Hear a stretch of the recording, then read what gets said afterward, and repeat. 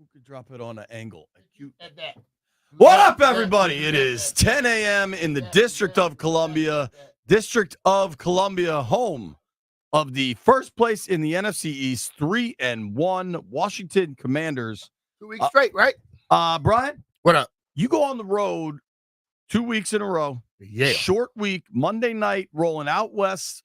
Short week into a West Coast trip, and go kick the living S out of an opponent. You got to be fired up about this team. Yeah. I am, but I keep that performance. I kind of keep a little cautious thing, but I know, just purposely. But that performance was outstanding. I think the defense played a much better game. I'm not going to say they played a perfect game by no stretch of the imagination. No, but they were much better because they had been awful. They were much better, but you still got to work on that run. They had almost 200 yards rushing, did they not? Yeah. You got to correct Connor was a beast, but Connor was definitely a beast. But I think ultimately they held in check Kyler Murray. We both felt they got to keep him corralled in a sense. He couldn't get away. He couldn't get much done. Flip it over offensively. Say what you will about Cliff Kingsbury. Freaking wagon, dude. Cliff Kingsbury is running. Listen, I sat there with Santana, and I love sitting with Tanner because Tanner can sit there. As soon as he see it, he'll tell you who's getting the football when it's a pass play. And then on top of it, when you begin to watch how they'll start off with the running back like an I or he's in the T, he switches all the way to the other side. They'll run a fake going back, and Jayden comes out. And then all of a sudden it's Jayden, 2 receivers, and 2 defensive backs. And we talked about this yesterday. That defensive back can't make the damn right decision. When he drops back, Jayden runs 5 to 7. When he comes forward, he just hits the receiver that he left uncovered. And that's a coach designing that stuff to give you that advantage. And I think yesterday, listen, man, when we saw Cliff walk in, he was strutting. When he walked into the stadium, Tanner say, boy, Cliff got that swag. He's got a strut to him in every stadium. No, he had a little more swag yesterday. And when he walked played out, it cool when we asked him about it, but it clearly meant something. Listen, when he walked out, he was like, exact thing. And this is a different person, but every time you ask Zach Ertz about it, he was downplaying it. I say, let him make a play. Then you're going to find out the truth.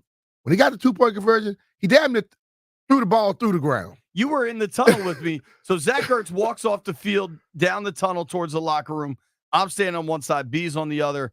You're standing there with Tana and Brian. I'm standing there with Pete. And Zach Ertz kind of gets just to us and just screams out, "Beat down!" You know what I mean? And he says it a couple more times as he's going in. But it's like, listen, man, as you get more into this thing, you know how to play it, but you know what you feel.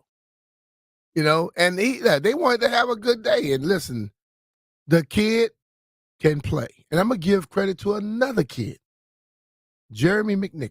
Sure. What a cool story. Jeremy McNichols came out like he was shot out of a damn cannon, dog. That dude plays some ball. But we're going to get into this later on, but our credit pie, I'm going to give credit pie right now. Commanders fans. They took over. Took over Phoenix Scottsdale. Yeah. They took over it. So it was that one yesterday, man. Like the Bengals game, they performed at such an incredible offensive level that it was really impressive. But the defense was really, really bad in that game. Mm-hmm. So as much as you enjoyed it, it's like I don't know exactly how replicable this formula is. Yesterday, the offense was still just fantastic, and the defense was pretty darn good. I mean, defensively, Marvin Harrison got off to that hot start. He only finished the game with 5 for 45. Yeah. He had 30 of it in the first quarter, on the first drive. They couldn't stop James Conner. They got trouble in the run game, especially up the middle. I don't think that's a surprise, but they were a lot better at generating pass rush yesterday. Yeah. I thought Doris was on. Luvu, Chin, and Wagner were all over the place. Luvu is a maniac. Dorrance Armstrong is a guy that we specifically named. Like, hey, they brought this guy in to be a baller because they thought they saw something in Dallas and give him more opportunity. He could produce more, and that hadn't happened until that game, which is also kind of interesting because it's Kyler, who's a pretty damn athletic fella behind center. But the story I fear, not even fear. I know we're in this like PTSD situation where folks don't know how to react to how great they've looked, particularly offensively, for 2 straight weeks now. Yeah. If you look at Jayden's numbers, B, normally we'd be going ballistic because he completed 87% of his passes. That was yesterday. But the 91 week before, the it was week 91. before. So it's like, I mean, you go through the stats, man, and I mean, these stats are just absurd. The last time they scored 38 in back-to-back, 38 or more in back-to-back games was in 1991. Yep. We all know what happened in 1991. Yes, indeed.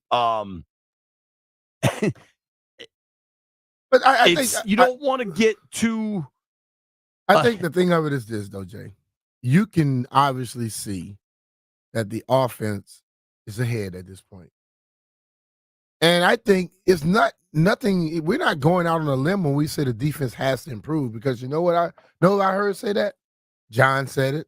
Dorrance Armstrong said it yesterday. I heard other guys say it too. But as my statement yesterday was this, right when that game ended, I said, if this defense starts playing like we think they can, the league has a problem. Because 5 is special. That's, I mean, where we've really landed is this place where, what do they have in Jayden? And I don't think it's a what anymore. I just think that now at this point, you got to make sure because we know he's going to work. We know he's going to be improving. You got to preserve him. And I don't know if anyone is pissed off of him yesterday because of the runs. Every run, he ran out of bounds. He slid. He did everything he's supposed to do. And the only little hit he took yesterday that made me nervous, second half, dude kind of came in late and low in the pocket, I'm saying, on a pass he completed. And it wasn't dirty or cheap or anything, but like, we get so consumed. But they tell you can't go low on a quarterback in the pocket. I know. I ain't seen there are lots of rules, but he didn't really connect. But it was just like, it was just the one moment of real pause I had. I want to give the defense credit though, because like you said, the first drive they came out, they went down the field. From that point to somewhere in the third quarter, late, before the referees start trying to help out the Cardinals late in the game. Those refs were god awful. How you throw 3-4 penalties like that? Just the taunting is the such taunting a joke. was stupid. He just flipped the ball. You know, whoever that ref is, get out of the NFL and go back to damn little league football. Yeah, I mean the Cardinals scored. They held him on 5 possessions to 71 yards. The Cardinals scored 5 minutes into the game. They got the first drive, went right down the field. They had the long kickoff return, if you remember that. They had 9 plays, 55 yards, 4 first downs on that drive. They scored the touchdown. Kyler to Marvin Harrison. I think that was on 4th down, and they threw it. From there, so that's the 9:50, basically the 10-minute mark of the first quarter. Mm-hmm. They didn't score again until almost the 4th quarter. But I'm saying 3 straight punts. Then they got the 4th down stop, which was huge. Then another punt to open the half. 5 possessions, 71 yards. The defense played better, and that's terrific. They played damn good in that stretch right there. The story, though, is what do they have in this offense? Because they are explosive. They are moving the ball. What Jayden is doing is incredible. His accuracy is pinpoint. Mm-hmm. The run game, though, B-Rob yesterday, 21, just the backs, right? So you can remove Jayden's actual yardage. Just the backs went for $170. Yeah. And 3 touchdowns. Yeah. And just the backs, just the running backs averaged 4.8 and 8.5. What is that, about 7 a pop? And B, I'll be honest, you and I talked about this before the game. I didn't know what would happen with Eckler out. I didn't know what would happen with Eckler's playmaking ability out. What did he say? Somebody has to do what? I mean, next man up. Sure. But to his credit, Barstool Nate told us that, and I was like, yeah, sure, I get that. That's the theory. But Eckler's really good, and you don't know that you're immediately going to replicate that. You don't know, but you also, as a front office and a coaching staff, they have a level of faith in the people that they've kept. And last week, it was McNichols who stepped up and put his helmet right in the chest of a linebacker Hell of a block. to allow the ball to get thrown down the field. So the kid doesn't come into this thing with lacking experience. He's been in the situations, and I think when he got in the game yesterday, dog, that little thing I always say, get your name called. He got it called. He did more than that. And he also got the coaches are thinking, how else can we get him involved? And I saw the direct snap to Brian yesterday. Hell, I foresee an opportunity where you got Brian Eckler and McNichols on the They've been out. They've all been active. They've had two of them on the field at the same time. Sure. Okay. How about all three? Yeah, We don't know. Brian could run the R. Well, it could be just a run option, not an RPO. We're not gonna pass it. Ryan, he could ride it into Eckler, and then boom, he got McNichols coming around the other way. Bam. They'll never expect it. Well, dude. I'm already drawing up plays, Jay. I think I was talking with an offensive lineman in the locker room, and they said, breaking news, Landfill, multiple breaking news this year. Landfill shaved his head. Somebody's offering B-Mitch $200 for his shirt in the chat. 200, 250. Yours. Oh, game we got worn. a big going? Game worn, baby. Saying, game worn. Saying good morning to the boys. A lot of excitement. You saying game worn because you wore it to a game? That's kind of funny. I didn't even wear it to the game. I wore it after the game. I saw. I wore it to get on the plane. I saw that. I didn't want to smell like a smokestack going on the airplane. Jayden Daniels threw an interception, guys. Who cares? Jayden Daniels threw an interception. He's going to throw some of them. Here's my point. He threw an interception, and they punted for the first time in 3 weeks. They still scored 42. The interception was, you got to give that dude some credit. That dude got up and. The interception is dust in the wind. Dude, it's completely irrelevant. You know Brian, what I care about is that for the first time in 3 weeks, they had to punt, and he threw a pick, and they still scored 42. Yeah. The efficiency of this offense, I mean, the it's numbers. It's outstanding. If you track the numbers, the last time an offense is really this efficient is 07 Pats. That's Randy Moss, Gronk, Brady. Yeah. The sample is so small that you got to try to convince yourself not to get too caught up in it because you want to see it over time and you can cherry pick numbers at such a degree right now. But the numbers are overwhelming, B. They are freaking overwhelming. Mm-hmm. How good we'll get to credit pies, and there's so many people to give credit to, but Jayden just looks fantastic. I'll tell you He's at the top of every list. What I love about TV broadcasting is when you have the best out there, they know how to tell stories. And as soon as the interception happened, they pan straight to his face. Because if I was on the field with him, I would have wait till he came off the field and just look in his eyes and let him tell you. You don't have to hear a word. You'll know what he's thinking. And when that camera hit his face, you didn't see disgust or like he was gonna get scared. He seemed like, I got it. Totally. It seemed like he was so calm, and I'm like, cool. I say that won't happen again. And there was not another one in that position. And not to say that like another pick won't happen, but the exact same scenario. In that scenario, unfold. yeah, right. Because in that same play right there, if that ball is about 6-7 inches down, I think Terry has a chance to catch that. Yeah. You know, I think Terry got caught on his back foot, or he could have even made more of an attempt to kind of knock it away. Yeah. But I don't care. Like there's so little concern about turning. It was up the middle of the field, and he gave somebody a chance. And I think that's all that matters. Because 9 people caught balls yesterday, right? I think it was like 9. Yeah, I'll confirm. If you got 9 people catching balls, if it's 7, 8, or 9 catching balls, you know what teams have to do? Cover the whole damn football field. 9. Yeah, 9 guys receiving yesterday. You have to cover the whole field. You can't just say, let's stop this one guy. You know what and even Luke is starting to step up. What they're doing. I mean, that was a good catch by Luke, by the way. What they're doing so well, and I just looked this number up. Only 4 times yesterday. Only 4 times out of how many offensive plays did they run? Out of 67 plays, only 4 times were they in 3rd and 5 or worse. Mm-hmm. Like when you can stay ahead of the chains and your down and distance is going your way, that's what makes offenses so efficient. Jayden was so damn good at early on throwing those anticipatory routes, the quick outs, the little digs. Dude, and then the couple times they did get in bad down and distance, the two that jump out to me off the top of my head, they had the 2nd and 15, and he hits Luke for the 17-yard gain, like you mentioned. Then there was a 3rd and 13. This was when it was still kind of a game in the third quarter. They had a 3rd and 13, and he found Noah Brown for 14, first down. There's a theory in the league that there's lots of quarterbacks that can manage a game. There's some that can win you a game. But what quarterbacks prove is when it's 3rd and a bunch, can they make a play to keep your offense on the field? Yeah.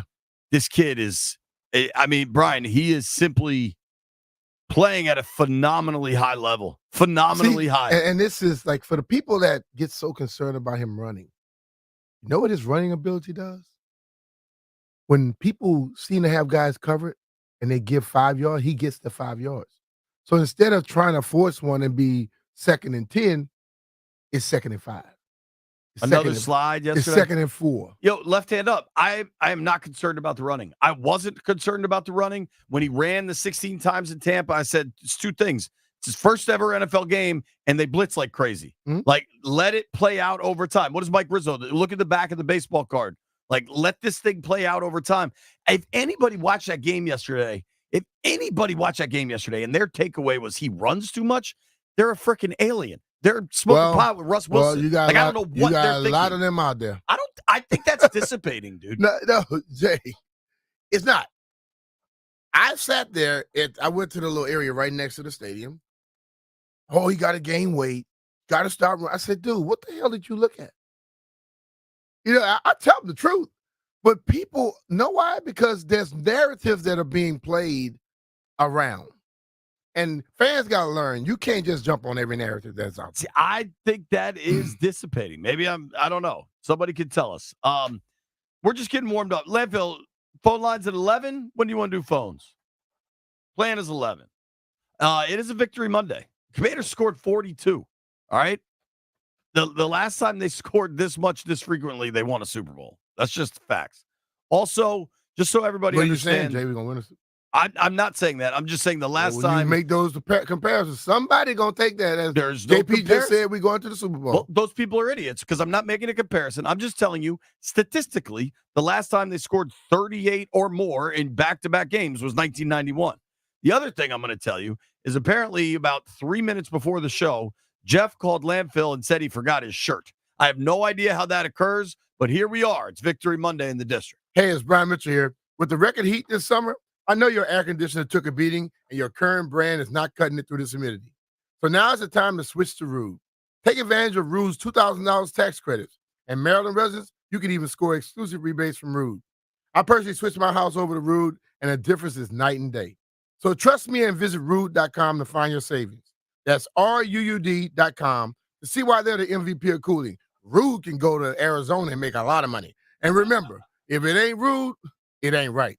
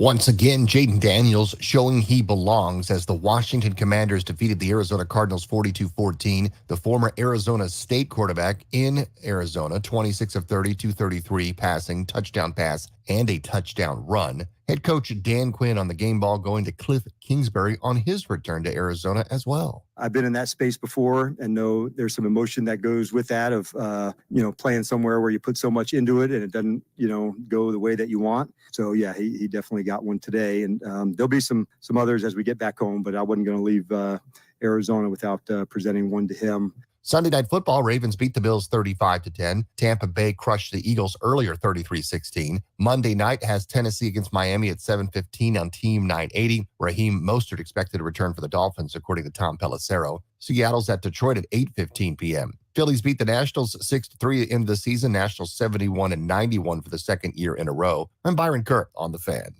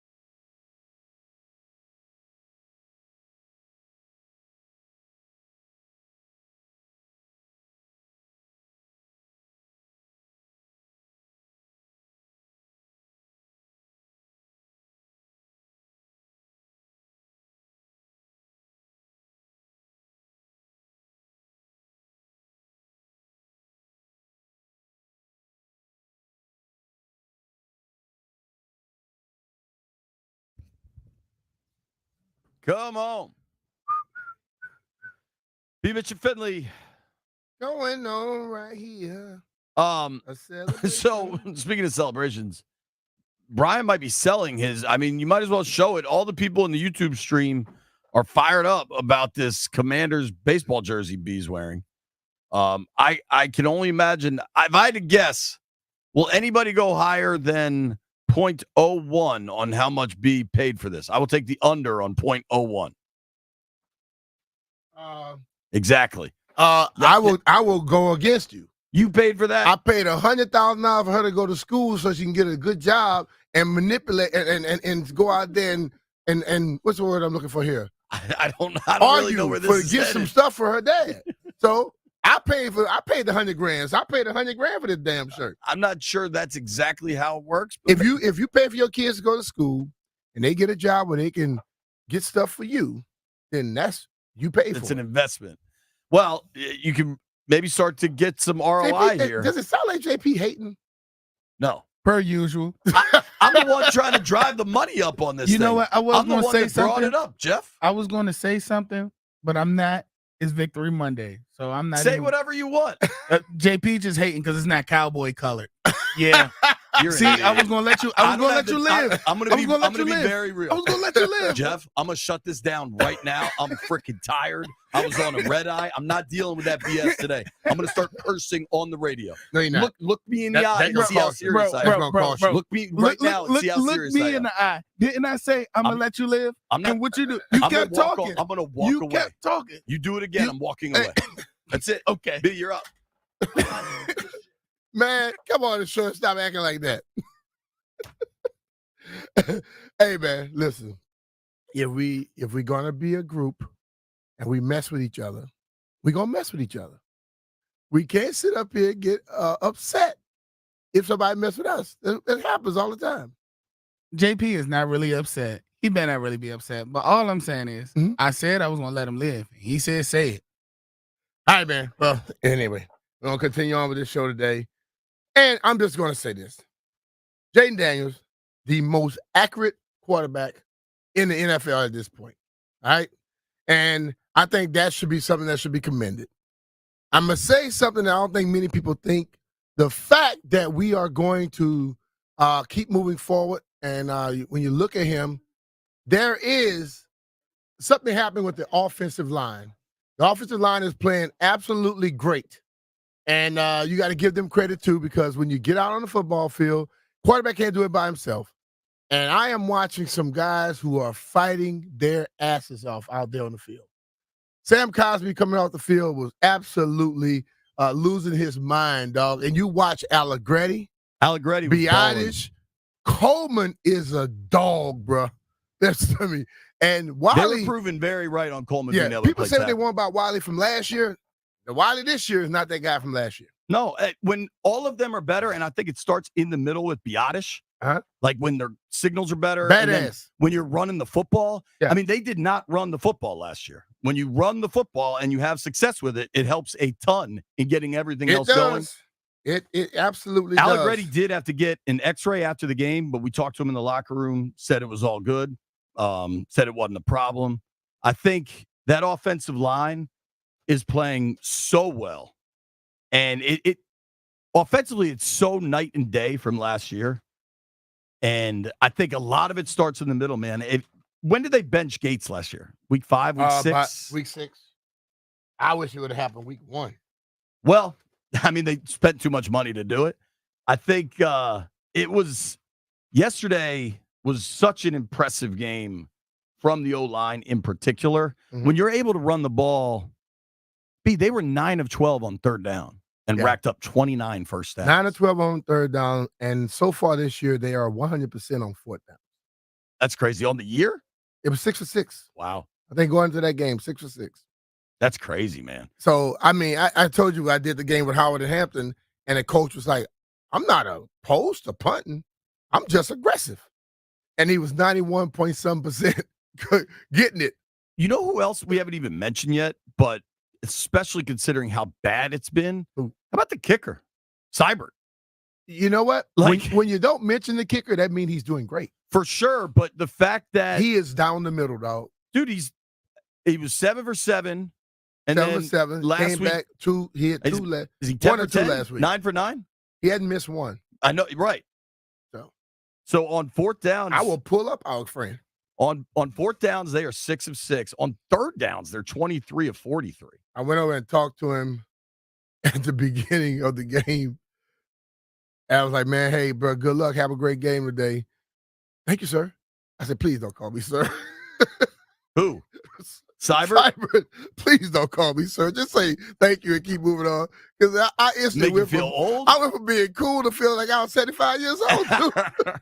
I saw Izzo dapping you guys up afterwards. Yeah, he's got that special teams unit playing pretty well. Bro, listen, the special teams are flying around, bro. And the thing I would try to go out and say, if you are a true fan and you've been watching this thing a long time, think back to last year and think about how things were and think about this year. Unbelievable how they are attacking and playing with this energy all over the field. And, you know, Dan seems to have that calm, cool, collected type sense on the sideline. But that dude is fiery as hell, bro. Well, and when you hear the little press conference, not the press conference, the speech after the game, that's who he is. And you can see all those coaches and players are the same damn way. Totally. And one of the reasons I heard the Junks talking about this morning, you know, when DQ was hired, it was mixed reviews, right? But one of the reasons Peters and ownership had talked about was the staff they thought Dan would be able to put together. Yeah. And when you put together a staff, certainly money talks as part of it and new ownership, like to get Anthony Lynn and Ken Norton and Brian Johnson, like to get all these dudes to come to Ashburn, you are paying them, right? Like that's a factor, but they're not leaving good jobs, good situations to come here if they don't like the staff they're going to join. Oh, yeah. Cliff had options. I mean, if you read that 48 piece, he was thinking about staying in Thailand or whatever. You know what I mean? And I'm going to tell you, when he made the comment about the people he's working with now and how he can enhance his stuff, if he gets another head coaching job, he's going to be ready. I think all that made a difference too. Sure. And I think, but when you put that kind of staff together, I think people react and push, and not everything's going to be perfect. Yesterday, honestly, was the first day they kind of gave up a couple kickoff returns. Mm-hmm. nothing crazy, but Arizona had some decent field position, especially on that first one. But there's such a different intensity on a lot of these things. Even when the defense has not played well until yesterday, but even when they weren't playing well, it was stuff they believed was correctable. Yeah. And I think that Cardinals offense at least has some explosive players. The Cardinals seem like an actual train wreck, I would say. Well, I can tell you like this. Their fans. They were gone. They were booing, they were and then gone. they left. But like someone I talked to at the end of the game, they act like they're there if they're well, but if they're not, then they're an afterthought. Yeah. Yeah. Honestly, I think most cities have like the team that everybody cares about, and then there's like the rest of the teams in the city. I think in Washington, it's the team everybody cares about no matter what is obviously the Burgundy and Gold, right? And then I think DC's kind of a front runner town. Whatever the good team is, people are into that. I think the Caps have their like hardcore base that exists because hockey, they're just hockey fans. I don't know what it is in Arizona, but it ain't the Cardinals. Maybe they love the Suns out there or something, but maybe they just love the sun. They definitely love the sun. It is so hot out there. When they said that this is not normal, they're not lying. I've been out to Arizona a lot during a football season. I've been out there in May. It's not that hot. Yeah, I've been out there a bunch. They said last week it was in the 80s. Yeah, it was at. It was 116. I think we got like July, August temperatures. That day we were on the course. Yeah. It was 116 tops. I mean, they got the fact that those courses can look that good with that kind of heat. Yeah, is just Bill talking about we're gonna take another shot. No, I'm not. 116, dude. That was a hell of a round. Yes, it was. Shout out to me and Chick. Got the dub. Just picking up dubs all weekend.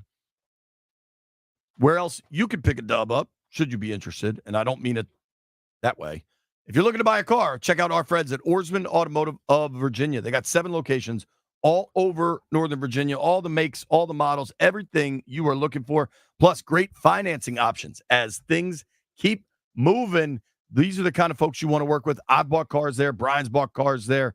Trust me, Oarsman Automotive is where you want to be, and a big part of it is that Oarsman Lifetime Edge. Well, that Lifetime Edge, they make you feel special. They make you feel good, and that's why I send my friends over there, friends and family, to go get cars, because I believe if you're going to spend your money, they should treat you.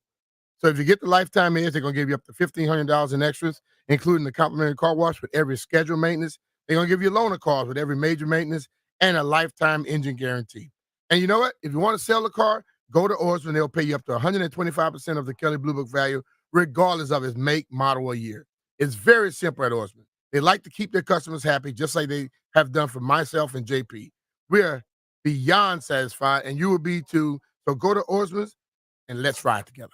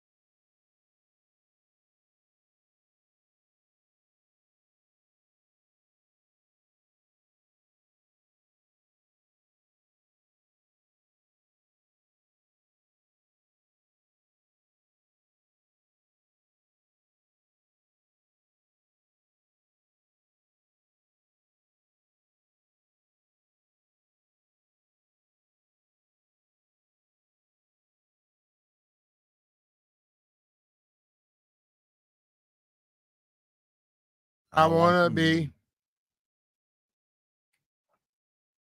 Do you really want to live forever? B-Mitch and Finley, 1067 The Fan. Forever young. I want to be. I mentioned this last night on TV, and it really stood out to me, Brian. This was such a prime letdown spot for Washington. Mm-hmm.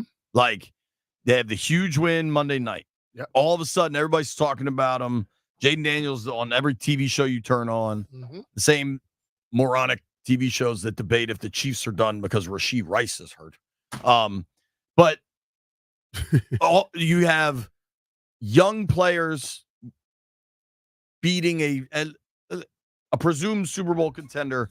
Then it's a short week. You're going on the road. Yes. You're traveling. You're practicing on the road. Things are different. Nothing's your normal routine. Nothing is normal. It was a prime letdown spot, and they came out and kicked the Cardinals' ass. I'll say this. I traveled around. I rented a car so I could have access to wherever I wanted to go. And every time I would talk to people, they say, "Oh yeah, I saw some of the Commanders football players come through here." He said, "Man, they're very respectful young men." Made me feel good because when people are out for an extended period of time, you sometimes worry what could go down. And everybody that said that they had come through, they were respectful.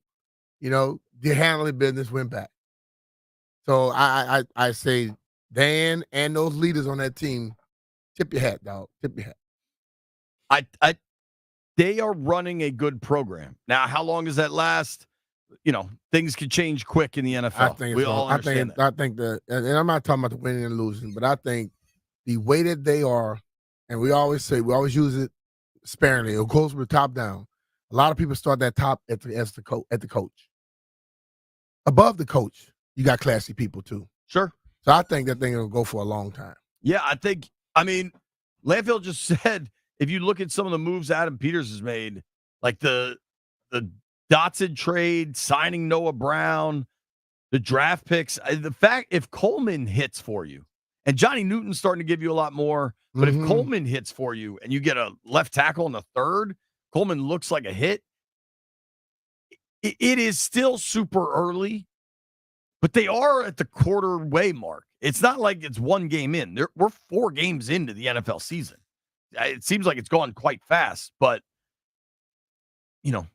4 games in to be 3-1, it's pretty good, man. Like when whoever went through their 75%, brother, whoever went through their preseason calculus of how many games they're going to win, I doubt many had the Bengals as a win.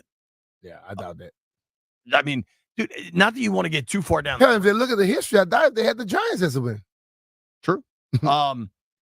If you just look at the history since they've gone to the 14 team playoffs, the 3 wild cards, 7 NFC teams making the wild card, or 3 wild cards, 7 teams making the playoffs, 9 wins get you home.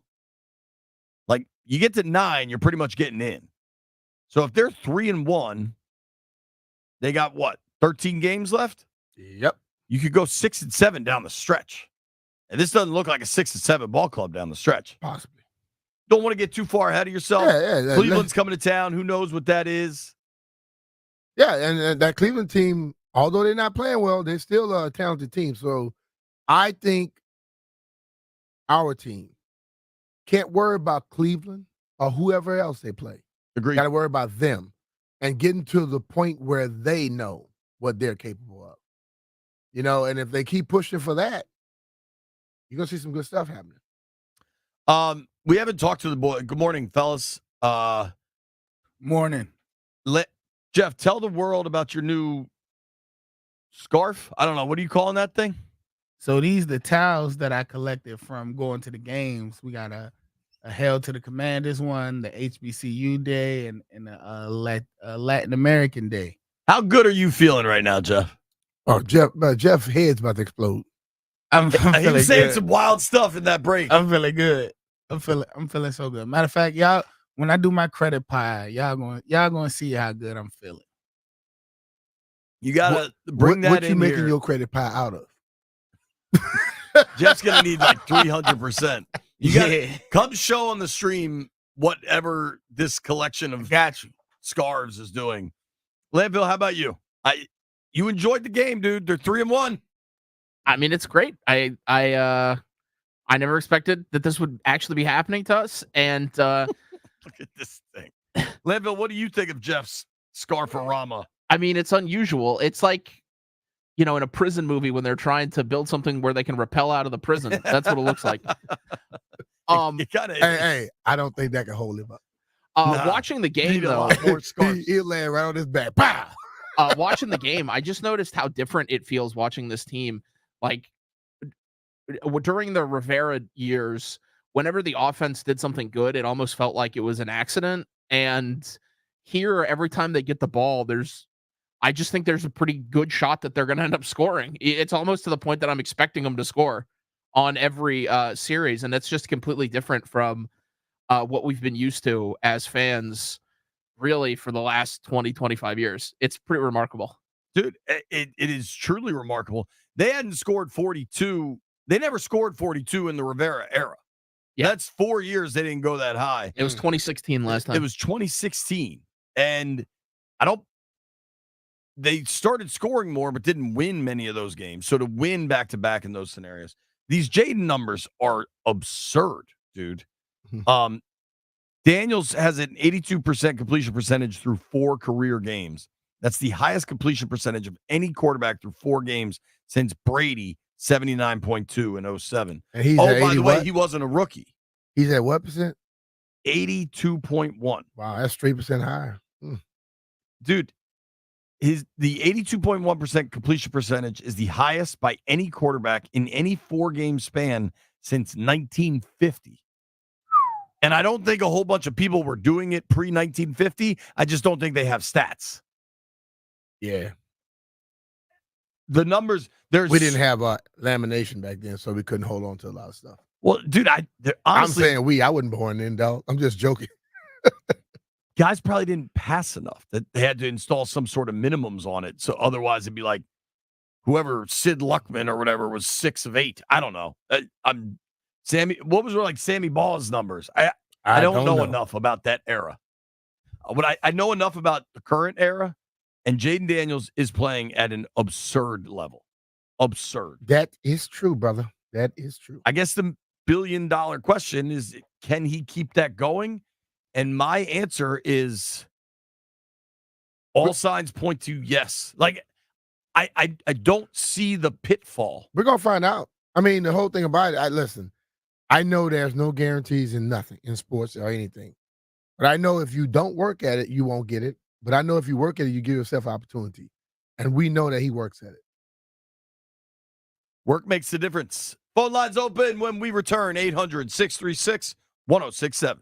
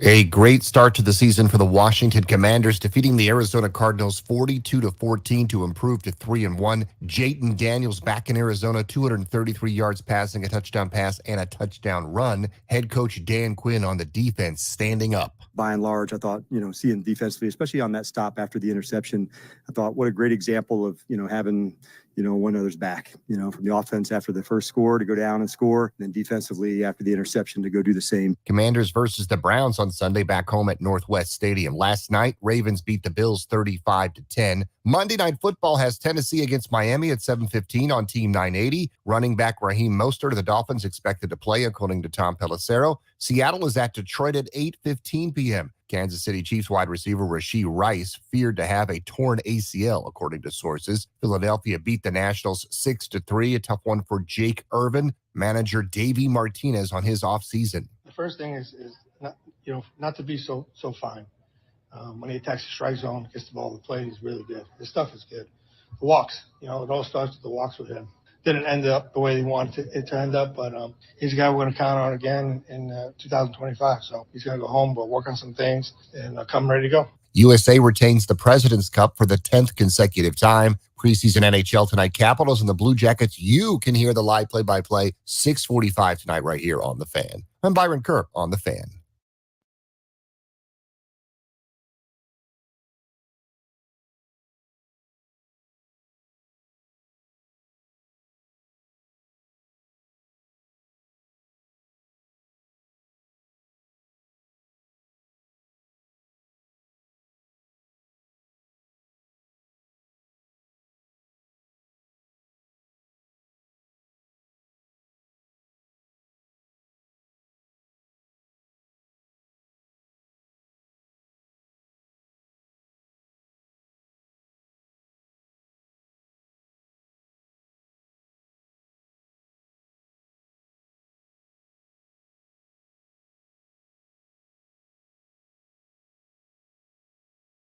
Begin. Check the record. Let's begin. What was that handshake just now between you two? Yeah. Landfill went dap. Jeff went like caress. That was an interesting handshake in the aquarium.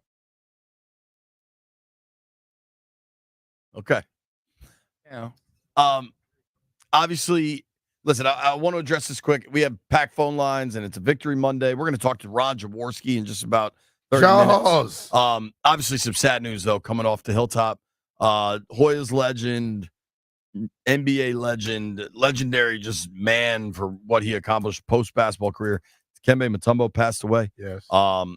Brain cancer. Very sad story. Thoughts and prayers to the family and condolences to everybody involved. We're going to keep moving, though, here.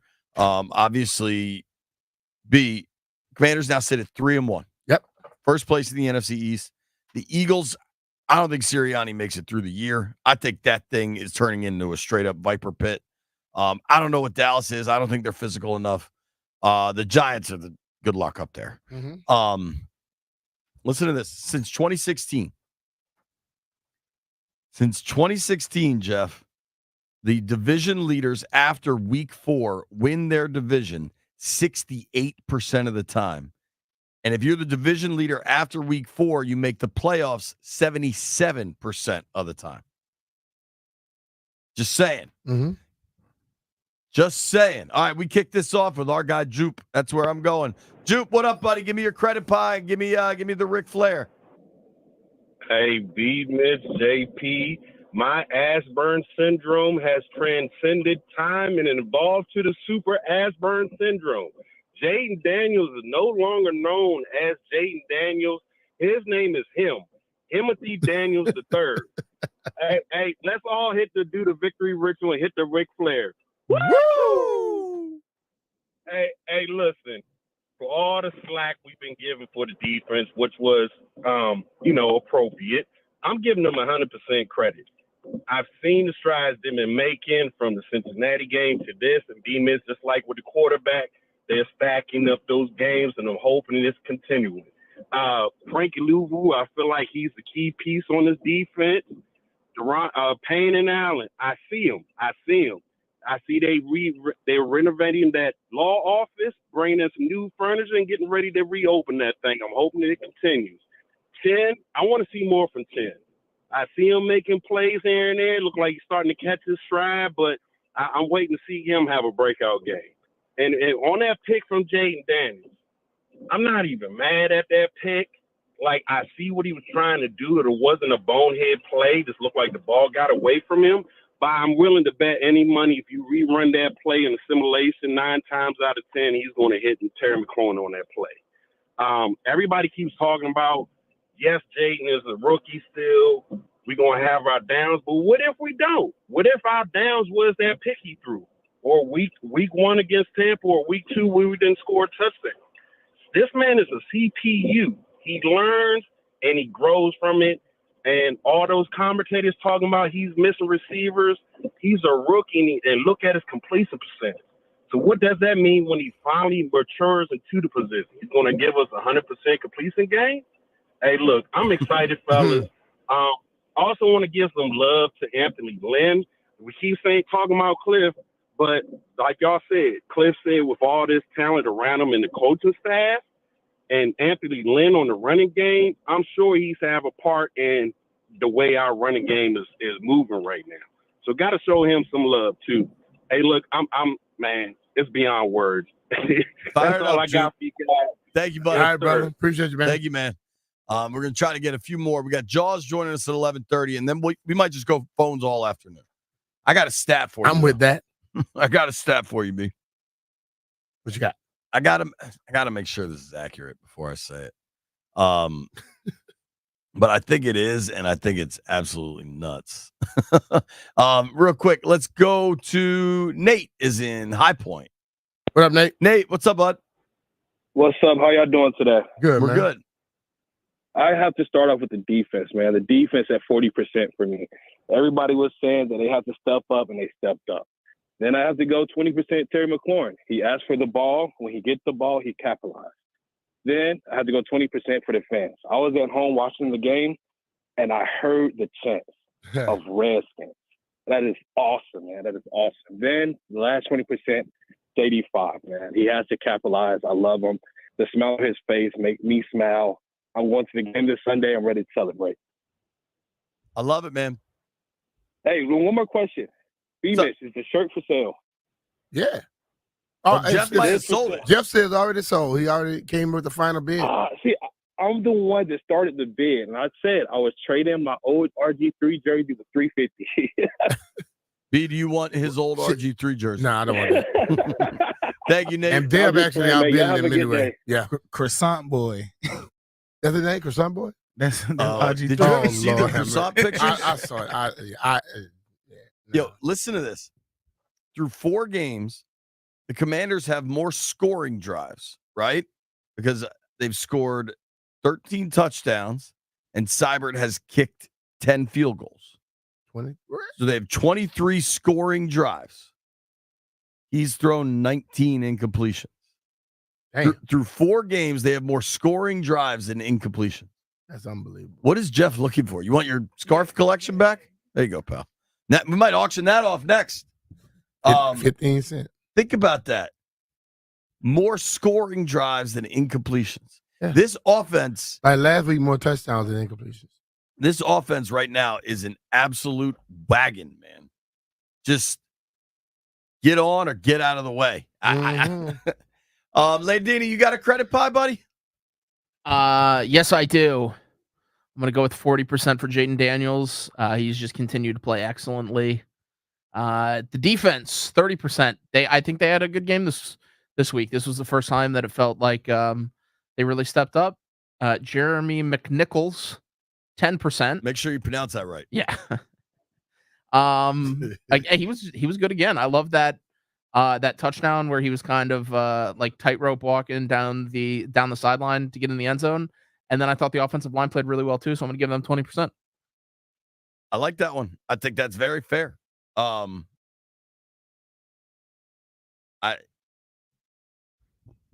It's hard. Yeah, that game yesterday is a straight up team win.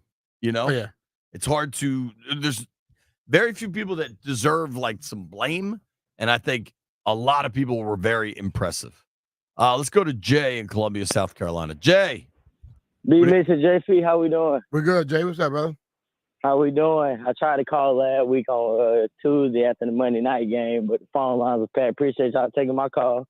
So I want to go with my credit part today. I'm gonna go with 50% offense, 40% defense, and I want to do 10% to Frankie Lubu because he did exactly like I told you fellas. Like I'm a assistant high school coach. He did exactly what I teach my kids. Everybody gained tackle. Somebody ripped the ball. That was a big rip that he had, which killed their momentum and gave us even more momentum. And then we ended up executing on that. So, fellas, we playing football. And, Sunday is going to be a huge test. We're going to have to scheme similar to how we did on Kyler against Deshaun because he can move too. I want to make sure that we do that. And if we beat these boys Sunday, I like our chances against Baltimore. I really do. I like our chances. I really do. I think we can. I just want us to be competitive, fellas. That's all I ask. Let's be competitive. Let's win, obviously, but let's be competitive. Let's put the NFC as well as the whole NFL on notice that the Washington Commanders, we're not the old Commanders. We have an offense that's rolling right now, and obviously defensively, if that can get tight and look like how I did yesterday, I don't think nobody gonna want to play us, especially in DC, because the fan base back, baby. Yes, sir. Yes, they I love are. it, Jay. Great call, dude. They are totally back. The fans were fired up in Arizona. A lot of them in Arizona, dog. For sure. Got a credit pie here from Nelson Jordan via Twitter. Jayden 30%, Cliff 30%, defense 10%, running backs 10%, and O-line 10%, and DQ 10%. That sounds like a lot of percents. 30 and 30, 60, 70, 80, 90, 100. Nope. Nelson nailed it. There you go, Nell. Our guy Jaime is on the line. What's up, Jaime? Who you got? Hey, what's going on, guys? Man, I'm so happy, man. So many years of frustration, and it looks like finally we have our franchise quarterback. This kid is awesome, brother. How long it takes for a rookie for the game to slow down, and it feels like this cat only in 2 or 3 games. It looks like the game started to slow down for him. Look at Sam Darnold, how long it took him for the game to slow down. He's finally playing well with the Vikings. But this is unbelievable, man. I'm so happy. This kid is so calm and composed, even keel. I love Kingsbury. I think he's doing a great job with him and game planning for him. And he was so happy to stick it to the Arizona Cardinals yesterday. The defense played well. The offensive line, it's lights out. It's playing very, very well, above expectations. If I have to do percentages, I think Jayden Daniels, I give him 40%. I think the running game was huge also. I would give him 20%. And then the defense, I would give him 30%. And then we have 10% for the kicker. The kicker is kicking well. It hasn't missed a field goal, I think, since he joined us. So, but it's a great time to be a Commanders fan. We finally getting rid of those rival fans that are filling up our stadium. We're gonna get rid of those. And now when you're looking at the schedule, you all of a sudden you see some winnable games that you didn't thought that we can win. And who knows, right? Who knows? But I wouldn't say we're still underdogs in the division. But I think we can make a serious case to win that division, and I'm so excited for years to come. Thank you, Jaime. Great call, buddy.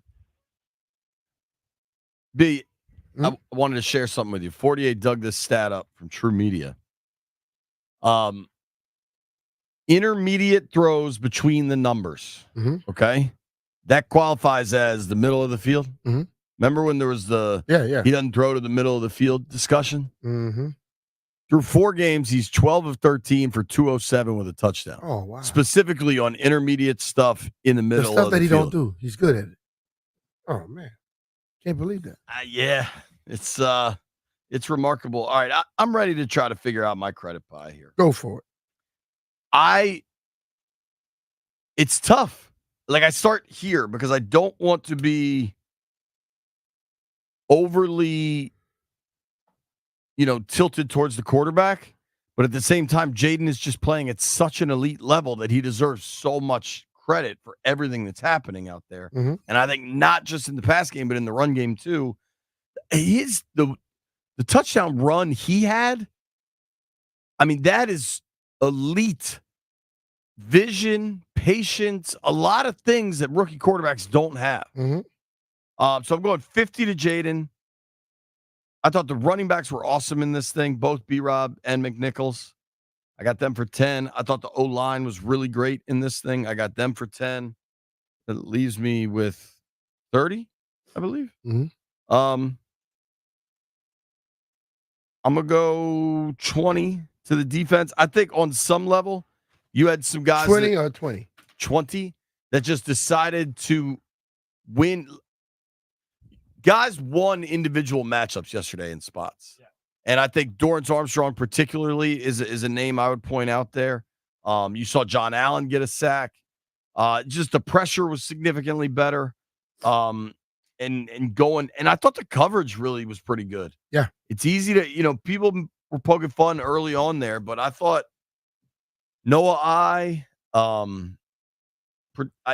these guys, Emmanuel Forbes was on the field that whole game. You didn't hear his name once. That means he at least had a neutral game. Yep. And neutral is a step forward. I think he played much better than he did before. No previously. big coverage busts. Yep. I mean, Kyler had 140 yards passing. Defense deserves a lot of credit. I like 115. And then I wanted to do this specifically. I wanted to talk about this. I was really impressed and almost like excited for the future late in the first half when the Cardinals are trying to probably be like overly aggressive and they go for it on fourth down. And Washington gets the ball at their own 42 with 29 seconds and all 3 timeouts. I honestly think last year Ron would have opted to take a knee and go to halftime there. Yeah. And that, in all of the egregious take a knee, go to halftime scenarios, that's not the worst. But you have 29 seconds and all 3 of your timeouts. And if you can gain 2 first downs, you're probably in field goal range. Yeah. I loved, honestly, and this is like To be honest with you, Austin gives them more confidence in going for stuff. Sure. Now, we haven't seen Austin hit a bomb yet, but 2 things happen. I love how well they executed in that situation. And I love that there was a clear design because they were up a touchdown at that point. And I think there must have been a discussion like, yeah, if we can hit something deep, cool. But otherwise, if we go into half up 10, that's great. Because it seemed to me they were almost just playing it to get that field goal, knowing they were getting the ball coming out of halftime. And 29 seconds, all 3 timeouts, they go really pretty quick. They get the turnover on downs with the big sack by Dorrance Armstrong. Jayden goes to McNichols. He gets out of bounds, gain of 6. Jayden goes to Ertz for 13, first down, call the timeout. Then Jayden scrambles for 7. Now your time is really starting to diminish here. 9 seconds left in the half, okay?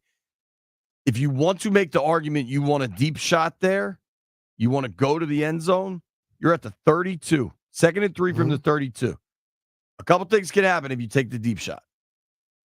1, he gets sacked. You're out of field goal range. You're not getting any points. That's just 2, it's incomplete. Maybe you got a second left. 3, it's complete and you don't get into the end zone or out of bounds. Like, there's just so many options. I loved they called the draw. I loved that they set up Seibert from the middle of the field. That level of execution, I'm giving DQ and Cliff specifically the credit there. 50 to Jayden, 10 to the running backs, 10 to the O-line, 20 to the defense, 10 to DQ and Cliff. Just an absolute ass kick, and it was fun to be there. Ron Jaworski joins us next. If you're on the phone, stay there.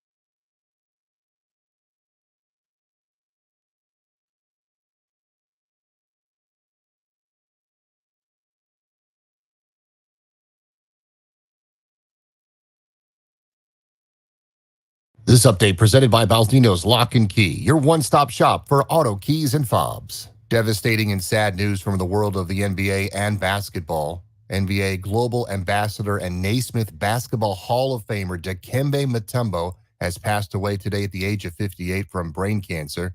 He was surrounded by his family, according to NBA Communications. NBA Commissioner Adam Silver with the following statement: there was nobody more qualified than Dikembe to serve as the NBA's first global ambassador.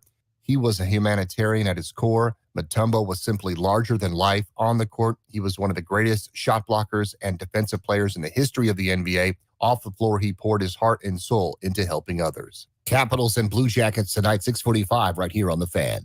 This update presented by Baldino's Lock and Key. They make car key problems look obsolete with 9 area locations throughout Virginia and Maryland. Stop by one near you today, or for more info, visit baldinos.com. I'm Byron Kerr on The Fan.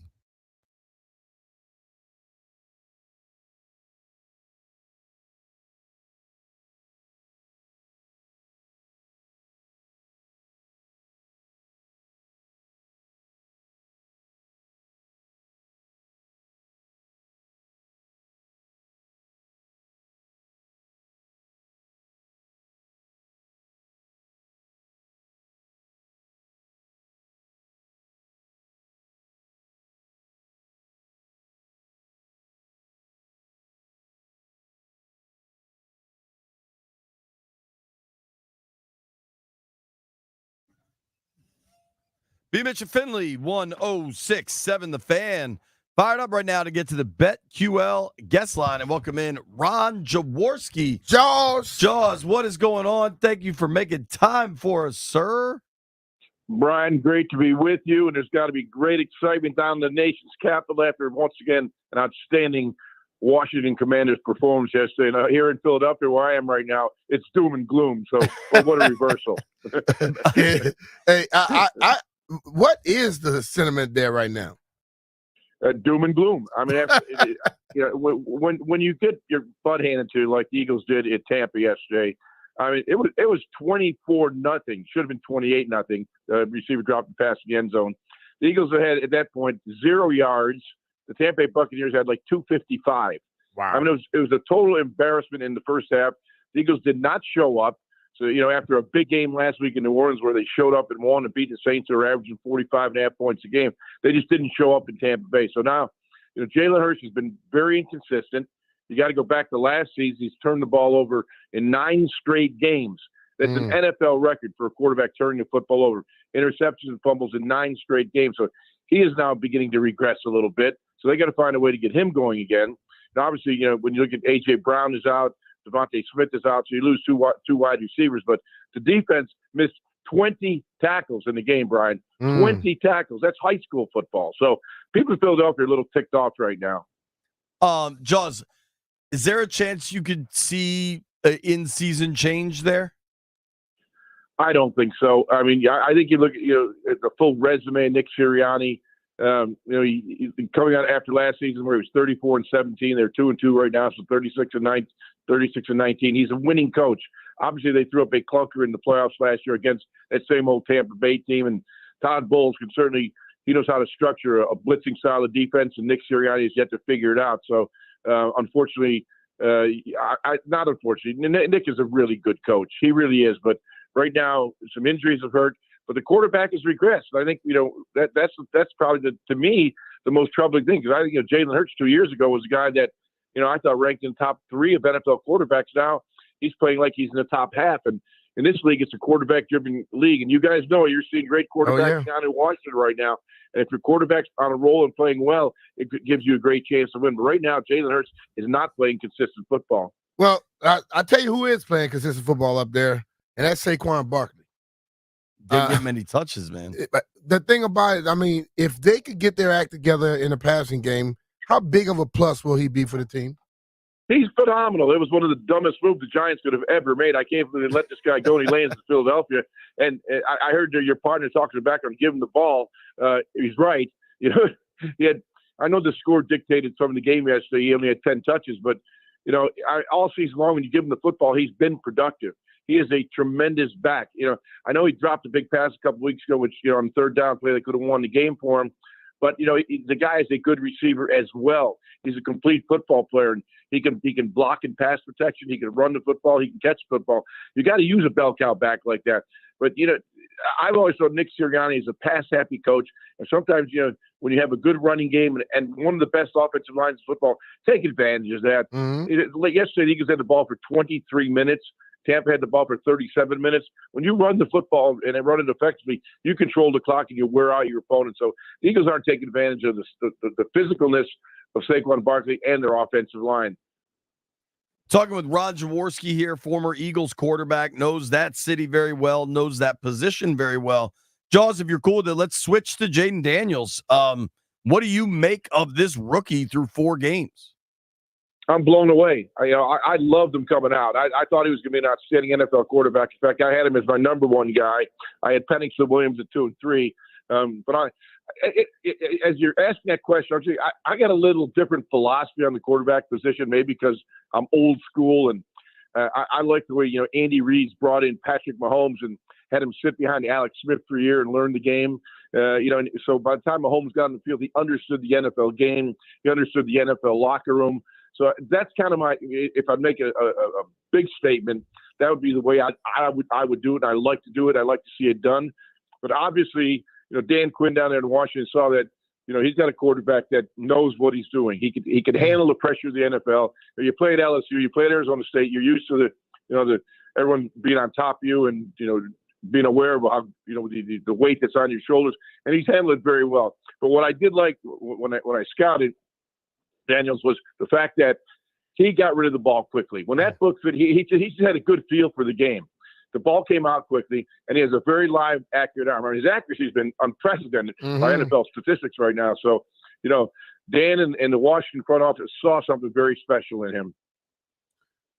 When you watch him, man, I know people are automatically, because he runs the football, they immediately think he's a running quarterback. Isn't he better? I think he's a better passer than he is a runner. And he runs just when he necessarily needs to. He's not a running quarterback. He's a passer that has athletic ability. Yeah, there's absolutely no doubt about it. His accuracy is uncanny. And when I watch it, it's only been 4 games. The sampling is small, but I played with Randall Cunningham for 3 years here in Philadelphia, and Randall had that quick burst, that quick twitch, as I call it, out of the pocket. That first step just got away from all the trouble. I see that right now, and that's what you got to have: get away from the pressure quickly, and then you get in space and you can make plays either with your legs or your arms. So Daniels is doing a great job of doing that.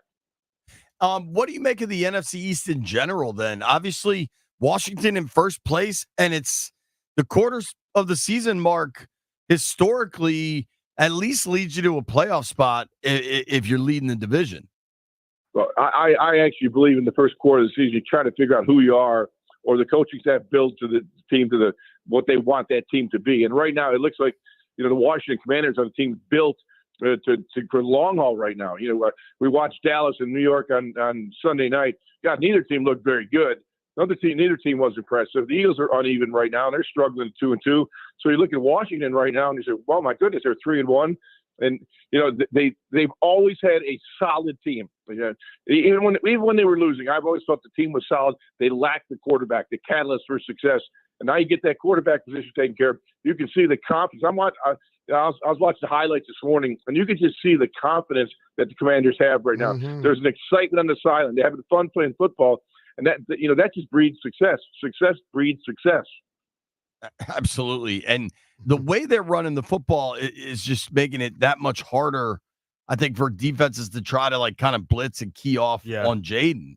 I mean, their offensive line has been phenomenal. That was a pretty big question mark coming into the season. And I think it is, to your point, kind of sustainable. I mean, when you're able to score like this for a few games in a row, you're doing something right. Yeah, and by the way, Arizona's a pretty good football team. They're an up-and-coming team. They just got manhandled. And I've always been a big believer. And I was lucky enough to play 17 years in the NFL for coaches that won close to 1,000 games, like Dick Vermeil and Don Shula, who are Hall of Famers, and Buddy Ryan and Marty Schottenheimer. And every one of those coaches who've had great success always use the B word. I call that word. That B word is balance. You don't want to be one-dimensional in this game. That's why when you mentioned the running game, that's the first thing I thought of, balance. That way your quarterback's protected. You stay on schedule. If you're running the football and you get 2nd and 5, you still command any play in the playbook. And that's where you want to be. So, I applaud the ability to run the football that Washington has right now. And that'll certainly help, keep that balance of offense going. Absolutely. And Jaws, when you look at the AFC, the Ravens get that big win last night. The Bills get knocked down a peg. Yep. You kind of got the Chiefs and then everybody else. Who do you think is the best of the everybody else? Well, I'm still going to say Kansas City. They're 4-0 and undefeated. And, people aren't talking about Steve Spagnuolo's defense. And Spagnuolo is one of the best defensive coordinators in the NFL. They carried the Chiefs last year to a Super Bowl championship. Right now, I don't think their offense is playing. And they've got some injuries which are really going to hurt. Patrick Mahomes is throwing too many damn interceptions, and you can't turn the football over. So it's uncharacteristic of him. But this is what happens when you lose the running game, you lose receivers, you try to make plays, and you force balls to where you shouldn't. I'm still going to give the Chiefs, the top spot in the AFC. But, Buffalo looked really good until last night. So Derek King showed up himself and ran right through them. But right about now, you start seeing who the good teams are, who the bad teams are. It'll take a little more time, but I'm going to stay with the Chiefs right now. I keep telling people they're not playing good, and they're still 4-0. So still 4-0. They're a problem. That's a good sign, right, Brian? That's a good sign. Totally. Hey, Jaws, one last one. Sure. Cliff Kingsbury obviously got the head coaching job maybe at a young age with the Cardinals.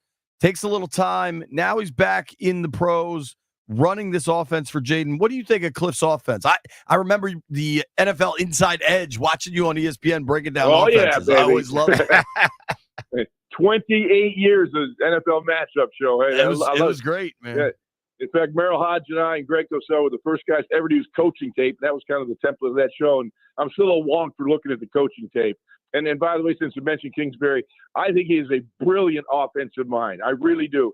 And, he's played the position, so he understands it from that perspective as well as a design factor. He didn't have great success as a head coach. And there are some guys like that. They just can't handle the whole ball of wax that it takes in the NFL. But you give them an offense or a defense to coach that up, and they can do it. And I think Kingsbury's one of those guys. He is a brilliant mind. He's a designer, but he's also fundamentally sound and safe in what he does. Yeah, I think it's working for Jayden, and you just see them adding and adding week after week. Mm-hmm. And there seems to be a great – you guys will know better than I would. There seems to be a really good chemistry between the two, and that's very important. I mentioned those coaches that I played for, and the ones that I respected most and got along with, that led to great success. Hey, it is.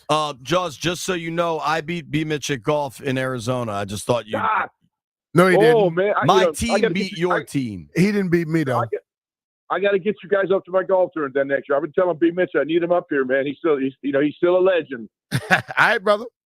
We'll make that happen. I got you. Jaws, thank you for the time, man. Appreciate it. Yeah, let's talk down the road, gentlemen. Good luck. Take care, Jaws. Ron Jaworski. Dude, I used to watch that show every week on ESPN. It was so good.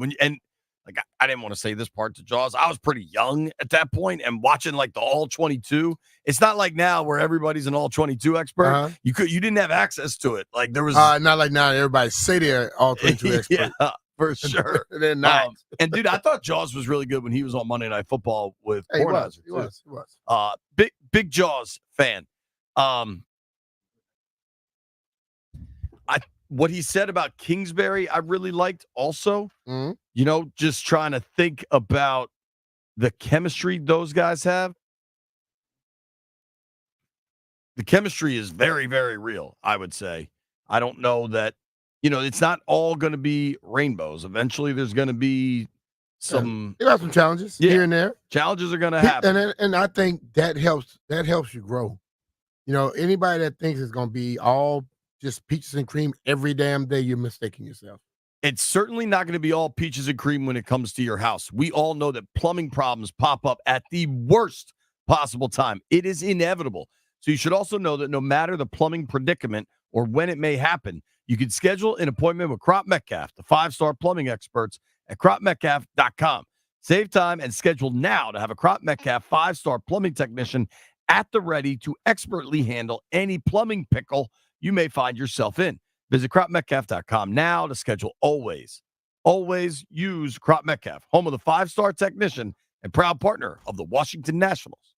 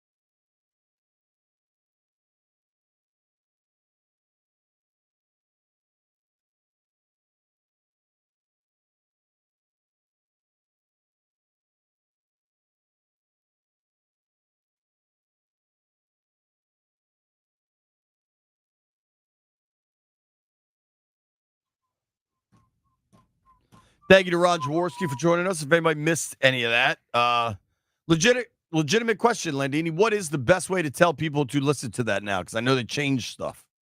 The chapters, the app, Yeah, chapters on the app. podcast, Yeah.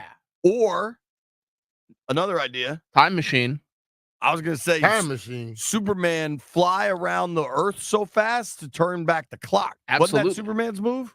Yeah, that I don't know if I even believed it when I was young. How many times do you think you got to fly around the earth to turn back the clock? It's only like 15 minutes ago. Not even one. I would think more than one. I feel like you need a very small turn. If you went around the whole time, that'd be a day ago. Where have the analytics bros backtracked more?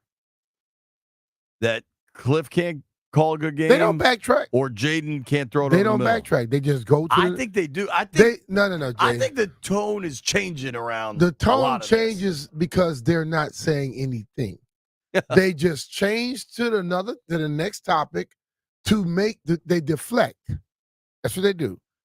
They'll come out and say he can't do this. Then when he does it, they just start talking about something else. They don't say, "Oh, he proved us wrong," or "Yes, he proved us right." They just go to something else. I did see a tweet this morning. I forgot to click on what it actually was, but Greenberg tweeted something out that said he can't wait to talk about it this week with us. So shout out to Greenberg for assuming he's on with us after blowing us off last week. But that's it. Man, That's our guy. Greenberg and I got a pat. He's always on. Greenberg's our guy. Yeah. Which storyline is more dismissed? Jayden's inability to throw over the middle or Cliff's inability to run a good offense? To me, I would say I think all Jayden related storylines are pretty much out the window. For the most part. Outside of this dude could be the best quarterback in football. That storyline, still there. Yeah, Everything else, storyline. At this point, I think it's still the Jayden stuff. Because what they say he couldn't do, they try to pass that on to Cliff by saying, "Oh, he's not aggressive enough," and then all of a sudden, both of those guys are working hand in hand. So let's say if Jayden couldn't do the things that they say he couldn't do, then that would also hamper Cliff. All right, I got the new question.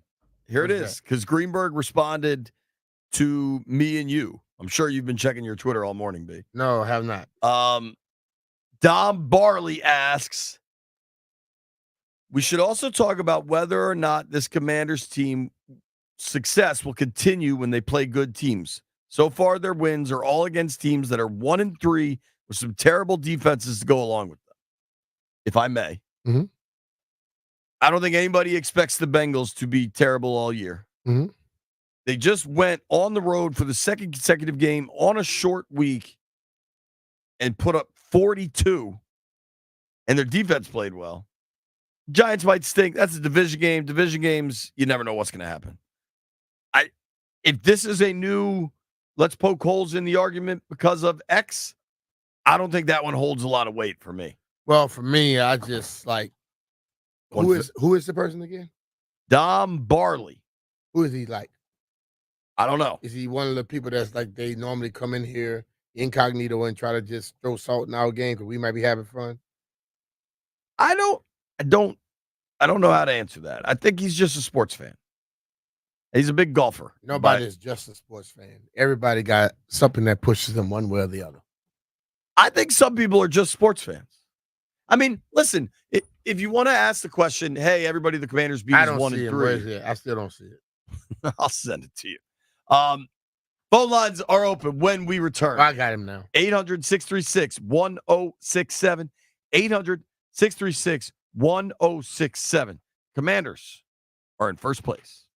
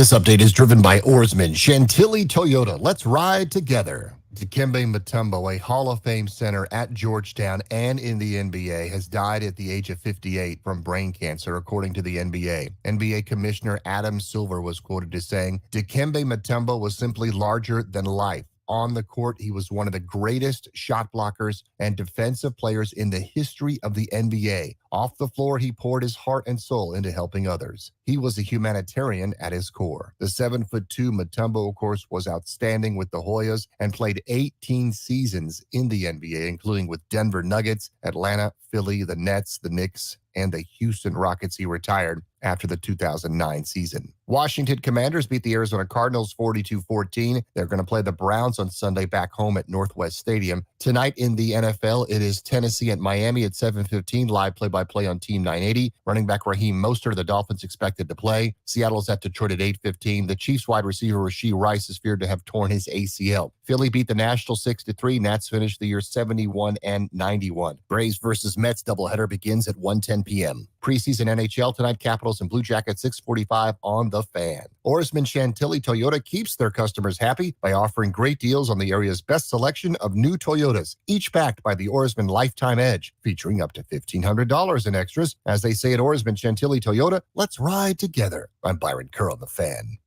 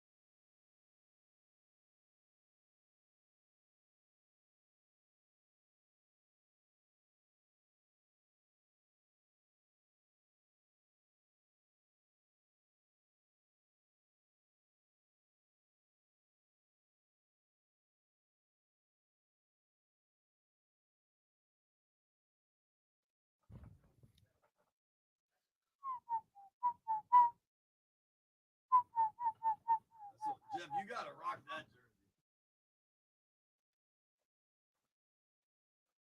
jersey. Jeff kind of found him another jersey, I see. I like that jersey. You think he can wear that or no? It was one that CK was handing to me, and then Jeff ended up wearing it. No. See? Yes. No. See, no, that's not it at all. Because I actually got this before CK gave you yours. I don't believe because I wanted to. You want to get the cluster buster in Turn here? around. Sure.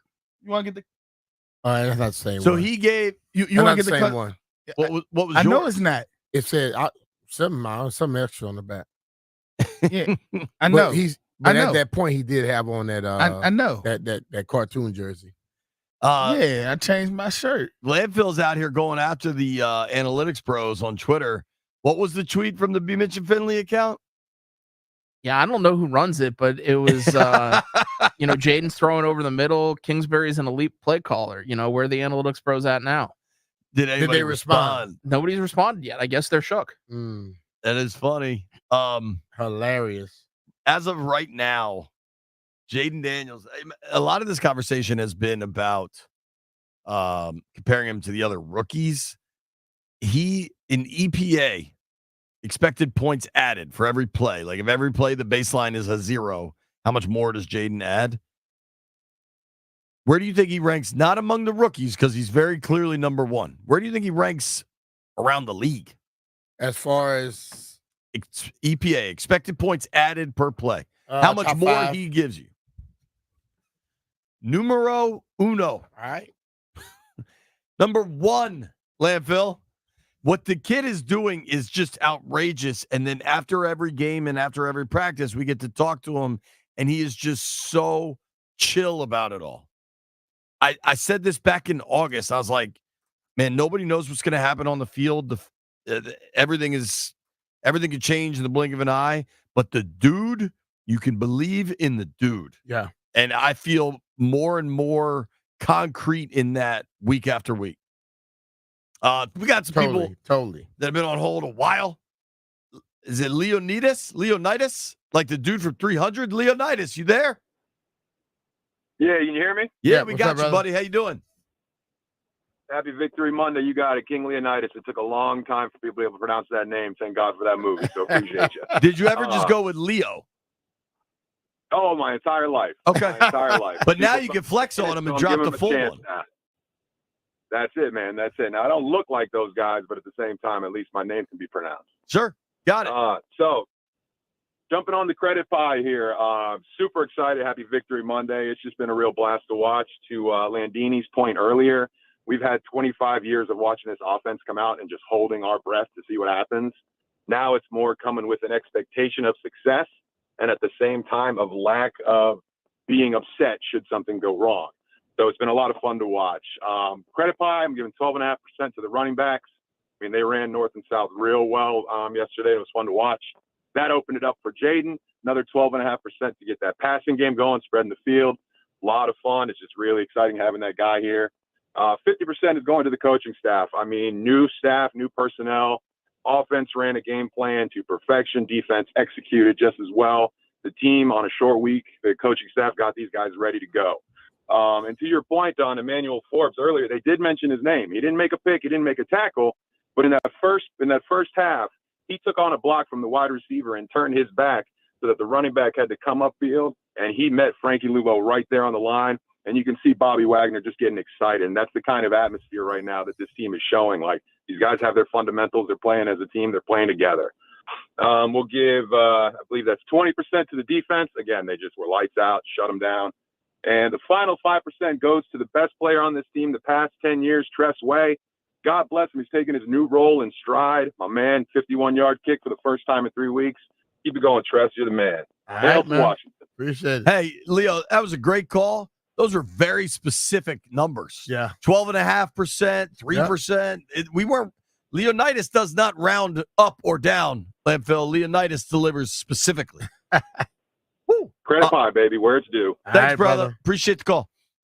Eric Cushman had a much more simple credit pie on via X. Ready for this would be? Let's go. He gives all 100% to one person, to one team, as a matter of fact. Who, Commanders? No. Eric Cushman says 1,000% credit pie to the Bears for drafting Caleb Williams. I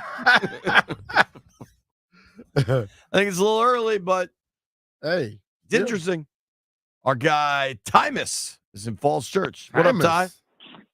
Hey, man. Good morning, y'all, man. What's up? Let's talk about this pimping pie here, man.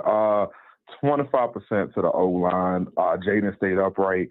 25% to Jayden. Just not taking off every time, truly getting out the pocket, keeping his eyes downfield. Another 25% to the defense. I mean, 14 points is crazy. I mean, I can remember the last time, even in the Bengals game, it didn't feel like the defense was holding on. I felt like we were just outgassing their offense. And then 25% to these receivers. I mean, McLaurin had that pass with the interception. They came back. They still got it done. And then, this little whipped cream on top to the special teams. I mean, Seibert is kicking amazing. I love it. And then I really like how we're letting the ball not always going to the end zone. And we're testing them. We're trying to see, hey, can you get to the 30? Can you get past the 30? We're really testing that on the special teams, and I love to see that. It really feels like just a great thing. And then last but not least, just a little extra ice cream, if you will, for the pie. Because it's Victory Monday. We got to eat. I love the double dip. I love the double dip. I love that we can go into half. We can go into halftime with a field goal, and then we come out with a touchdown. I cannot remember the last time we pulled off a successful double dip like that with our offense, and I never saw that in the Rivera era. Like I said, we took kneel downs. We just tried to get off the field. We just wanted to get out of there. It felt like we were uncomfortable playing football. And it feels like now every opportunity there is points to get, we're going to get those points. If we can't get those points, we'll kind of try our damnedest to do so, and I love it. I love everything about it. All right. Appreciate Thank you for the call, man. That's a good call. I think he's right about the kickoff. They don't kick it just out the end zone every time. And the guy, I think, caught the ball like on a 10, 11-yard line. He didn't get to the 25. He got right before the 25. It's like a 16, 14-yard return, and they still didn't make it to the 30. I like that. Our guy Drew is on the line. I think he's still he might still be drunk from partying in Tuscaloosa all weekend. Drew, how was that atmosphere for Georgia Bama? It was awesome down here, and it was hard to follow it up, but yesterday's game did a good job of following it up. So, I bet. So what's your credit pie, bro? So I think that you got to give the whole team the credit pie, but I give an extra slice for Jayden for making everyone around him better, and another slice to the coaches. I thought it was brilliant for them to turn the short week between Cincinnati and Arizona into a team-building opportunity. You know, I could credit the organization for just behaving in ways they didn't for decades, and so I couldn't be more excited about where this team is going. I don't think we've seen the best out of them yet, because they're getting better week to week, and I don't see any reason for that to stop anytime soon. Well, Drew, you were the one that said they can rebuild and win. You might be right. They seem to be doing just that. Also, Drew, can I ask you a more personal question? Do you mind? Sure. I have now received 4 adult swim chairs. I didn't know it was going with that. Here at the office. I have 4 of them. I know you said you were sending me a package. Is this the package you sent, the 4 swim chairs to the office? Yes, I thought it was going to get there shortly after Tampa, but, you know, Amazon not as quick as they used to be. But yes. Drew, I mean, you could have taken one to Arizona. Now, JP. 2 came instantly, and then the other 2 just a lot of glad they weigh on in. Now, Drew, I when we were in Tampa, I was very impressed that you and your wife packed your own swim chairs. I was very impressed by that. But did I give you the impression that I needed 4 swim chairs myself? I did. I figured you could take one each time, and then you wouldn't have to deflate it and bring it back. Okay. No, I didn't. I just thought it was funny. It's definitely funny. We will post a picture to the Instagram of all 4 of the boys holding a swim chair and let the world know exactly what we're talking about. You're a very kind man. Your girls will like them better than the boys over there. Knowing Jeff, he'll find some great use for them. I don't know. There you go. Thank you, Drew. Safe travels home, bud. Probably can't discuss what Jeff's going to do with him. Yeah, I don't know what Jeff's going to do. Shane is in Northern Virginia. Shane, what up, man? Hey, guys. How's it going? Going good, man. I got to give credit. I'm going to split the 25%, the first 25%, 12.5 to the defensive line, getting in that backfield, really getting that action going, getting 5 sacks, making it a lot easier for that defense, that secondary to cover, holding Marvin Harrison at 45 yards. We gave an early touchdown to him, but doing a great job. I mean, the whole team, St. Jude's, Ford, really showing up, making some good plays. Other 12.5 for that, I'm going to go to the offensive line, keeping Jayden together, not letting him get in too many bad positions, letting him still get lanes to run through. I got to give another 25 to the coaching staff. Dan Quinn, we know he's a good defensive coach, really did a good job this weekend in making sure those defensive boys were ready for Arizona. We know what they can do against other good teams. We saw what they did against the Rams. We saw what they did against other teams. We know that they're powerful offensively, really kept it together there. I got to give 25 to Jayden, too. The dude's electric. Might be the best quarterback to watch right now. He's just good fun. Makes smart reads. You know, he threw that pick, had to get that out of the way. You know, tried to fit a ball in there. That's okay. Rest of the game, didn't let him get his game off. He was composed. He was making smart reads, getting the ball where it needed to be. And then 25 to the other side, I got to go to the receivers. They're just making plays in space. Zacchaeus doing some things, getting loose from tacklers. Terry being scary. We all know that's going to happen. And more down the season. You know, October's his favorite season for Scary Terry. Thank you, buddy. All right, brother. Great call. Appreciate it. Jeff, get line 1 ready for me, please. I want to read this. Is that good to go? Okay, great. Let me read this real quick. I like this one. This is from the first round draft pick on Twitter. Credit pie. 35% to the offensive coaching staff. Cliff's play calling, Anthony Lynn's run game, and Bobby Johnson for stellar O-line play. 35% the defense for playing much better and flying all over the place. 15% to Jayden. These all add up, right? Nothing, no surprises here. Landfill, you ready for this one? 15% to Magic Johnson for luring Cliff Kingsbury to the team. Remember, the word was Magic's the one that got him to leave Vegas and come to Washington. He was going to Vegas at first, right? It is still wild when the team tweets out the photo of Magic watching the game. Yeah. And as much as we see the other owners, like locker room, hallways, like you interact, and they're all very polite and cool to talk to. Magic keeps his distance a bit. I think because when he walks around, it's like, Elton John walking around. Like he's such a celebrity that it's just like a mass of people at all times. Yeah, true. Speaking of celebrities, Brian. Yes. Is everybody ready? Is everybody sitting down? Yes, Landfill, are you the celebrity? No, I mean, I am a celebrity. Certainly. I didn't know I was expected to do anything here, though. Well, we have another celebrity, Landfill. Perhaps an even bigger celebrity on the line. I don't know. Maybe we should put a Twitter poll up. Who is the bigger celebrity, Landini or the man of the cloth? Mr. Rev T joins us. B, how fired up do you think Rev's going to be? Oh, man. I haven't spoken to him. I think he's going to be worse than Jeff. Hello, Reverend. How do you do? You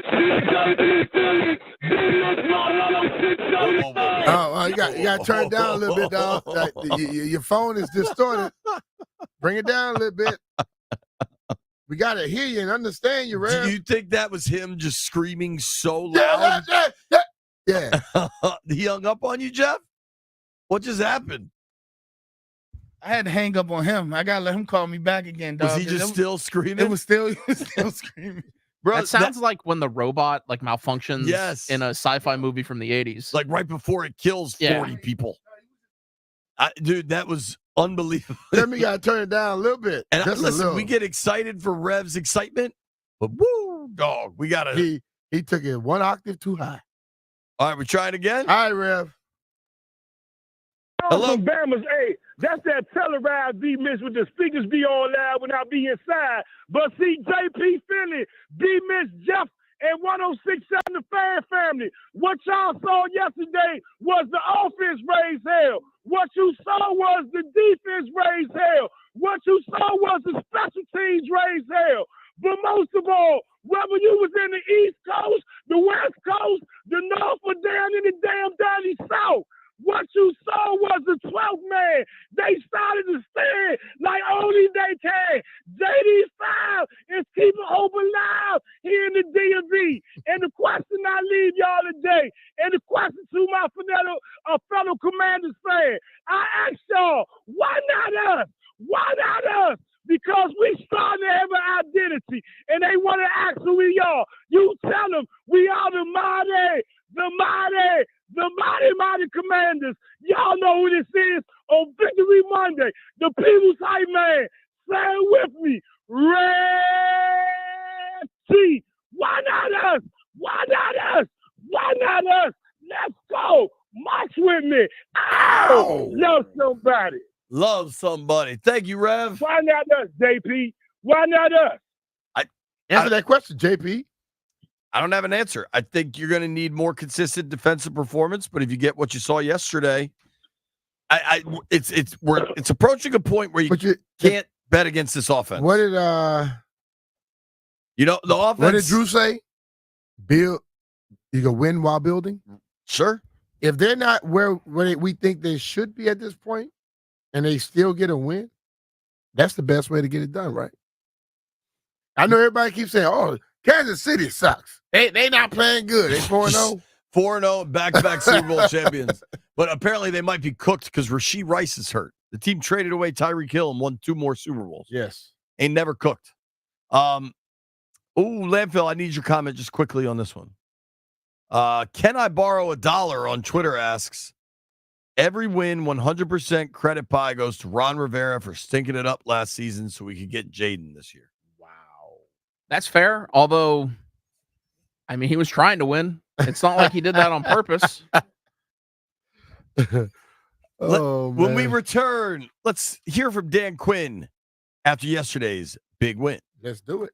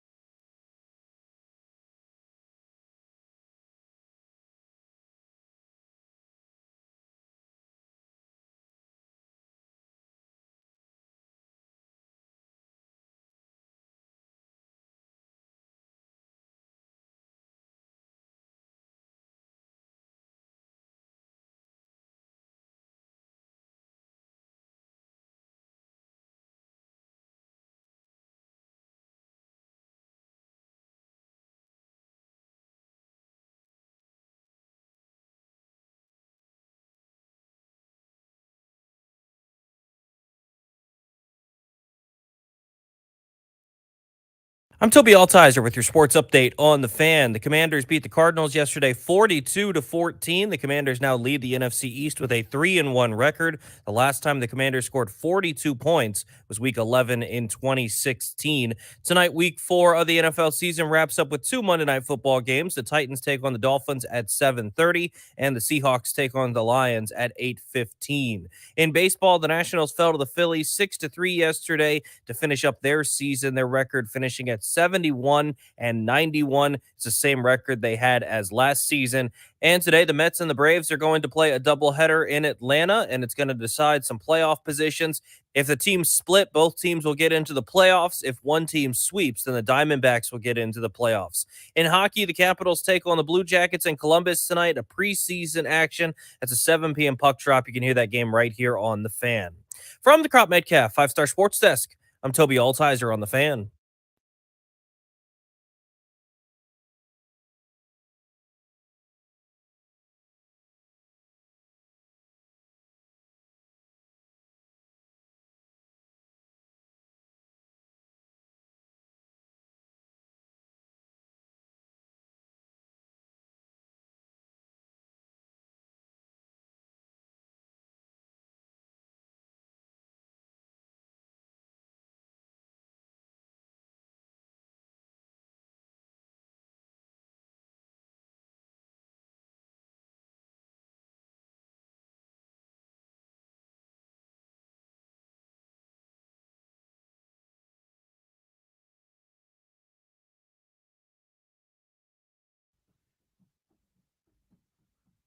Who sings this? Annie Lennox?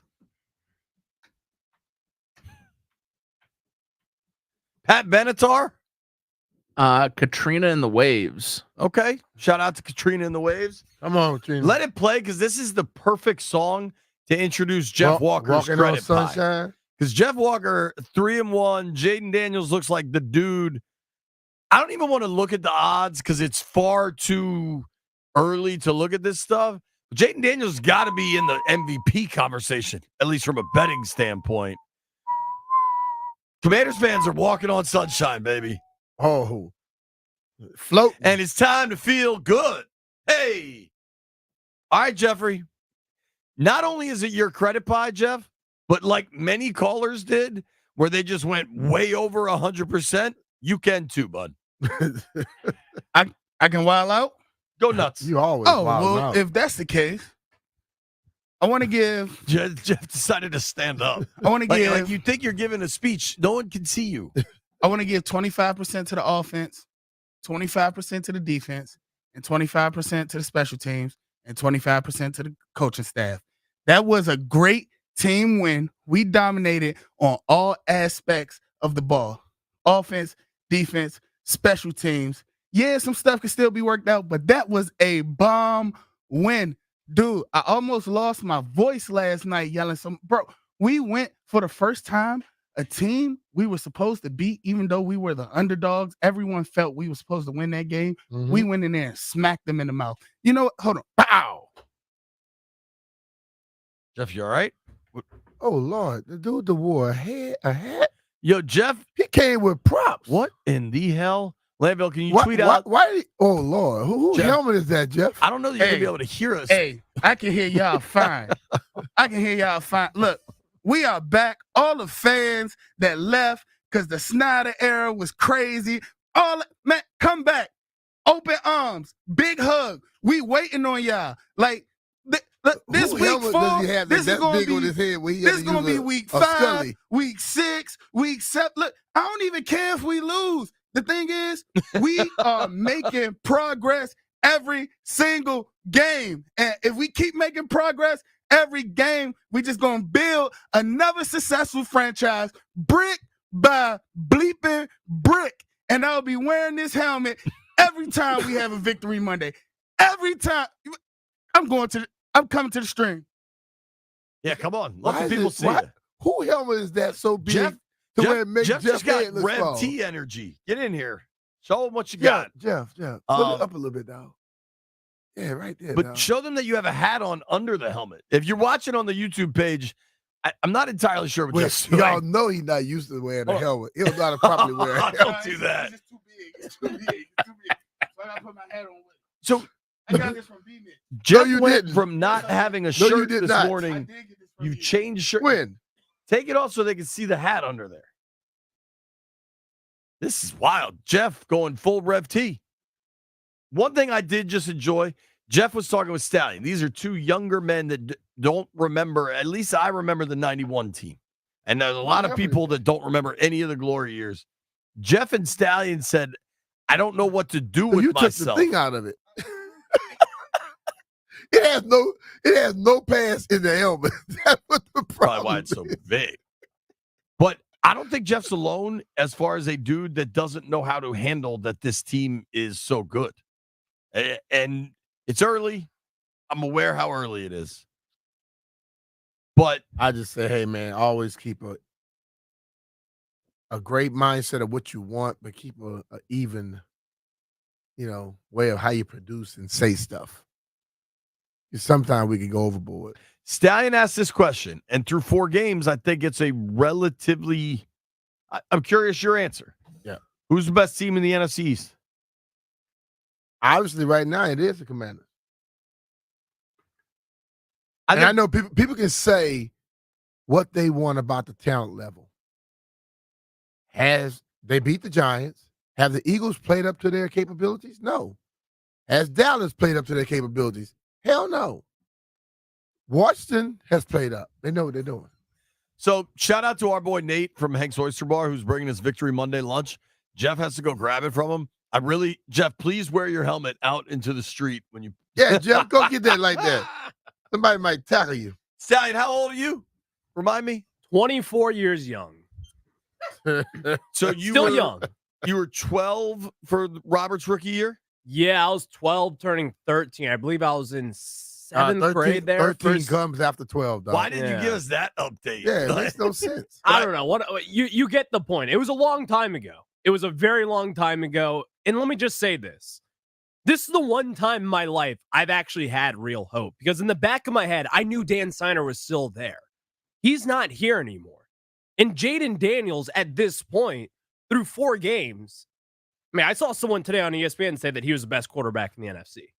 I've never heard that. I've never had any of my players say this person is the best at their position in the National Football Conference. Not once. Mm-hmm. Any part of you worry about the new thing I'm hearing is that they've only beat 1 and 3 teams? I mean, not really. You know why the teams are 1 and 3? Because they beat them. That's a factor. What the hell, people? I think this is good. Like, this is a good football team. I thought the Cardinals were really good. I think the Lions are also a very good team. And the Cardinals, they put up a decent fight against them just last week.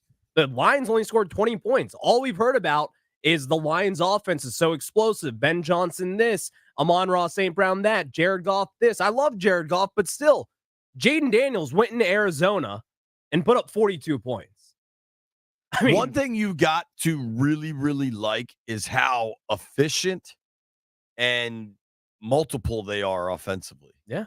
I mean, B, you brought it up earlier that he connected on passes with 9 different players. Yeah.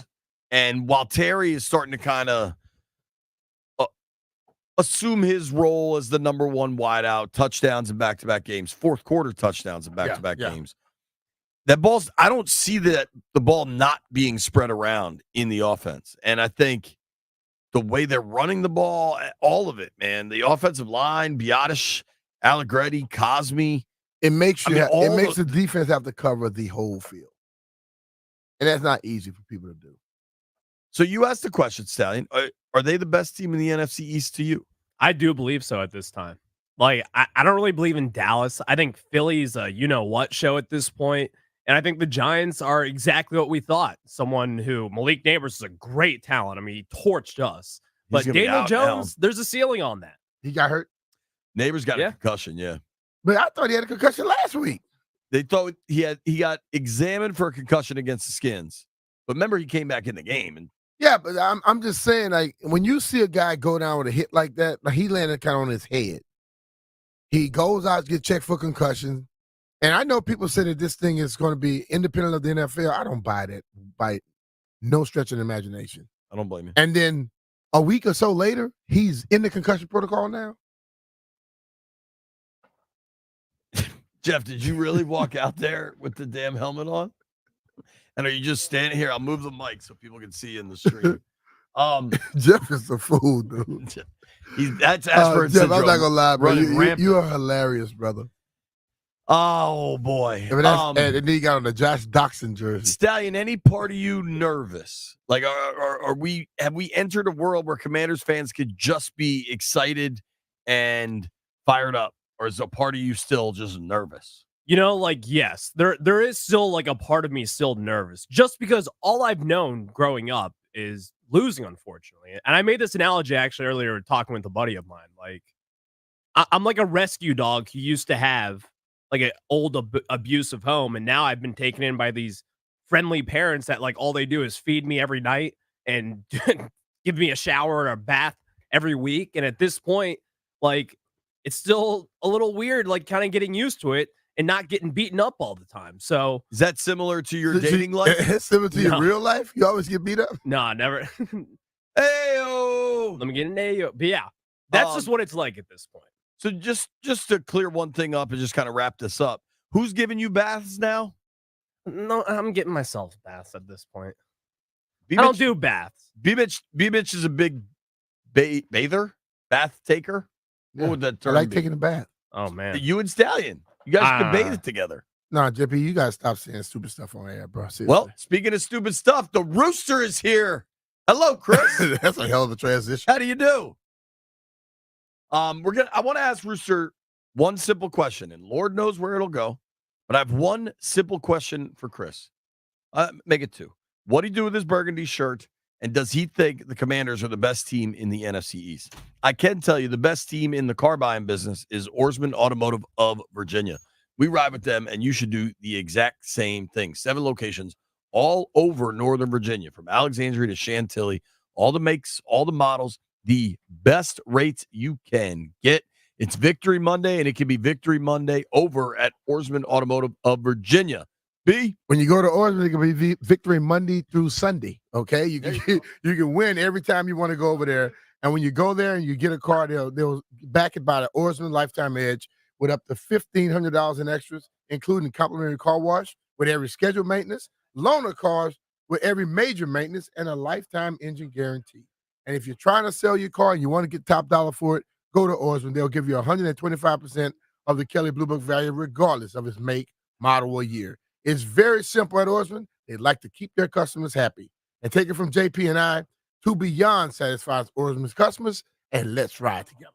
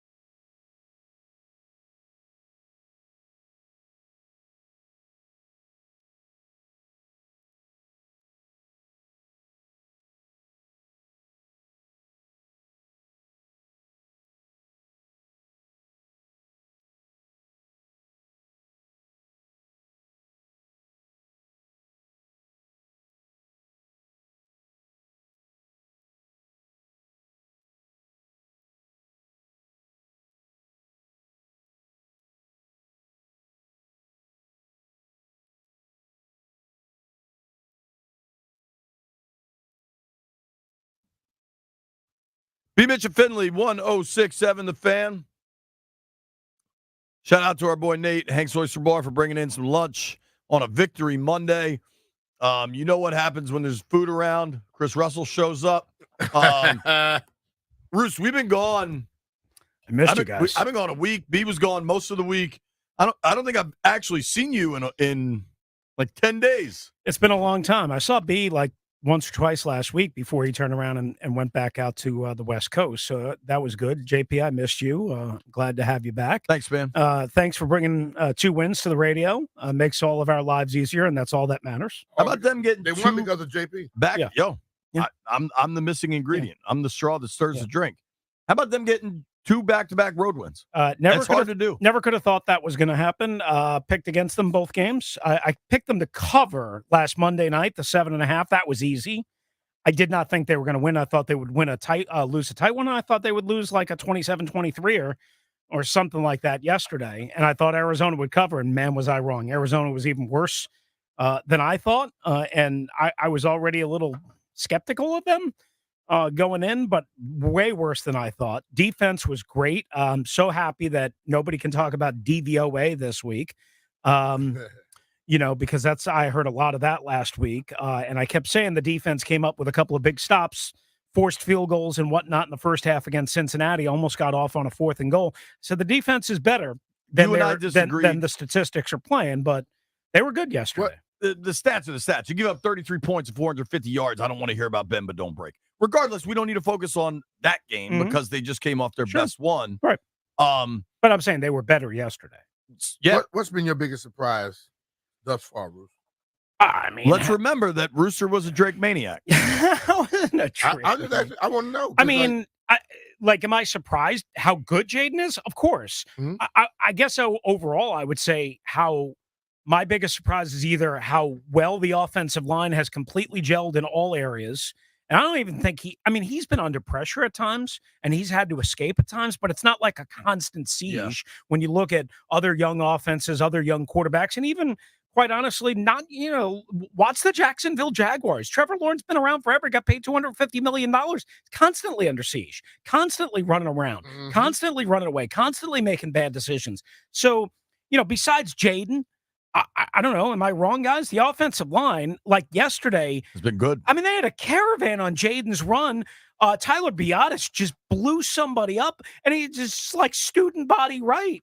And I mean, there were so many other good examples. So good. Yeah. And I think his ability to kind of anchor everything from the center, make the protection calls, all that is night and day to what they tried with Gates last year. I agree. And really, the year before that, when they ran through like 4 different centers, they have not been good at center since the middle of 2021 when Chase Roulier got hurt, right?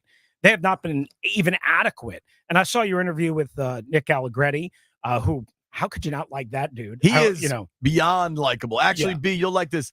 Dougie Fresh, Doug McKinney was texting me and Mitch.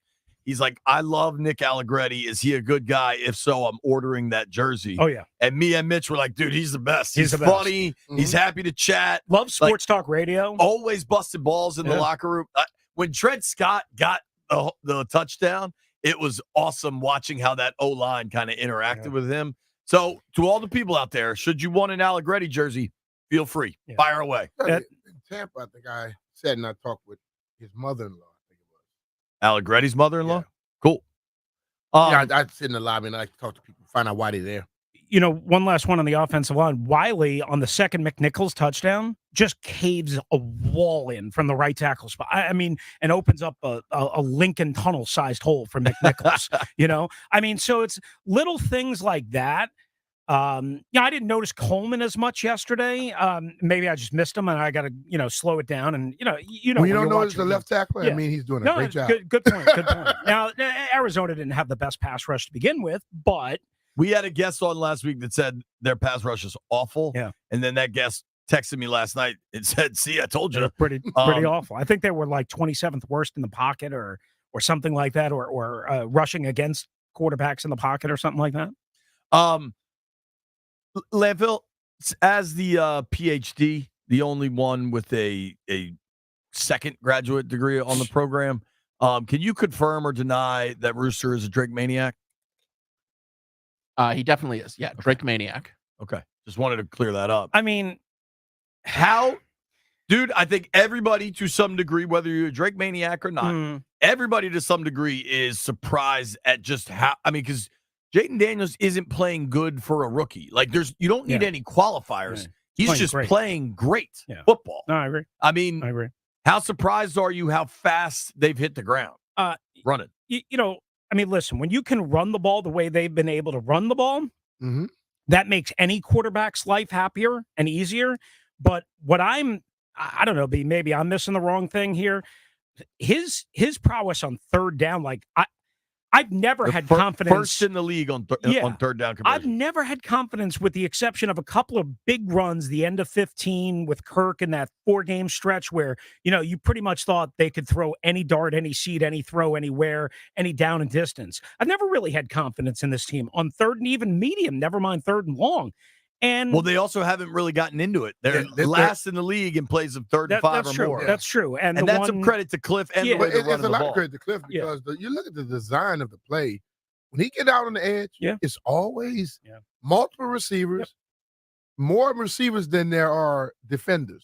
And then you got Jayden running. They are in a pickle. Well, and the other thing is he keeps his eyes up. Like, so many mobile quarterbacks and young quarterbacks don't keep their eyes up, and I consistently see it. Like, that was a thing for me after the Cincinnati game. Not as much yesterday, because I don't think he rolled as much to his right yesterday as he did in the Cincinnati game.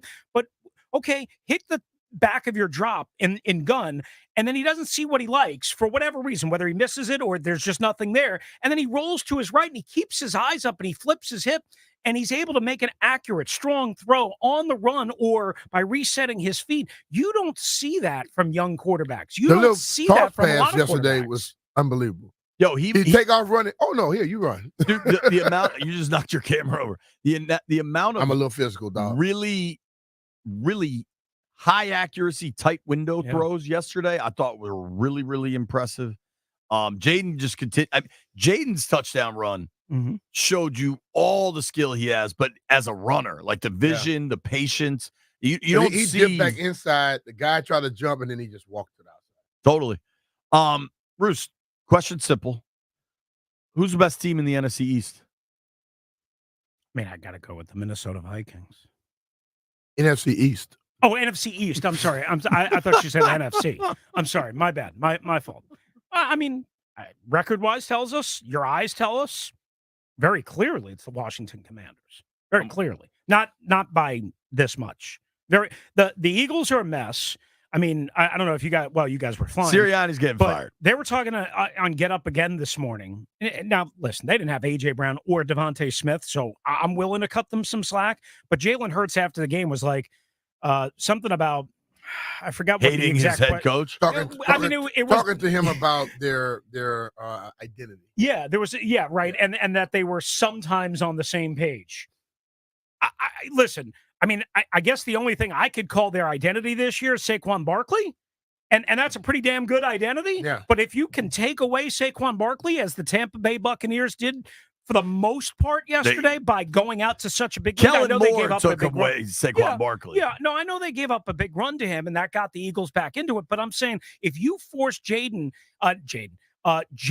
into a position where he's missing his 2 top targets, for crying out loud. We know they've got other guys, but including Jahan Dotson. But I don't know. It's a mess. Joke. The Giants, I think Daniel Jones is a little bit better than people think he is, whatever, but he's nothing special. He's Everybody, fine. apparently you have something to do soon. Yeah, I guess so. Did you get rid of your burgundy shirt, and why? Yeah, I did. Because he has a burgundy shirt under this gray shirt. He does. Landfill, you know he think he's slick. He always tell you what it is. Just for the viewers for at you home, guys. Bruce is wearing a Redskins shirt? Just for you guys. Miss Wow. Miss BJ gave it to me before I got dumped in 2015. At least nobody keeps track of their grievances quite like Chris Russell. Hey, man, I served that place for a long, long time. Worked a lot of hours. We're going around the NFL when we return. Chris Russell's wearing a Redskins shirt. Nobody go anywhere.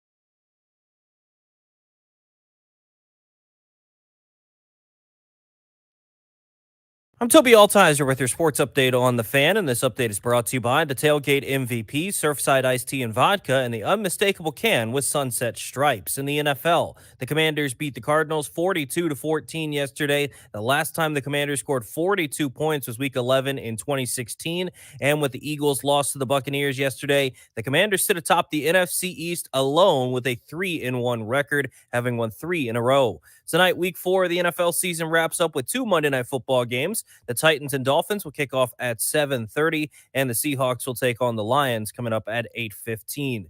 In baseball, the Nationals wrapped up their season as they fell to the Phillies yesterday 6-3. They finished with a 71-90, which is the same record as the season. Today in baseball, the Mets take on the Braves in a doubleheader to decide some playoff position. If they split, both teams will get into the playoffs, the Mets and the Braves. If one team sweeps, that team will get in, as well as the Diamondbacks. In hockey, the Capitals take on the Blue Jackets today in some preseason action. 7 p.m. puck drop in Columbus. You can hear the game right here on The Fan. This update is brought to you by the Tailgate MVP, Surfside Iced Tea and Lemonade. Full of flavor with only 100 calories, no bubbles, no troubles. Find the can with Sunset Stripes. Surfside Iced Tea and Lemonade. Ask for it at your local bars and liquor stores. Must be 21. From the Crop Metcalf 5-Star Sports Desk, I'm Toby Altizer on The Fan.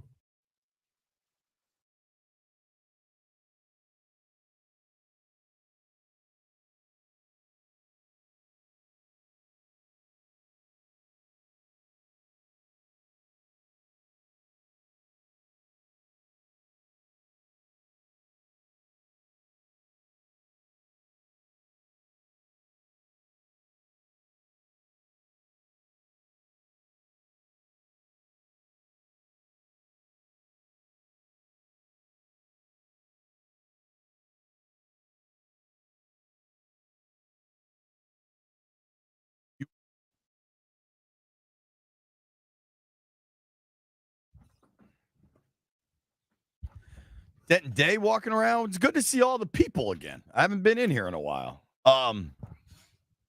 There's this new Twitter account that I can't figure out who he is, but he's entertaining me. Longfellow_TWAD. Landfill, are you familiar with this work? Check it out at your own convenience. It's extremely Radio Insider stuff.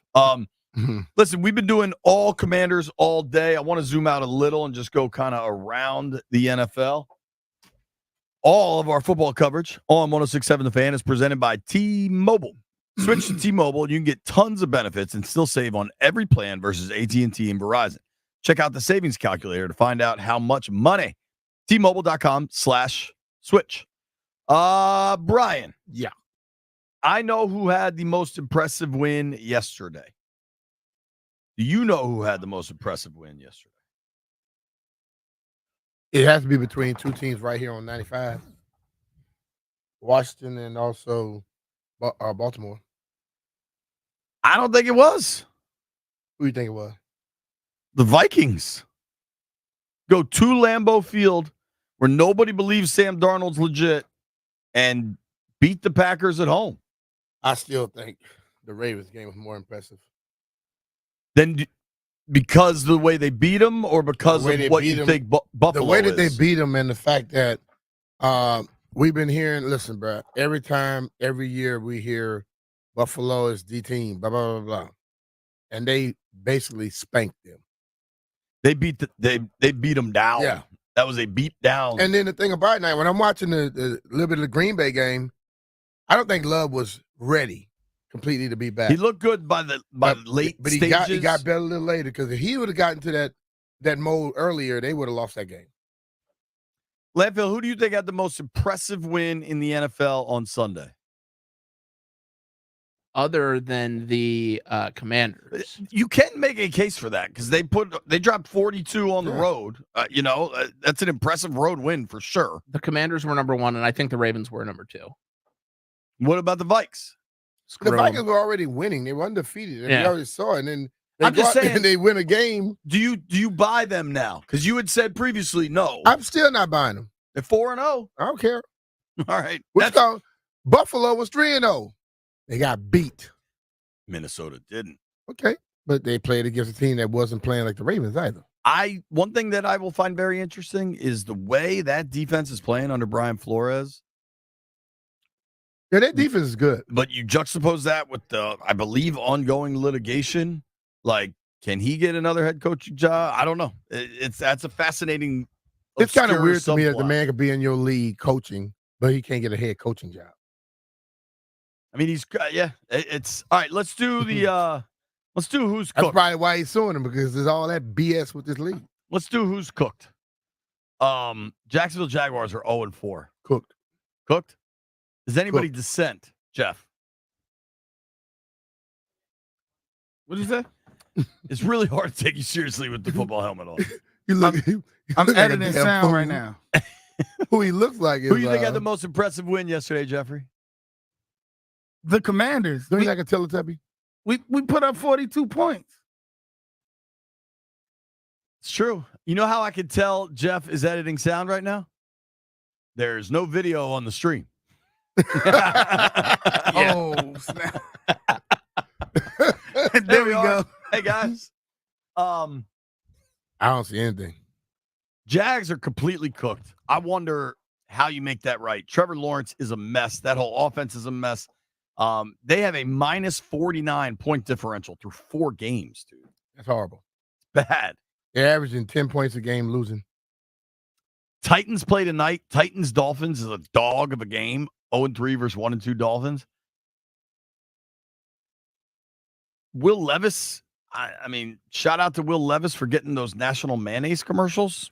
I'm sure there's getting that mayo money. I mean, when you do like weird stuff, you get commercials, dog. They really need a win. Drab Seahawks at Detroit. Kind of interesting game there. The Bengals finally get their first win, B. The Bengals move to 1-3. They still gave up 24 to the Panthers. I know it's Andy Dalton and not Bryce Young. But still, I'm looking at that, and as much as we talk about the Bengals and how good that their offense can be, the defense can be not very good also. Bad. And I think what happens with them is if a team comes in and they can score early, the pressure goes to Joe and his crew. And I don't know if they're as good as they used to be a few years ago. The offense. And then once they've lost a lot defensively, too. So but once they start putting points up, I don't know how well he can keep up. Okay. Let's go to Kansas City. You and I saw this morning and we're just laughing at it on one of the terrible take shows. I do not think the Rashee Rice injury ruins anything for the Kansas City Chiefs. No. The Chiefs' offense hasn't really been humming, and they're already 4-0. Yep.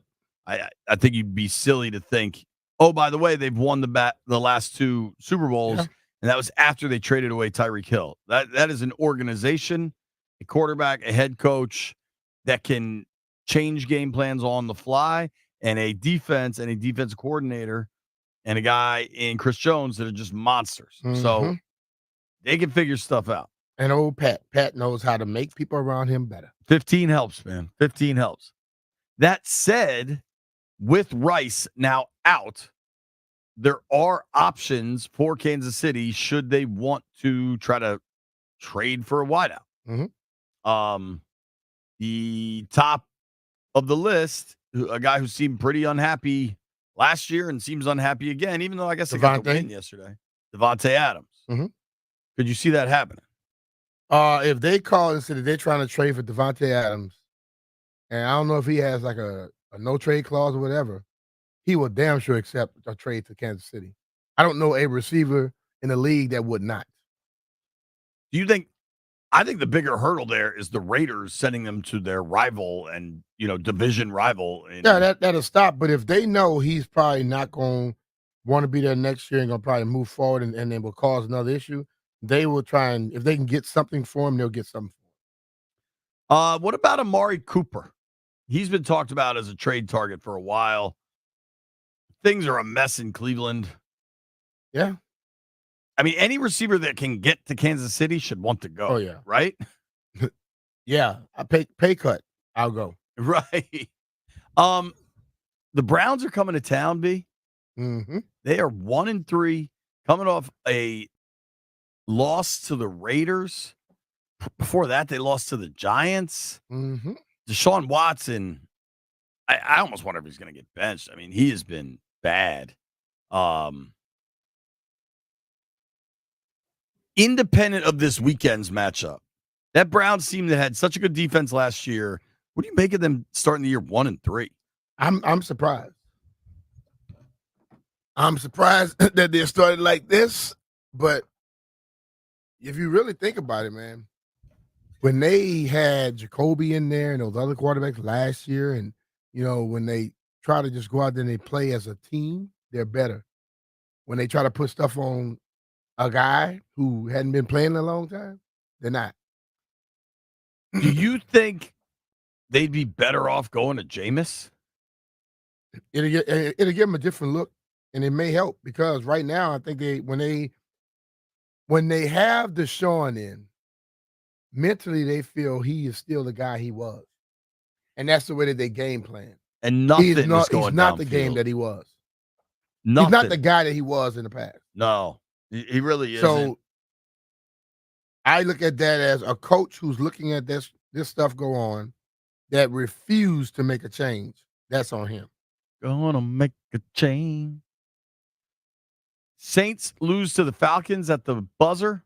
Saints were the talk of the NFL there for a little while. Again, Derek Carr. Eventually, the people, like you said all the time, what does Rizzo say about the back of the card? Yep. Sam Darnold going to wake up here eventually, too. That's why I can't say right now that they're the absolute best. I think so. The Bucks are 3-1 now. You think Sirianni makes it through the year? I think so. I don't think Lurie is not super messy. I can see him making it through the year. But last year they lost 9 of their last 10 or whatever. Like that's got to be in somebody's mind. Nah, it was like last 6 or 7, something like that. I think it was like yes, the last 7, but 8 of the last 9 or something. They won 1 in there. NFC South right now. Bucks are 3-1, Falcons are 2-2, Saints are 2-2. Panthers were putting on the cooked pile. I go with the Bucks. Baker, Bowles, Evans. Do you think yesterday was a good indication of who that Bucks team is? I kind of do. I would just completely say yes, but the game prior that they lost, I mean, they just went in and like played like duds. So I think they just didn't show up. So how many more games they gonna do that? They showed up this week. When you want to get to a certain level, this is my thing. They have not consistently been that good of a team. We can't give them the benefit of the doubt when we refuse to give the benefit of the doubt to the team that's won the last 2 Super Bowls and sitting at 4-0 right now. We will critique the hell out of them talking about how they're playing. Well, they've done it. They've proven that they can do it. The Bucks haven't. Bucks won a playoff game. Yeah, I mean, I'm not comparing them to the They won a Chiefs. playoff game, but I'm just saying. My thing is, right now, do you think is the best team in the NFC? In the NFC, kind of hard for me to go away from Detroit still. Okay, they play tonight. Mm-hmm. If they can win tonight, then they're 3-1, and that starts to look more realistic, I think. Right now, you got the Vikes at 4-0, the Bucks at 3-1, the Seahawks, who also play tonight, at 3-0. But like kind of the teams we were expecting to be really good coming into the year in the NFC, the Eagles and the Niners. I mean, bro. One thing I know, 2-2. Injuries will make everything even. It will level the playing field. And that's what's happening right now to a lot of teams. What about Baltimore? Obviously super impressive last night. I'm guessing you watched at the bar in Arizona like I did. What they did last night, everybody else in the AFC better hope that doesn't come more consistently. Because what Derrick Henry did last night, amazing. I saw that dude run away from DBs, bro. Them DBs got to go back and got to question those 40 times I've heard that they run. I mean, the fact that he is that size and can just run away from people is crazy, man. That was impressive. Jeff, how you feeling about your second team? Can you talk about your second team while you're currently wearing a helmet from your... What second team you talking about, JP? The Ravens. JP. Are you back on the Chargers? No, bro. What? When we are contending, there is no second team. Yeah, he said that the other day. When we are not contending, there's the second team. How dare you ask me about the Ravens? Contending for And you what? see I'm dripped out right now. Yeah, you dripping. Landfill, what's it like to sit in here with him dressed like that? Did you post a picture of him so that people can understand? Yeah, you got a guy with passion. That's what you need. Landfill, what would it take for us to get you in a Redskins helmet? That joint might fit you the way Jeff has removed the inside of the helmet. I mean, I'll try it on. Try it on. Jeff, can you share? Sharing is caring, pal. I got my hat on so it ain't sweaty. Even better. In other words, Landfill, you didn't realize that JP just said you got a big ass head. I don't know that that's what I said. You say it can fit you without the hat on, and all the cushioning's out of it. Oh yeah, Jeff, get a photo of that. I got it on. Do you feel more locked into the? I guess you don't have headphones. Hold on a second. Yeah. I can't hear you. I took my earbuds out to get the helmet on, and now I can't hear a word anyone's saying. Do you feel the Ashburn inside of you? Do you feel more burgundy? I feel very Ashburn right now. Yes. When's the last time any of us felt this good about the local 53? Been a while. Never. This is a different feeling. I was telling my friends that, like, they be like, yo, how you feel that your command? Dog, I don't know how I feel. Like, I can't explain it. This is a first time thing for me. Honestly, like the last time I ever felt this good was the wild card round of the 99 season playoffs when they beat the Lions. I think Brian was playing in that one, huh? I think he might have scored a touchdown. Damn. Or is that next week? 99? Yeah. I mean, after the 99 season. Yeah, you were still here. I was still here. And to be honest, everyone keeps saying 2012. 2012 didn't feel like this. Like, didn't Mike Shanahan say during that season, like, "Oh, we're in evaluation mode now," because they had basically given up, and then they made the Like playoffs. earlier that year, yeah. You know like what? 2012 they didn't all feel like this. It came was together fun, and went against him. but it didn't feel like this. My difference with 2012 versus this is that year Robert was having tremendous success, but there was an understanding that it was a little gimmicky, that it was relying on this read option, and that most NFL teams had never seen it. And kind of Robert found the success with it, then Kaepernick found the success with it. Later that season, ended up going to the Super Bowl.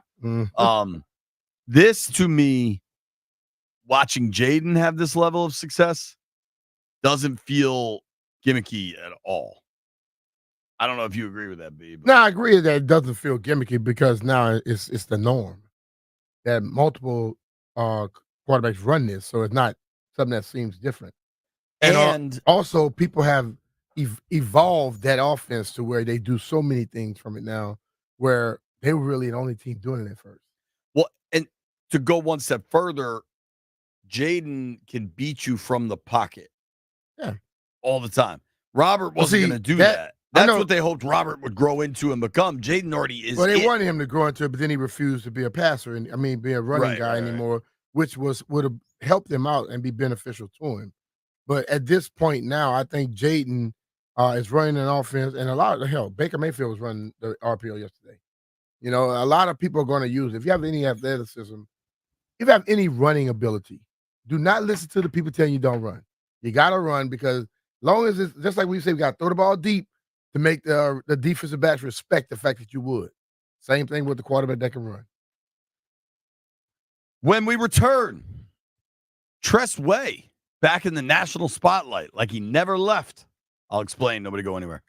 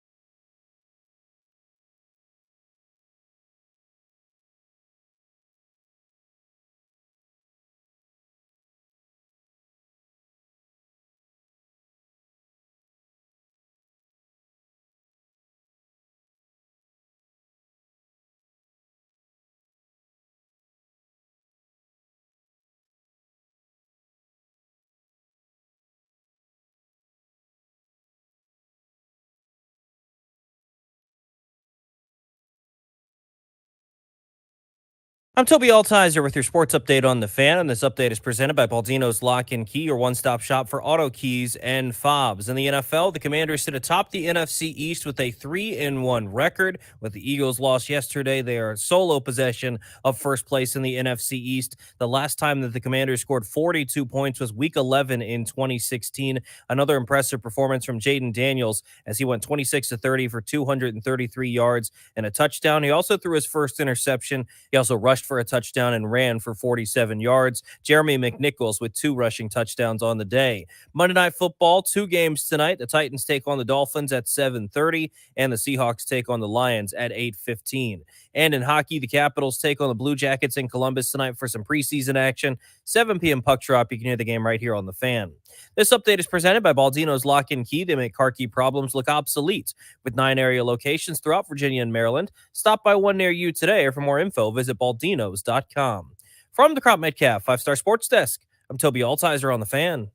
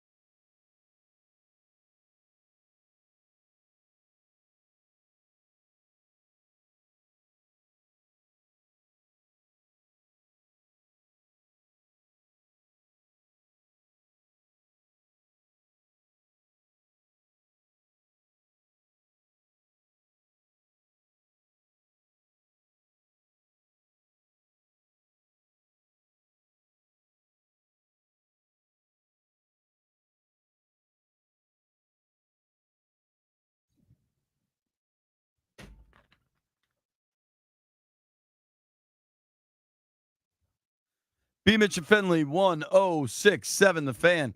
I didn't think about this. Bill Belichick has more rings than almost every other NFL organization in history. Yeah. You just said that. I mean, how many do the Chiefs have? They've won 3. They've won 3. 3 with Pat. And didn't Len Dawson or whatever win one? One or 2. That's crazy. Yeah. Taking our stats from Jeff. We were just having an interesting conversation, and I think one thing that is undeniably happening right now, my boy Phil down in Nashville texted me this morning that he just ordered, I'll give you the exact, just ordered a Jayden jersey for my son and a jersey for myself. I'm in. Hey. I think there's a lot of people that had kind of just been, they grew up a fan. They've been waiting. Kind of just been waiting. I think they're getting on board now. They're waiting to see what was going to happen. And I think if the enthusiasm of what's happening now and watching these owners and things like that doesn't move you, then something's wrong with you, I believe. If this team mattered to you growing up, you should be really excited about where they're going right now. But if somebody got a closed mind to stuff, then you can't sway them. And you shouldn't try. Well, the only kind of interesting part, I guess, is if you want Jayden gear, I think it's the first player that has got you ordering Commanders gear. Yep. Not to say there haven't been other guys, but nobody to this level of excitement. I mean, no quarterback. Maybe people were getting the Howell jersey. Who was the first Commanders quarterback? Do we remember? Was it 2222 or 2221? 2222. Was it Wentz? It was all twos, It was brother. Wentz. And they sure in the hell didn't want that jersey. You and I, wherever that towel is, we keep throwing it around. Jeff, what level of I'll rock any jersey? Would you rock a Wentz jersey? No. Why? Are you serious? Did you see what Wentz did for us? Yeah, but you're wearing a 1067 The Fan jersey right now. It's more valuable than Wentz. Okay. I guarantee you somebody would probably. That's real colors. I That was guarantee the you, original color. He can get rid somebody of that would one. buy Right. this jersey off of me more than Buying what they'll Wentz. buy I for a Wentz, 100% what they'll pay agree. for a Wentz jersey. That's crazy. Maybe it's not. I think I would pay $2 for a Wentz jersey. That'd be my highest offer. Similar to Stallions Patrick Corbin Nats jersey. There is this other side though. As Jayden continues to ball out and this offense is good and they continue to win, it's going to be more and more Commanders jerseys, Commanders gear for the first time because you've got a player forcing everybody to get Commanders gear. You think Jayden Daniels can kind of be the single hand conduit to getting more widespread acceptance? If he keeps playing the way he's playing, hell yes. And so, see, this is the thing, and what you said just made a lot of sense to me. People act as if they fall in love with a name. You fall in love with players that are workers that end up winning, and then the name makes you fall in love with it. But it's the players that make people go out and purchase stuff more than the name does. Hey, what kind of cell phone you got? Apple. No, like who's your service? AT&T. I'm an AT&T guy too. Either you guys Verizon? Apparently Verizon's cell towers are dead. 3 hours. Ours was like that just a month or so ago. So, hey, do you guys want to hear our reaction to the Carson Wentz trade just so we could see how different now feels from then? Yeah. All right, here it is. Holy moly. Lord have mercy. Well, Grant and Danny are about to have a wild show. Yep. According to Adam Schefter, Carson Wentz is going That little laugh is perfect. to the Washington Commanders. Good God. Yeah, that's going to be that is your franchise quarterback right there. Hang on. Who's laughing in the background there? Probably landfill. I mean, we You don't know, sound it's thrilled. good that DC doesn't have a lot of tall buildings because I'd be looking for one to jump off of right about now. Oh man. What was that? Indy Sport? just did so much to get him, and they just gave up on him. And we made him our guy. We weren't thrilled. A lot of people were. That was See, this is where the revisionist history come in. A lot of people talk today about what they didn't like, but no, they liked him. We proved it right there. We didn't like him from the day it happened. I mean, when you looked at that trade, what I kept going back to, and I said, I guess I kind of started to say it there. Indy moved so much to go get him, and then a year later was willing to cut bait and just get rid of him. Mhm. That told me everything. I think the best thing you can do when you're looking at value is look to the market. Like I keep doing it. If somebody wants to call in and tell me that the Jahan trade was unfair, give me a holler. We're available, landfill. You know, those people stop calling you too. Right. For fans that want the old name back, that senator from Montana, all those folks. Well, see, they already cut a deal with them. All this stuff. Listen, man, everything that was supposed to be done has been done. And Just if wait they, on the Senate, if they right? care to move and change it to another name or whatever, but I would caution a lot of people. If this team keeps playing this good, you might be cheering for the Commanders for the rest of your life. Dude, I agree.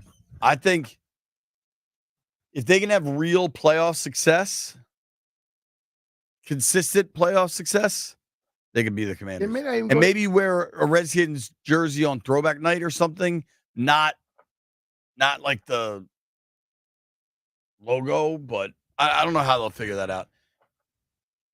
Hey, that's not for me to figure out anyway. It's going to be. I pull for the franchise. I pull for the team. I pull for the players, and I will be doing that. The name ain't going to make me stop going to a stadium. Well, both the guys in the aquarium said Jeff actually likes Commanders, I think. I don't want to speak for you, but I know you've said that before. Yeah, it's not a bad name to me. It like fits the area. I just hate that there's no nickname. Yeah, I mean, it's a lot to say. I mean, if they was to change it to something that that the fans actually were voting for Right. and wanted, I would love for that to happen.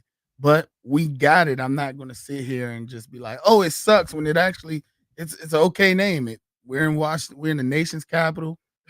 It's kind of hard to look at Jeff and take anything he It's says very hard. serious. It's very hard with the helmet and everything. I will say Landfill's explanation here makes more sense to me. Landini, how do you feel about them playing well and maybe Commanders sticks around? Yeah, I'd rather have a good team than a good team name. Like the Raiders are pretty badass, but they haven't been good most of my lifetime. Right. Raiders are People love team names because the team had great players that won games. It was never the other way around. They fell in love with the name, and then all of a sudden they started liking the players. right. It never has happened. It's generally not how it goes. Yeah. Say what you say. Think what you wish. All right, we got our weekend parlay to update you all on how we did. We got to make some bets for tonight. Doubleheader, NFL doubleheader. Again? That gets me all fired up. Nobody go anywhere. Hey, it's Brian Mitchell here. Cap off the NFL Week 4 slate with a chance for a big W on FanDuel, America's #1 sportsbook. You'll get started with $200 in bonus bets guaranteed when you place your first $5 bet on tonight's game. You can build the same game parlay for Monday Night Football at the Seahawks take on the Lions. Let's look at Amon-Ra St. Brown over receiving yards, Geno Smith over passing yards, and DK Metcalf an anytime touchdown. Just visit FanDuel.com/Brian to make every moment more this season. FanDuel, an official sportsbook partner of the NFL. FanDuel Sportsbook is the official partner of 106.7 The Fan. You have to be 21 years old and present in Virginia. First online real money wage only. $5 first deposit required. Bonus issued as a non-withdrawable bonus bet which expires 7 days after receipt. Restrictions apply. See terms at sportsbook.fanduel.com. Gambling problem? Call 1-800-GAMBLER.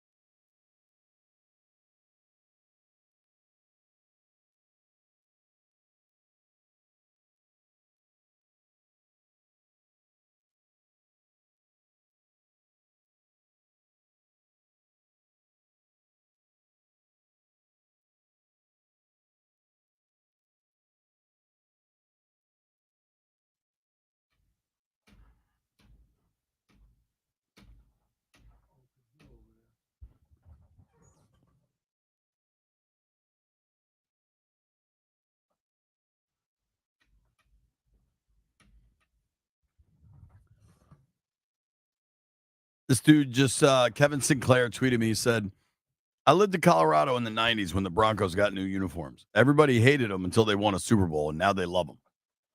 Hey, man, listen. I'm not saying this team's winning a Super Bowl, but the conversation will change fast. It does. But, like, people like to have these arguments of, like they fall in love with a name just because it's the name. That's not it. A lot of stuff got to come in there for it to happen. So, Tailgate Ted says he has a picture of Jeff wearing an I Love the Ravens t-shirt. send it out to us, Ted. We want that. That was made and it was poorly photoshopped. You saying it's AI? No, if AI is making graphics like that, they need to be reprogrammed. That was a bad Photoshop. Landville, where do you stand? Because Brian is staunchly in one category. We might be an anti-AI radio program, but you're an AI fan. Yeah, I like the AI questions. What do you think, B? Can we coexist? Hey, probably don't have a choice. All right, I've gotten this question a bunch. Even our guy Wale tweeted this earlier. Wale tweeted, let's take Cliff Kingsbury to a go-go. We need to celebrate that guy before they take him away from us. And then he did the crying emoji. I think he's joking. Mm-hmm. But I did just get this from CNC Entertainment. Wasn't that the CNC Music Factory back in the 90s? Pump up the... No, it was Going to Make You Sweat. That song. Pump Remember? up the jam. Nah, I think it was Going to Make You Sweat Till You Bleed. Landville, you won't play some CNC Music Factory? This dude is CNC Entertainment, and he says, with the offense being the key to the team's success, what do you think the succession plan to keep continuity in place and build on the system if Cliff leaves after the season? There is a guy named Brian Johnson that's on this roster, right? On this coaching staff. Sure. And he was a play caller at one point, wasn't he? And he's also been an offensive coordinator. I would think that's a good one. Then you also have the tight end coach, who I expect is going to be a damn good David coach. Rye? Rye. Yeah, I think So they have multiple people. Hell, you got Anthony Lynn on this roster as well. I mean, on the coaching staff. So they have a lot of people that could probably fit. Normally, you have an offensive coordinator and you have guys under them that don't have no experience. Dude, I also think. But people are so concerned about that. Everybody wanted Ben Johnson and didn't know if he was going to put this type of coaching staff together. Josh Allen has a new OC. Sometimes when you just have a stud quarterback, doesn't make it. The OCs are going to come and go anyway because being attached to a stud quarterback gets you a job. Who won the Super Bowl last see year? Nathaniel Hackett, see Adam Gase. Who won the Super Bowl last year? I believe it was Kansas City. But my point is, rather than being concerned in advance about Cliff's possible departure, realize that the reason Cliff maybe gets to leave is because there's a baller quarterback. And when you have a baller quarterback, typically that takes care of a lot of things. Yeah. I think on top of it, what you're saying is what I'm saying. Pat has not always had the exact same people calling plays. Right. And they won 3. Right. How many they been to? 4. 4. He's been in the league like 6-7 years. Yeah. I think that says a lot about who needs to be the person. If the QB is good, he's probably going to be good. The same people that are really upset that Cliff might leave now, probably 2 weeks ago, wanted him gone. See, I have said it to people many times. I've seen great players without great coaches. I don't see great coaches without great players. That explains exactly what you're saying. Let's make some bets.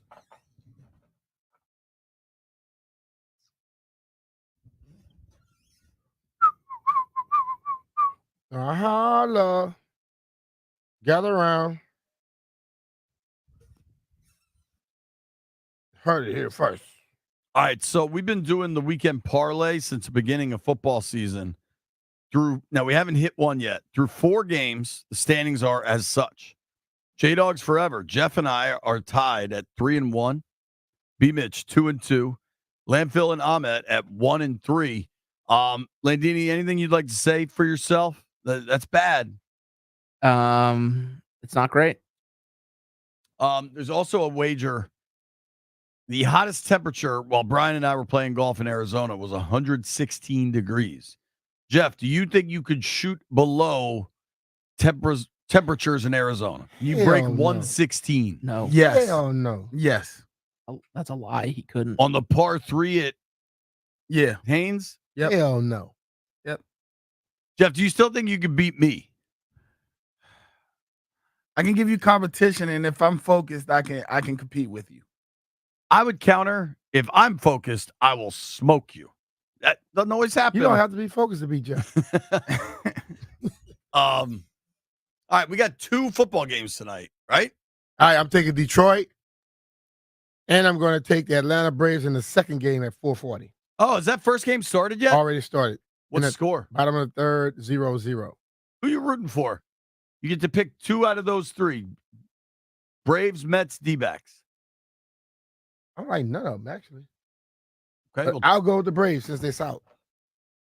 D-backs are further south. I don't care. 2 of them are getting in. All right. I'm going Braves. I'm depending on Chris Sale, 18-3. Give me Seattle plus 4.5. Yeah, plus 4.5. No parlay? I'm taking what's called. I'm taking the money line. Jeffrey. You're taking the Seahawks money line? The Detroit money line.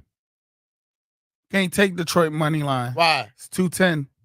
Okay, well, I'll take the 4.5.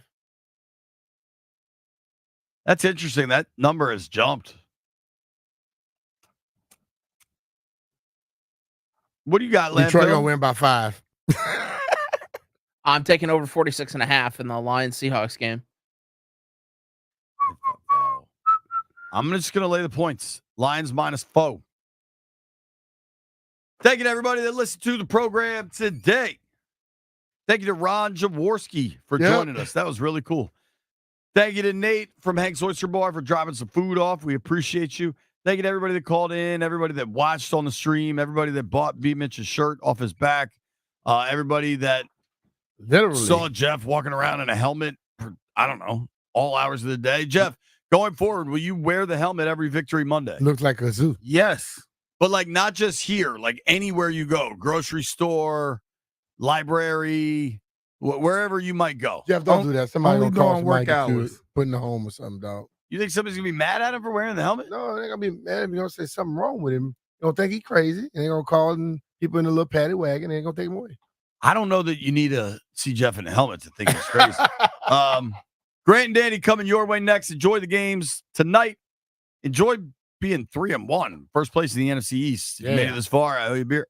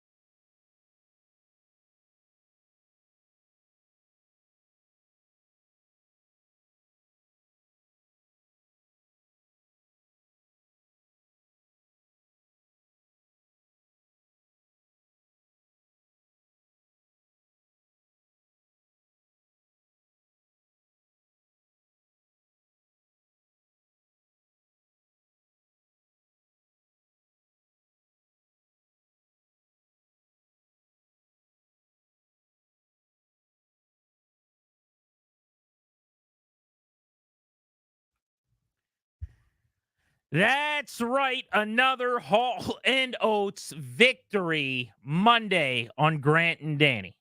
It was a victory Tuesday 6 days ago because, when the Commanders play in primetime, they deliver their best efforts. But they stayed out west. They stayed on the road.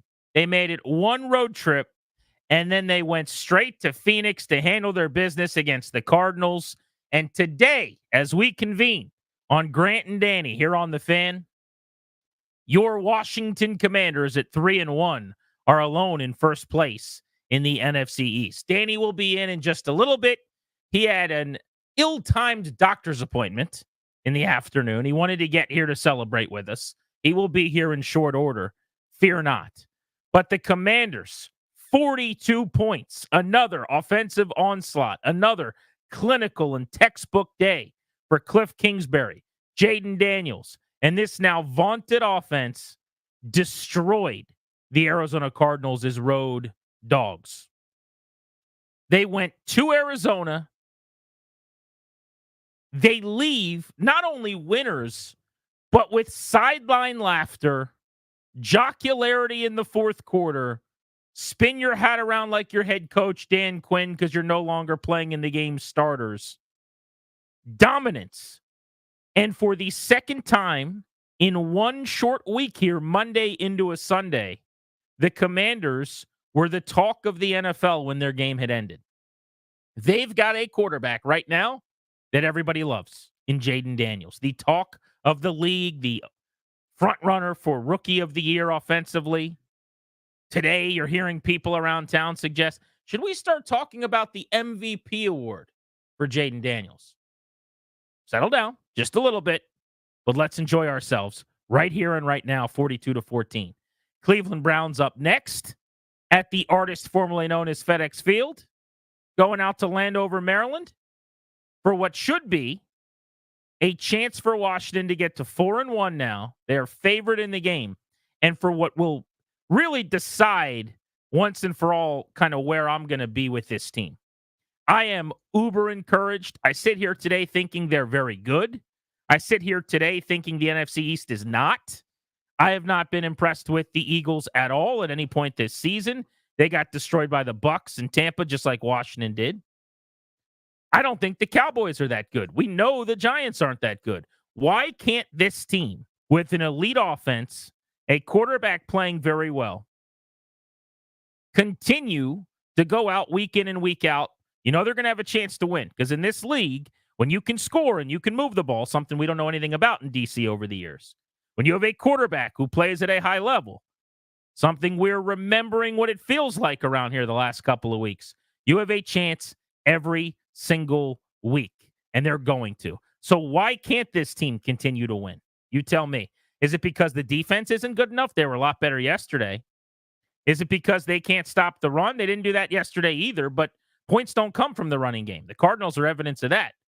14 points scored yesterday for Arizona. By the way, Kyler Murray I thought was awful.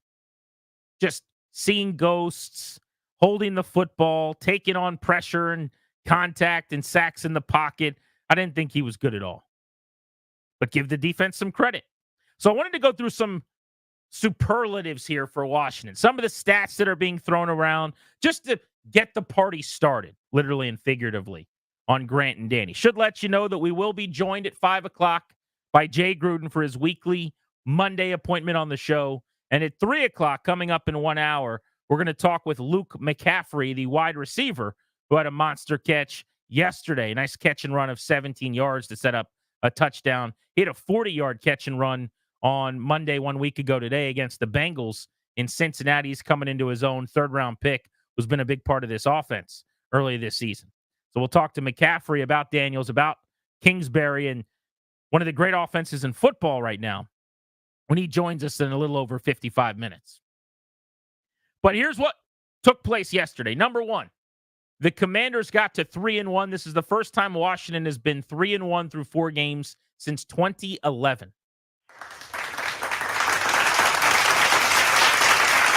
Now, that was a Rex Grossman-led Commanders team, by the way, okay? That was a known week 3-1 based on schedule, some good fortune. I was on that beat. I remember this like it was yesterday.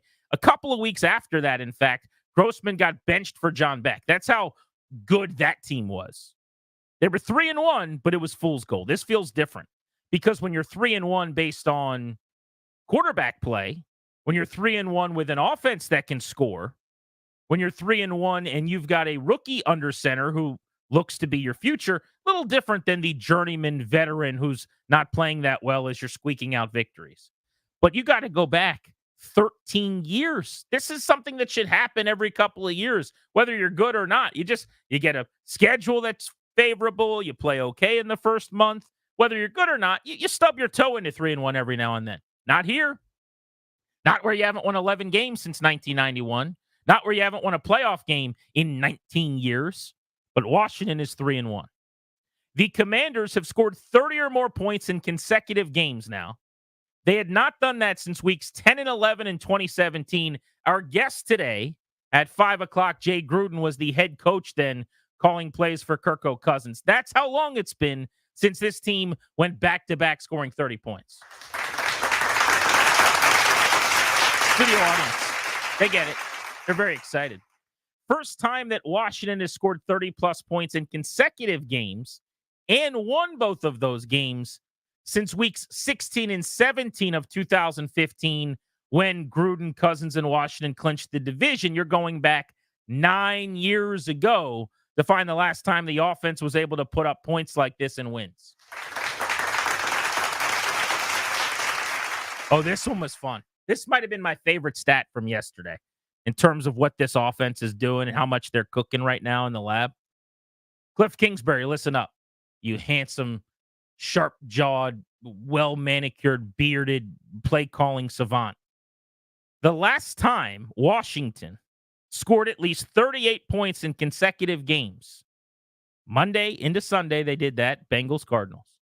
Weeks 11 and 12 of the 1991 season, one of the greatest teams of all time, one of the greatest offenses of all time, on their way to a Super Bowl.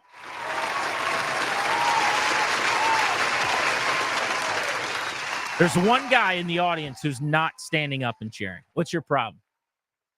Oh, he said he wants some Jayden Daniels superlatives. Don't worry, audience member. I've got that. Daniels has completed at least 85% of his passes in 2 consecutive games. The first quarterback in NFL history to have 2 consecutive games with 85% or higher complete in the history of the league. They like that one. They like what they're seeing. Speaking of Daniels, 82.1 completion percentage so far through 4 games, the highest in history by any quarterback since 1950, minimum of 100 attempts. And lastly, what we're seeing from Daniels, historic, he's got a passer rating that's been 96 or better and a completion percentage 82 or better. He and Dak Prescott back in 2016 when he took the league by storm, the only rookie quarterbacks in NFL history to have posted those numbers in 4 straight games. Everything's looking up for the locals. I hope you like the team name, because if they keep winning, it ain't going anywhere, okay? They are 3-1, and they look legit. But yesterday, to me, was about their clinical offensive display again. They went 9 of 12 on third down. Couple of reasons for that. Number one, they stay ahead of the sticks. They have great success on first down. They're a good second down team. They run the ball really, really well. When Daniels keeps the football and scrambles, he steals a couple of yards. They're often in 3rd and 2, 3rd and 4, very manageable down and distances.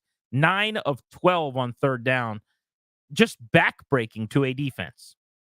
They racked up 450 yards, 6.7 yards per play yesterday. They did punt. That's bad, okay? They had not punted in 2 straight games. We don't believe in punting around here. We find punting to be unacceptable. We demand perfection from our team in the nation's capital.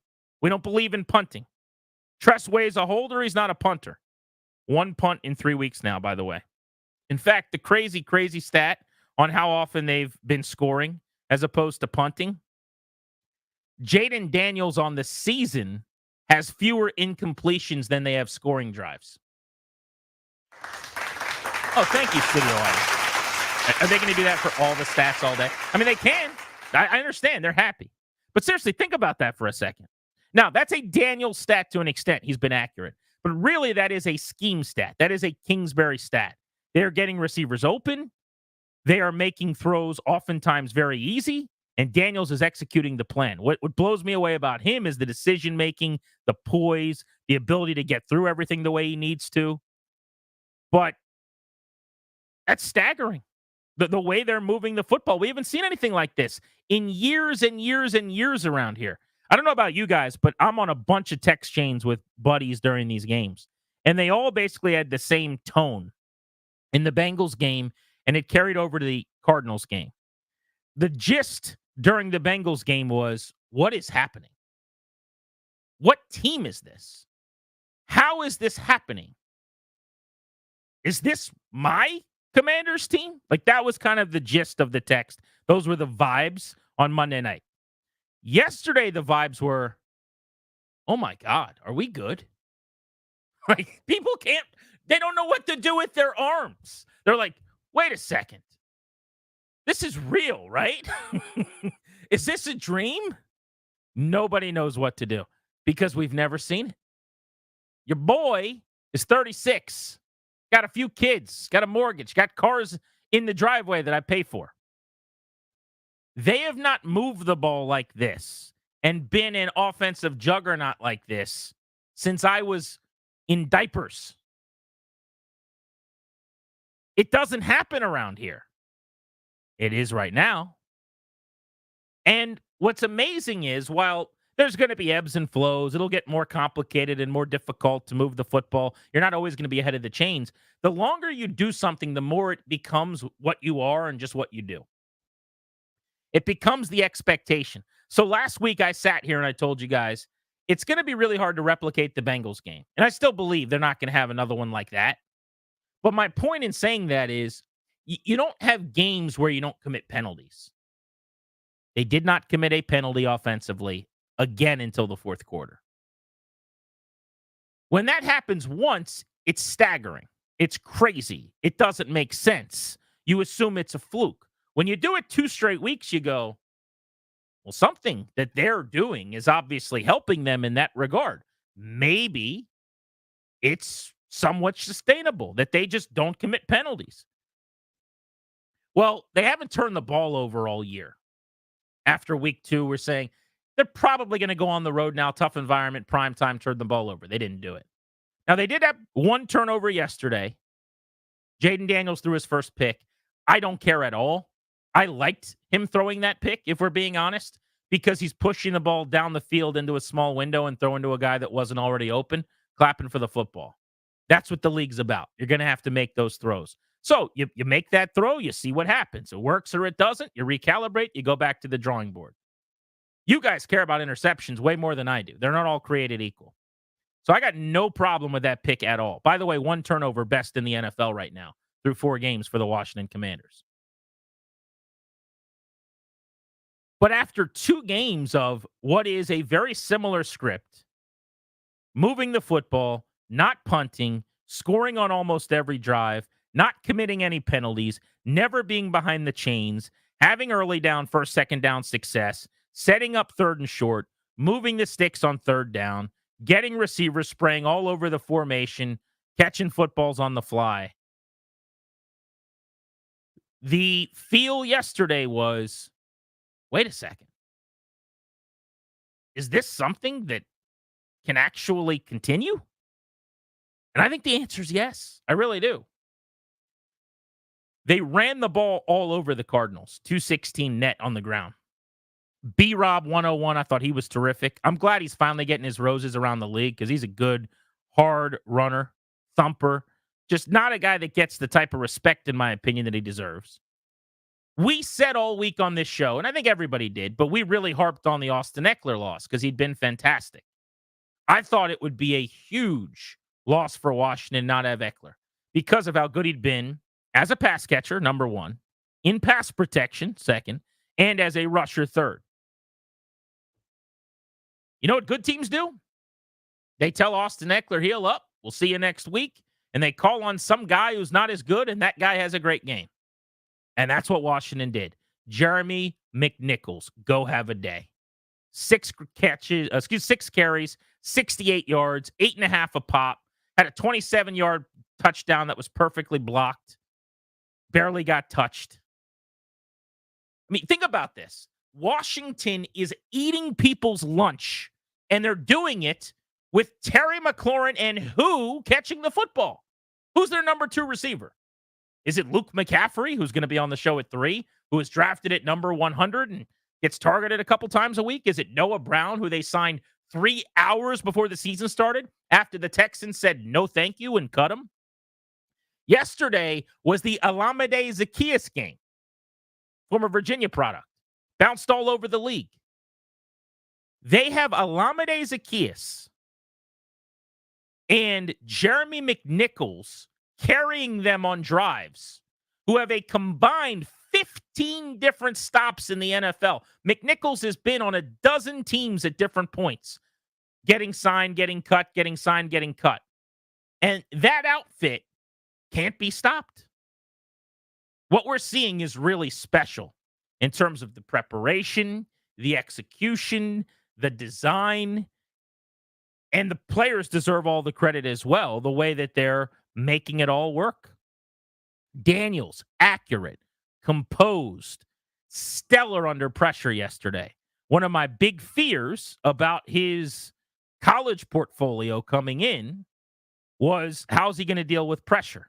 Yesterday, he got a big old sweet check mark. I believe he was pressured 13 times, didn't throw an incompletion, didn't have a sack, got out of the pocket anytime he was touched. You can't do better than that. It was 10 of 10 passing. And while I'm making this about the offense, because frankly, that's why this team is good and that's why they have a chance to win moving forward against Cleveland and Baltimore and anybody else they're going to play. The defense was much, much better. And I give credit to Dan Quinn and Joe Witt because I think they made in-game adjustments. Lest we forget, Arizona returns the opening kick to the 40. They're 1st and 10. They go on a 55-yard drive like they were throwing against air. They walk right down the field. They take a 7-0 lead. Same thing happened against the Bengals, by the way. You're on the road. Now, the Bengals environment was way more hostile and difficult to play in because it actually looked like that was a home game in Phoenix, based on what I could see on TV. But the offense takes the field already down 7-0, and they go right down the field and tie the game. Carbon copy. The difference this time was, instead of just being worked the rest of the game by Burrow and Chase and Higgins and Zach Moss, the defense bowed up. They actually got back-to-back 3-and-outs at one point. They generated their second takeaway of the season, for goodness sake. I thought Frankie Louvu was a complete monster, just an animal. What a performance. Only had 7 tackles, had a half sack, forced fumble, but he flew all over the place, just going on missions where he was blowing up blockers, taking people on so that his teammates could make plays in the backfield. Louvu was phenomenal. This was the game I envisioned when they signed him. The rookie showed out. Daniels, really good. Brandon Coleman played half the snaps. I thought he was sensational at tackle. McCaffrey, who's going to join us coming up in 40 minutes, big catch when he was called upon. Sinnott, some huge blocks. What's not to like? The good guys are 3-1. They've got a rookie quarterback on a rookie contract who looks like a baller. And maybe the most fun part of the whole thing, they have one of the most dynamic, prolific, exotic, efficient offenses in football for the first time since when? Everyone goes back to 12. Yes, they were number 1 in yards per play. Their offense didn't function like this, really, at any point in 12, if we're being honest. They're number 1 in completing passes, number 3 in yards per pass attempt. They're the best third down team in the league. They're number 3 in rushing. They're number 2nd in scoring. Number 2nd? I don't think it works that way. They're number 1 in points per drive. They're number 5 in overall yards per game. They're 4th in yards per play. They're 2nd in being the hardest team to force 3-and-out in the entire As I said, the one turnover is the lowest rate in the league. Their EPA offensively per play first. What a blast to watch. This has been amazing. This is the team that you guys normally hate watch. The team that you have to watch. It's an obligation. You don't have to watch them right now. We get to watch them right now. It's fun again. I want to open up the phones next with Game Balls and Gassers. 800-636-1067 on the MGM National Harbor listener lines. 800-636-1067. Danny will be in today. He's coming in a little late. I will look forward to hearing how excited he is. But your opportunity to give us a game ball for the best, gasser for the worst, next on G&D.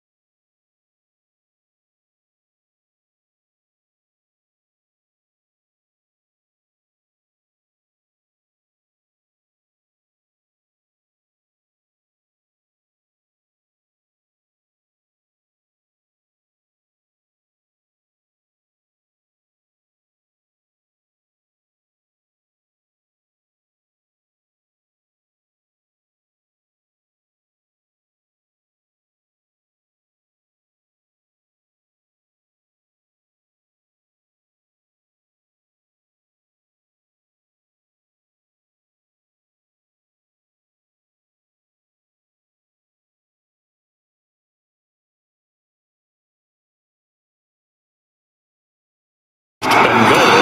And Daniels trying to follow his block. Jayden Daniels to the end zone, and he's got a touchdown. Beautiful design on the Daniels keeper around the right edge for his rushing touchdown yesterday. He's got 4 of those on the season. Welcome back, Grant and Danny on the Fan. Cliff Kingsbury calling that play and a bunch of others that worked again. What a job he's done in the early going. If you look at leaders in the NFL right now, play calling wise, who get their team into 3rd and short most frequently, Washington is second in that quarterbacks number of plays run needing 1 to 4 yards to get a first down on 3rd down. Jayden Daniels is right at the top of the list. That's how you keep your offense on schedule. It's how you keep out of obvious passing downs, although I thought Daniels was pretty good in those, frankly, yesterday as well.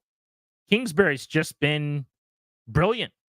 And so far, I raise my hand and say, whoopsie. I was skeptical, especially after week 1. But it is working in a big, big way right now offensively for the Washington Commanders. Some of the numbers that are coming out from this offense through a couple of weeks are just eye-popping. And they are hard to fathom if you've been here the whole time. Because it just has not happened. The last 2 games, they've thrown the ball 53 times. They have 47 completions. 6 days of football. 47 of 53 through the air. Their expected completion percentage is number 1 in football, which I think is an important Kingsbury stat, right? On expectation, Daniels should be at 73%. Now, he's actually 9% better than that. Completion percentage over expected is one of my favorite stats for quarterback play, and he's number 2 in the league in it, by the way. But no team has designed more open, easy throws. 73.4% than Cliff Kingsbury in this Washington offense. It has been a joy to watch. Game balls to the best, gassers to the worst. My first game ball, without further ado, Cliff Kingsbury. Second game ball, let's keep it moving. Jayden Daniels protecting the football. The last 2 weeks, his pull the ball down and run it versus look for receivers in the pocket decisions have been nearly flawless. And this has not been a run show. He had 8 attempts for 47 yards and a touchdown yesterday, which is really healthy all the way around. The threat of him running petrifies teams. The threat of him running made their 4th and 1 that they converted for a long run easy. Taking candy from a baby. Cooking bacon on a skillet. Couldn't have been easier. Because if you watch the play, the Cardinals are so nervous. They are so petrified that Daniels is going to keep the ball on one of those 4th and 1 nakeds they ran early in the year, that they just get out of their fits. They play Daniels, and McNichols runs straight ahead with nobody touching them. You could have driven a golf cart through the hole. Next game ball. The Alameda Zacchaeus game. Just like we all knew. They don't need another receiver. They got Alameda Zacchaeus, apparently. 6 catches for 85 yards. They don't need another running back. Game ball time. They have Jeremy McNichols, apparently. His 12th team. 12th time's the charm. That's how the saying goes, right? 8 for 68, 27-yard touchdown, barely got touched. I mean, Jeremy McNichols or Marshall Faulk? Who's better? I couldn't tell. Yesterday, I'll go with Jeremy McNichols. Another day, maybe Marshall Faulk. But what's the difference? They're the same guy. Jeremy McNichols or Jim Brown. Who's the better running back? Let's play a game. Call your grandpa. See what he says. I got a newsflash. It's Jeremy McNichols, okay? He's better than they all were. All the greats. Emmitt Smith can't hold Jeremy McNichols' jock. That's what yesterday looked like. Who's better? Alameda Zacchaeus or Jerry Rice? Because I couldn't tell the difference. Jayden Daniels or Tom Brady? Tom Brady never did any of this. You see what I'm saying? I have one more. Thank you. Cliff Kingsbury or Bill Walsh? Who's better? Cliff Kingsbury or 1999 Mike Martz? Who you got? Call your shot. You tell me. Rams were the greatest show on earth, turf. The Commanders, the greatest show at Northwest Stadium. You see? That's where you want to play, right? Northwest Stadium. This is fun. Everybody's having a good time. 800-636-1067. One more game ball. Can we give the offensive line a little bit of love? Who's better, the Hogs or this group? I mean, the Hogs were fine. Don't get me wrong. They did okay sometimes. But these guys, pummel the Hogs. Pummel them. Nobody ever gets close to Jayden Daniels. If we wanted to play a little game of alliteration here, I think we could nickname the Commanders right now. This offense, not the greatest show on turf, but the greatest show on earth. What is that? I'm just saying, this is a great offense. What does that have to do with alliteration? That's true. It's just a rhyme. Can we play Ryan's theme music, please? I'm going to throw it to you for that. Just deliver it like you haven't said anything yet. Ryan's got a name for the Commanders' offense, everybody. He said it has to do with alliteration. Let's see what he's got. Instead of the greatest show on turf, we're going to go with the greatest show on earth. Oh, there we go. That's big. Not By the way, alliteration. you were so psyched to say I was that. so psyched. I was thinking through it, and I was like, turf, earth. Clary, literally. I wish you guys could have seen this. He shoots his hand up like he's in a classroom and he knows the answer. He's looking at me. He's like, call on me. Big smirk. I'm like, this guy's got something. Let's see. This guy has been waiting all day. What's he got here? I like it, Ryan. The greatest show on earth. The greatest show on earth. Can we jot that down for either later today or at some point tomorrow? What are we going to nickname this offense? How about Cliff's Clinic? How about 7-on-7? Because they move the ball like they're playing 7-on-7. We'll workshop it. 800-636-1067. Let's go to Jay in DC on Grant and Danny. What's up, Jay? What's up, Grant? I just wanted to give a shout out to Josh Harris, man. Our game ball goes down. Oh, no. You're breaking up. What else you got? Game ball to Josh Harris. Oh, you can't hear me? Oh, now I can. You're good.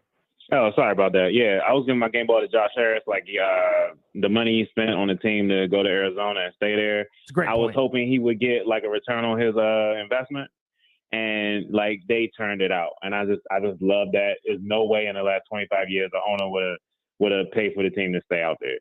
And my second game ball goes to the O-line. Like they were nasty. They gave Jayden like a bunch of time, and they just like finished everything. They are just like disgusting, and you can like see it on a TV broadcast. And to Jeremy Chin, people were like wanting him off the field for the first 2 weeks, but like the last 2 weeks, he's just been crushing people. Dude, So Chin was and then so just physical like yesterday. He was so. Thank you for the call, buddy. The phrase they like to use defensively is arrive violently. That's what he did. He got there and he blew people up. I thought him and Luvu both had pretty signature performances, what it's supposed to look like. That was kind of the vision for Adam Peters in this front office, I bet. But the first point Jay just made was phenomenal. We need to underscore as many times as we can today how significant it was that they didn't come back home on a short week from Cincinnati. They didn't settle back in at the park. They didn't get around friends and family and media to tell them how good they were.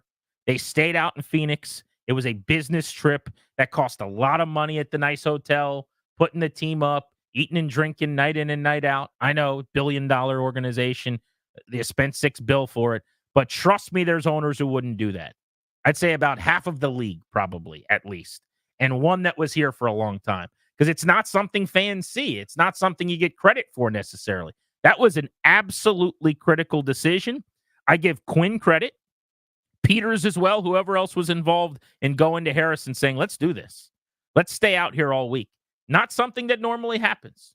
And I think Peters, based on his time in San Fran, where they've had to do that occasionally, where they fly cross country and they've posted up and played 2 games before going back, maybe was a big part of the thinking there. 800-636-1067. Now let's mow through the calls next. Game balls to the best. Gassers for the worst. Grant and Danny on the Fan.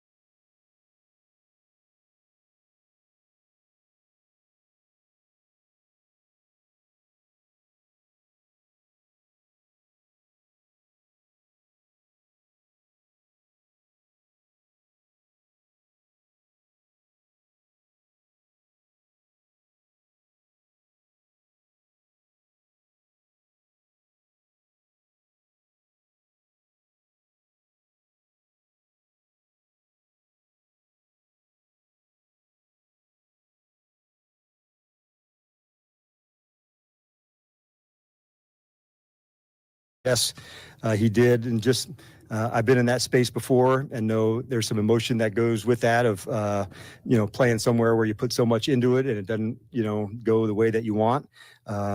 So, yeah, he definitely got one today. And there'll be some others as we get back home, but I wasn't going to leave Arizona without presenting one to him. Cliff Kingsbury downplayed the return to Arizona where he was fired as a head coach. You could tell based on his peers. Family's going to let you know how important the homecoming is. And when he got that football tossed to him post-game by Dan Quinn, the entire locker room went nuts. Welcome back, Grant and Danny on the Fan. The Commanders are 3-1 for the first time in 13 years, and they're coming home. And presumably, they will get to play the Browns in front of a pretty raucous crowd of fans who are from and around the D.C. area rooting for their own home team because people are very, very excited, as they should be after a third consecutive win for Washington. Game ball on defense. Dorrance Armstrong, best game as a Commander. Sack and a half, one-on-one as a pass rusher throughout the game. Had a big pressure on the second play of the game, forcing Murray out of the pocket. Had a nice run stuff 2 plays later on a Bobby Wagner TFL. Had a great rush and pressure on an incompletion on a throw behind Marvin Harrison Jr. One right away on a sack from Frankie Louvu. And had a big sack on the 4th down right before the half that I thought changed the whole game. And by the way, I thought that was a terrible play by Murray and maybe a bad decision by the Cardinals. But think about the swing at the end of the game. It was a 7-point game. Arizona's driving. They go for a 4th down. They have 2 receivers open past the sticks. Murray stares at him like he didn't know who they were. Like, which team are you again? Do I know you? And he just waited until Dorrance Armstrong got there and got the sack. Okay. Whatever you want to do. Washington took the ball, went and got a field goal, and took a 10-point lead into the half. Then they got the big PI to start the second half, and they were up 17, and they never looked back. But I thought Armstrong was awesome. Give me one more game ball. The D tackles showed up. You guys wanted more out of Allen and Payne. You got it. They both contributed a sack in the ball game. They were both disruptive up front, not coincidentally in a game where the defense finally got its act together. Let's go to the phones. Joe's in College Park. What's up, Joe? Hey, brother. Thanks for taking my call. I appreciate it. I originally wanted to give one to Kingsbury, obviously well-deserved. But the more I thought about it, I really want to give it up to those fans that were at the game. I mean, it's so often at FedEx over the years, we've been taking over and the other team's defense, they'll get the crowd hyped. And to watch our team do that this weekend, to get our fans hyped in another stadium and actually hear the volume through the TV, it was just remarkable. So I just want to give it up to those people out there. Yeah. I know we can't wait to get back home, but to see that live, on TV and hear it as the crowd got louder, that felt great, man. Yeah, that was a prideful moment for me, and I think a lot of us watching. The Let's Go Redskins chant that was audible and obvious. This was not one of those, what's the crowd chanting that you can hear they're yelling something? It was very clearly a Let's Go Redskins chant in Phoenix. This was after the Cardinals had been booed. By the way, that's 2 times this week where Washington's on the road curb stomping someone so badly that their crowd is booing them because they just don't have any answers. They're throwing their hands up going, what do you want us to do? We can't stop them. That's Washington that's doing that. The local outfit, the Commanders, the football team, the that team, the burgundy, the gold, those guys, they're doing it. Ray's in Baltimore, listening on the Odyssey app. What's up, Ray? Oh, no, I'm not listening on the Odyssey app. I'm listening on 106.7. Well, but, we just have a big signal, I guess, all the way to Baltimore. Oh, yeah. Well, yeah, I'm in y'all area right now, but I just want to get the flowers because, listen, I grew up a Skins fan, and, I'm happy to see it. Obviously, I bleed purple, but I'm just happy to see it, and more importantly, before I land my plane, I'm excited for the young fans and the parents who stuck with them and they can, become fans of my team or, the Dallas Cowboys. And more importantly, I'm excited that it's balance that's about to be formed again in this area because it's been too one-sided too long when it comes to just the Ravens. And, the game that's going to happen in less than 2 weeks is going to take on a whole new meaning versus an expected, Ravens win. But my game ball goes to Brian Robinson. because now enough has been said as far as the running game coming back to the league, and it's not overwhelming passing. But I'm just excited for the balance that's about to take place in the DMV. So Ray, I got a question for you real quick. Oh, he hung up. I was about to ask him what it's like to have Brian Robinson light at running back and Derrick Henry. I mean, he's having a fine little year. He had the 87-yard touchdown yesterday, but a couple of weeks from now, you're about to find out. Poor man's Jayden Daniels at quarterback, Lamar Jackson. You're going to find out a couple of weeks from now. He's right, though. Shtick aside, the fans that have hung around, that have still been calling all these years, still been coming out to the events wearing the gear, you've earned it. I mean, you've more than earned it. You've earned this and a lot more. You've earned a playoff run and parades and all kinds of joy that hopefully one day will be given to you. But 19 years without a playoff win is what we're talking about. And if it was just bad football, that's one thing. It's being the butt of the joke. It's an owner who was deplorable. It's an operation that made you have to whisper who you liked because you were going to get made fun of at the party. It's only a month of decent football and 2 weeks of great football. Really, it's not even 2 weeks. It's not like it's been 14 days. It's a calendar week of amazing football. Think about how much the world has changed around here in 7 days. 7 days ago today, we're at the casino in Cincinnati. Washington is 1-1. They had played a terrible game against the Bucs. They had played a very average game against a bad Giants team. They probably could have and should have lost. They didn't. They won it. That's all that matters. And they were about to take on the Bengals as heavy underdogs. 2 games ago, 2 wins ago, 2 offensive masterpieces ago, and a Jayden Daniels primetime gem and really quality outing yesterday ago. Bernie's in Potomac Falls. What's up, Bernie? Thanks for taking my call. Great. So here's what I find amazing. They scored 80 points, right? So my game ball goes to Jayden Daniels because they didn't have a short field once in that time. And also, if you think you score 80 points in 2 weeks and 2 games, there is going to be a strip sack return for a fumble. There's going to be a pick six. There's going to be a short field, team fumbles at the 20-yard line. None of that happened. They scored 80 points on offense, not special teams, not anything. And I'll tell you what, it looks repeatable, which gives me hope. It doesn't look like a flash in the pan. And my second game ball goes to Adam Peters because I think, like every Commander fan, was worried when Eckler was out. Not just for his play, but his leadership too, right? Totally. And they didn't miss a beat. And I think, eventually you're going to lose an offensive lineman to injury. You're going to find out on Sunday somebody can't go. I don't think I've ever had more confidence in their depth this year. I just think that plug in whoever you want. If McLaurin has a bum ankle, they can win a game or two without their stars, and that's why Peters gets a game ball because they look complete. So well, they signed a lot of these veterans to these 1-year, 2-year deals for that reason, right? Now they're going to have plenty of contracts coming up this offseason, but to that point, you're going to have a quarterback on a rookie contract. You're becoming a bit of a destination if you continue to win. Players love playing for Dan Quinn, which we've known.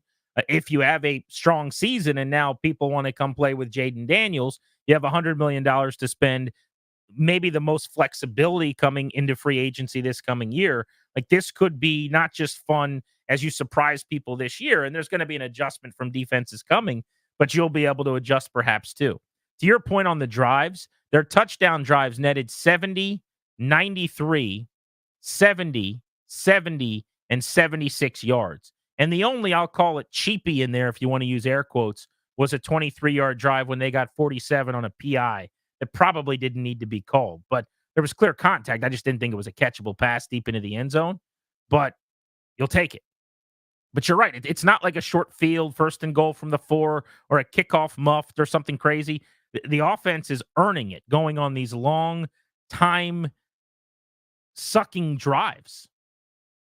You mentioned Eckler. He'll be on the show tomorrow at 5 o'clock. Jay Gruden today at 5 o'clock. And next, we're expected to join up with Luke McCaffrey as he leaves the building. He's getting a workout in today.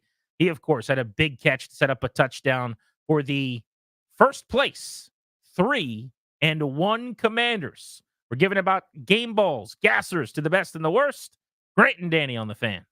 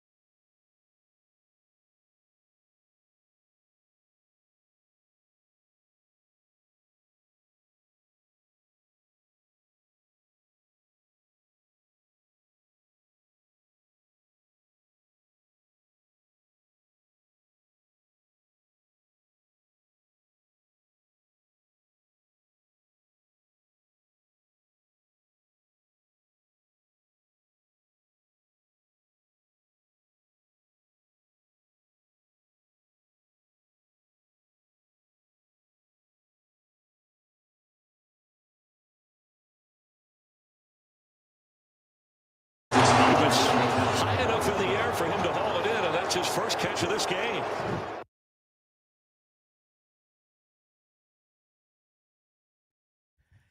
A victory Monday.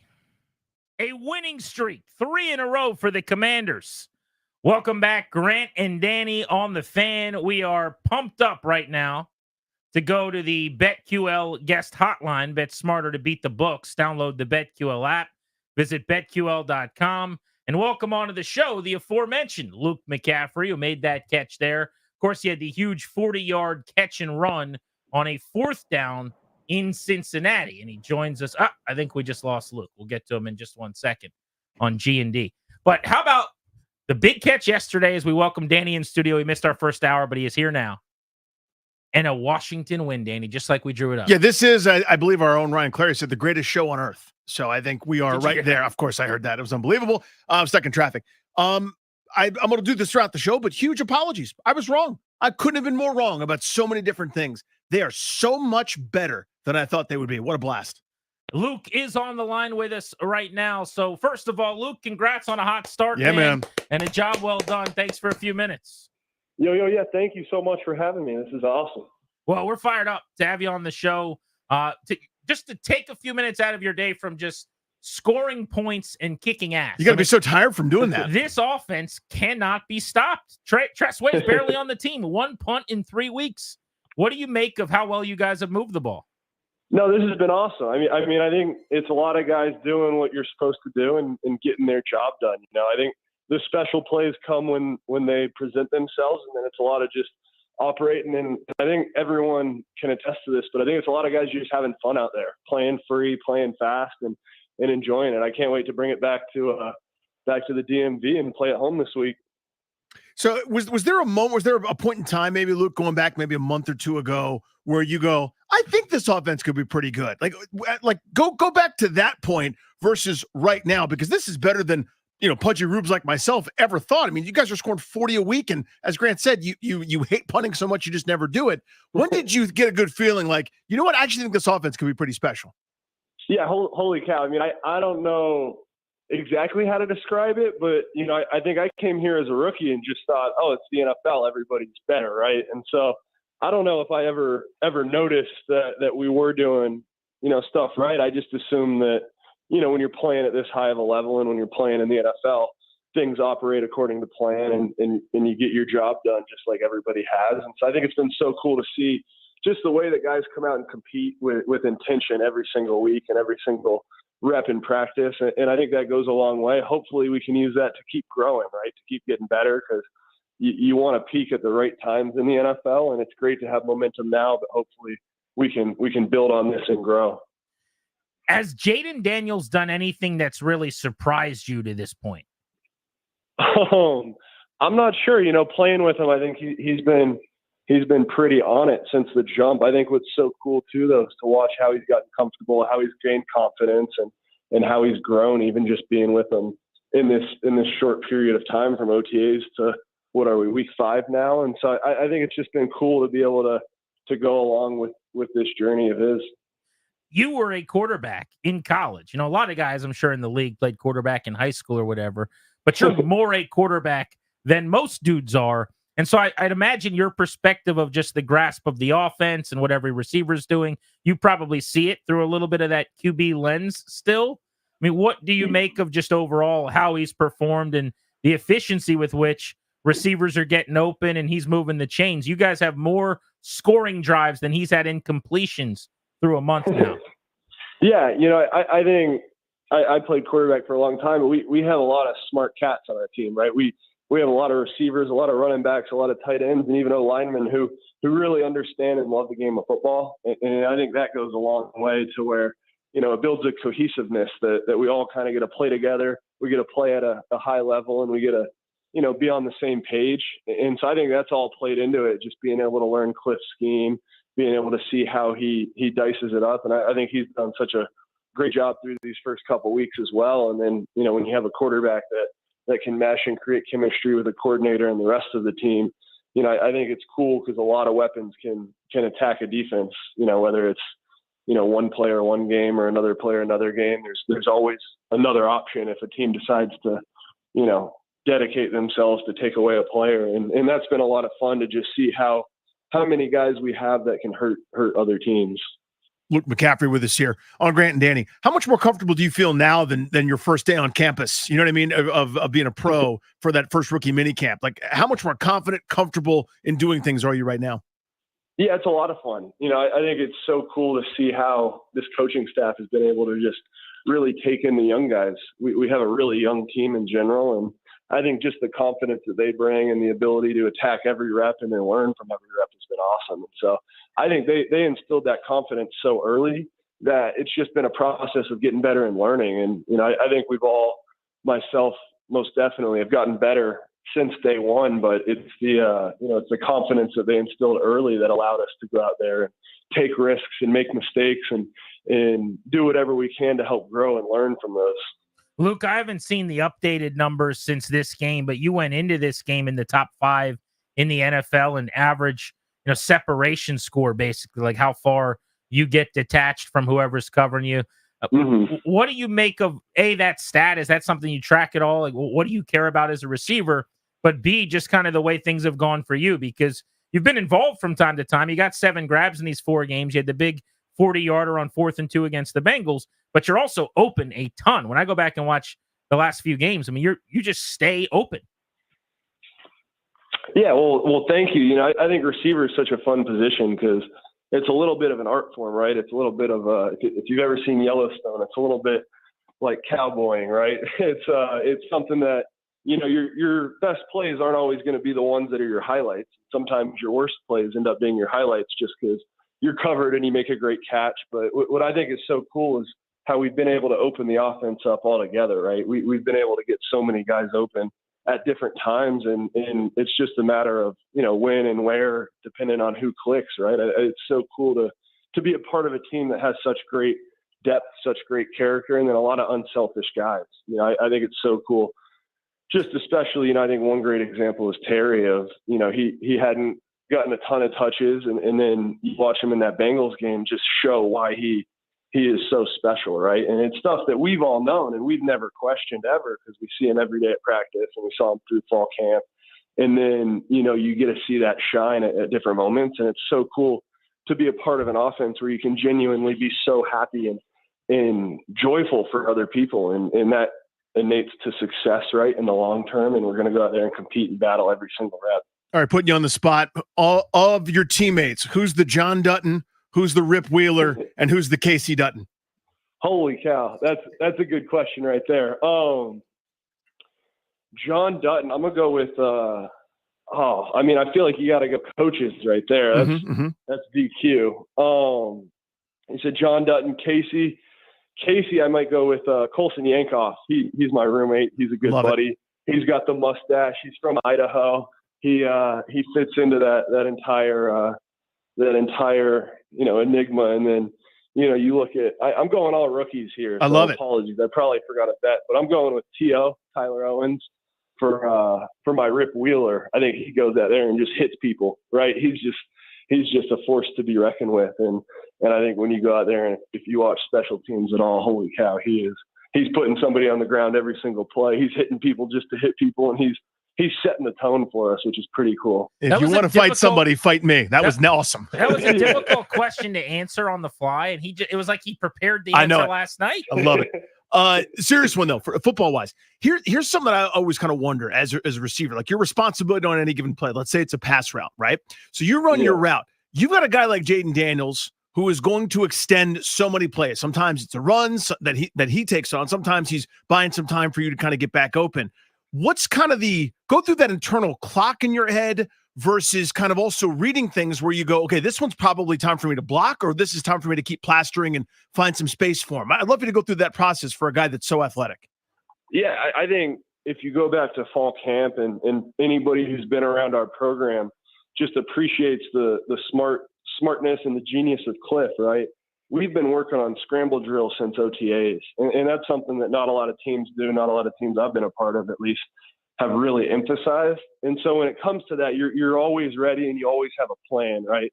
So where obviously you're going to have to improvise, you're going to have to make plays, and you're going to have to react to whatever's in front of you. But it's been so cool to work on that, to take that as part of our offense, just knowing, hey, we're going to get some looks where they're in drop 8, right? We're going to get some looks where there's a 3-man rush, and maybe our concept's not going to work because they got, a whole bunch of guys out there in coverage, but how can we still make that a play, right? How can we still create that into an explosive? And then, especially in the red zone, you see so many off-target touchdowns and successful plays that I think that's such a vital part of, the whole entire game of football now, no matter who you are, even if you're not necessarily an athletic quarterback like Jayden is. But I think it's been so cool to work on that and to put that as a piece of emphasis. Couple of part question for you, and Luke McCaffrey's with us on Grant and Danny's off to a tremendous start as a third-round pick here in Washington, helping out this passing attack, 17-yard catch and run, acrobatic, athletic play, middle of the field to set up a touchdown yesterday. On Cliff Kingsbury, who you just referenced, number one, did you guys get a sense at all that was big for him to go back to Arizona, or did you just assume it? I saw the reaction in the locker room. He downplayed it all week. And then second, what is it about him or his design that is so unique and so successful? Because there have been a lot of questions about him, but I kind of love the formations, and he had 4 guys stacked up in like a quad look with 3 tight ends and B-Rob for a screen. Like, there's just so many different things he's doing that I don't really see a lot. Yeah, I think for starters, you asked about him going back to Arizona, and that's probably something that's assumed. And I think we've built a brotherhood on this team, which is really cool that, we ride or die in the good times and the bad times. We know that we're the group that fights together, and it's really cool to see, every single person on this team and in this organization have success. And that was just a cool marker for him. And then, when you look at his scheme and the different movements, there's so many elements that defenses have to keep accountable, whether it's, the power run game, whether it's getting outside zone, whether it's a zone read. And then, in the pass game, he just builds up a lot of really good man beaters, and then, always has an answer for zone. And so it's been hard to, we haven't seen a lot of teams run man against us, especially, you saw Terry have a couple deep shots, and that opens a lot of things up and just allows the scheme to play into itself. And I think all of that, whether it's mixing personnels, whether it's creating matchups, is something that Cliff does really well in combination with building tempo and building a sense of urgency for the offense to where you always feel like you're attacking, right? And that's something that we always emphasize as an offense. And it's been really fun to get into that and to grow. And hopefully, I think we can continue to grow and get better as we go throughout the season. Is the lack of man, do you think that's because of Jayden's running ability and not basically wanting to have to turn your back to him? Yeah, there's a lot of factors. I think that plays into it. I think, having a couple of receivers that can win versus man goes into it. I think, our screen game and our run game goes into it. And then also, the NFL is a majority zone scheme league right now. And I think that plays into it. It's just not a lot of people's bread and butter. And so it kind of plays into all of those.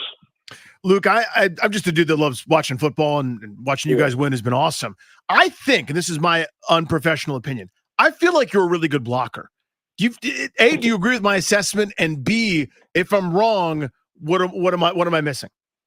Thank you. Yeah, I think that's something we've emphasized all year. Again, going back to OTAs, is being able to block, being able to get in open space, and I think that was one of the things switching from quarterback that was the biggest hurdles of trying to learn how to do that. And I think I had a lot of help from, all our coaches here on staff, and then from my dad, who was a great blocker back when he was playing. And so it's been cool to just learn from all these people's experience and to kind of become somebody who takes pride in blocking. I think I'm not as good as I hope that I can be, one day, but I think I've taken a lot of steps, which has been cool and fun. Last one for me. You mentioned your pops. I loved him as a player. He was pretty good. Right when I was like coming in, I'm in my 30s, but when I was like becoming a huge NFL fan, he was just putting up 1,000-yard seasons and then awesome Denver team. And then when I hear the stories about him telling you like not to wear jeans on Friday night because it'll make your legs tired, or getting you IVs, getting you out of class, like I'm just like all in on this guy. He is a Commander's mark right now. He's like posting the standings. He's getting all in. I'm following him on Twitter now. I guess he's got 2 favorite teams, right? Because he's got to multitask with your brother in San Francisco. But Ed McCaffrey, so. Commanders fan. Let's go.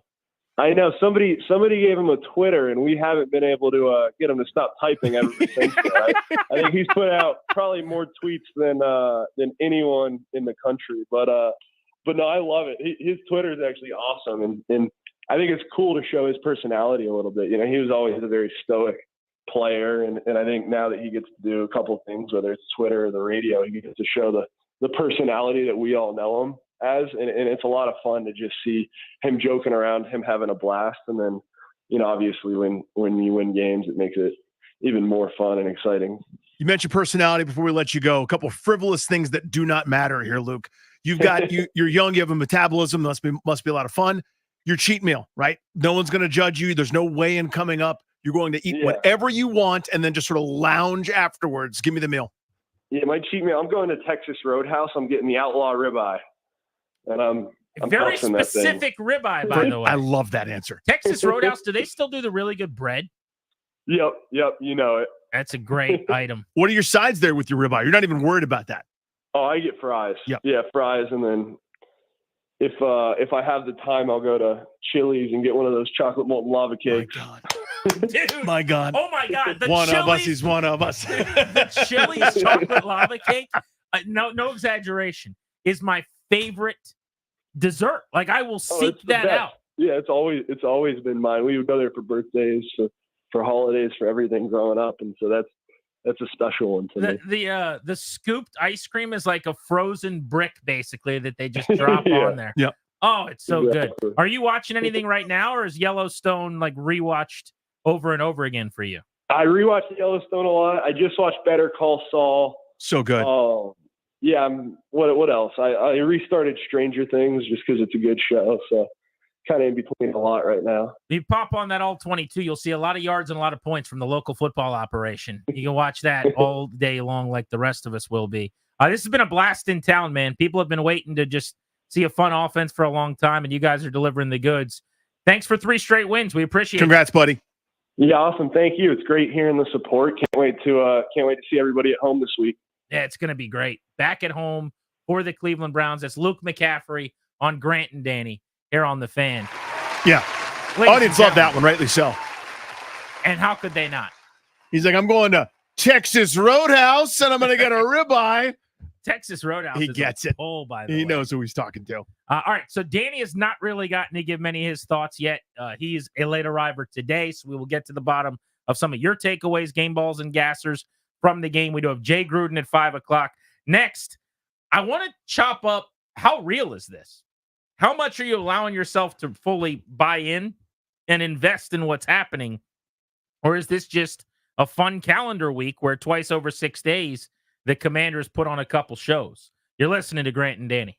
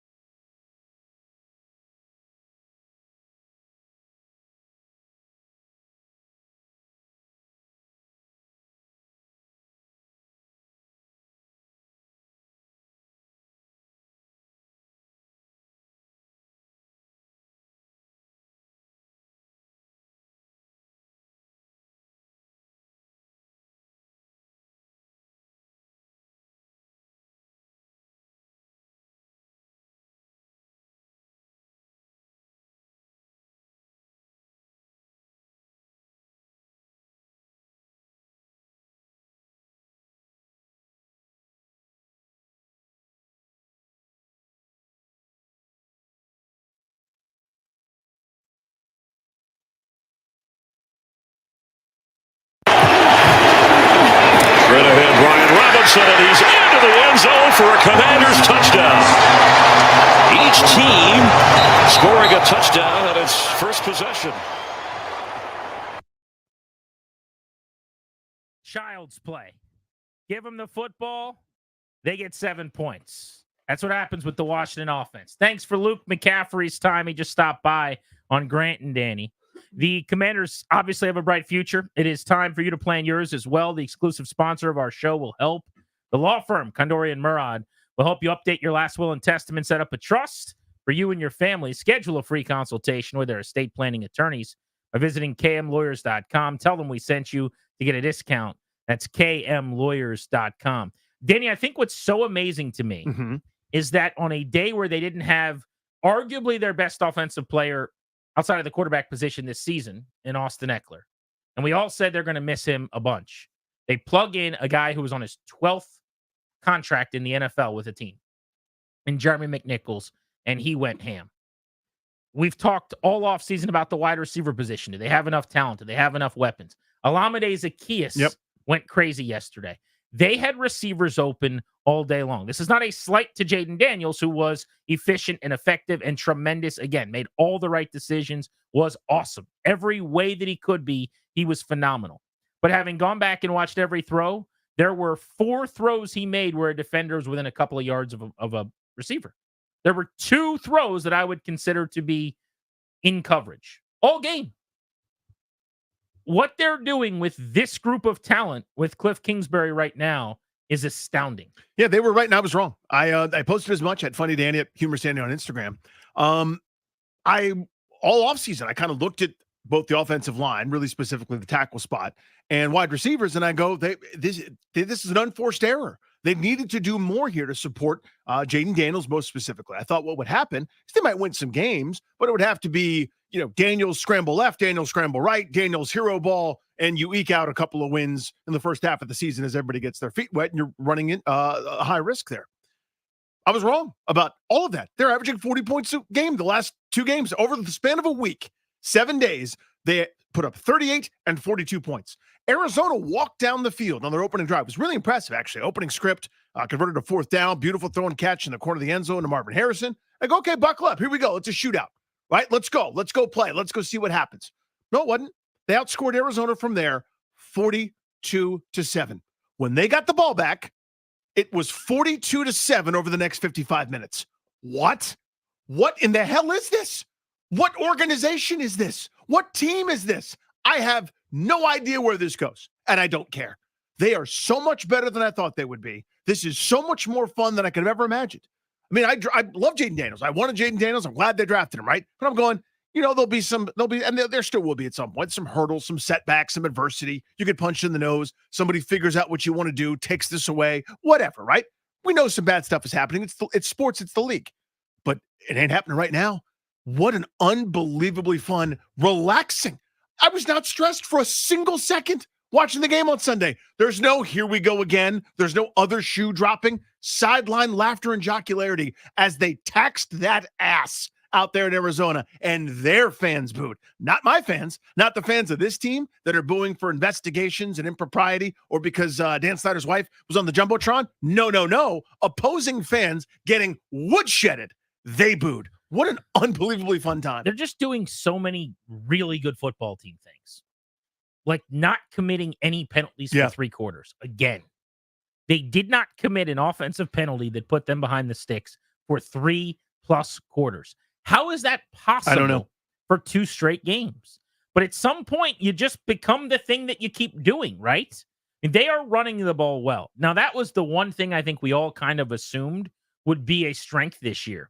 Because when you have a quarterback like Jayden Daniels, who can run and who scares defenses and keeps them up at night, we saw this in 2012. You've seen it with the Ravens for many, many years with Lamar Jackson. It doesn't matter if it's Gus Edwards or Justice Hill or name some reigning running back. They're going to go out and they're going to have a ton of success because you're defending an 11-on-11. You got to be honest to the quarterback. You got to play those read option looks. They were going to run the ball well. But this has been a renaissance of sorts for Brian Robinson, who had a buck yesterday. Eckler looks like he shot out of a cannon every time he touches the ball. He's hurt, doesn't play yesterday. Jeremy McNichols averaged 8.5 yards per carry. It wasn't like 3 carries either. He had 8 carries for 70 yards, Danny. He had a 27-yard touchdown, ripped off a couple 15-plussers. Jeremy McNichols. You mean LaDainian Tomlinson? Right.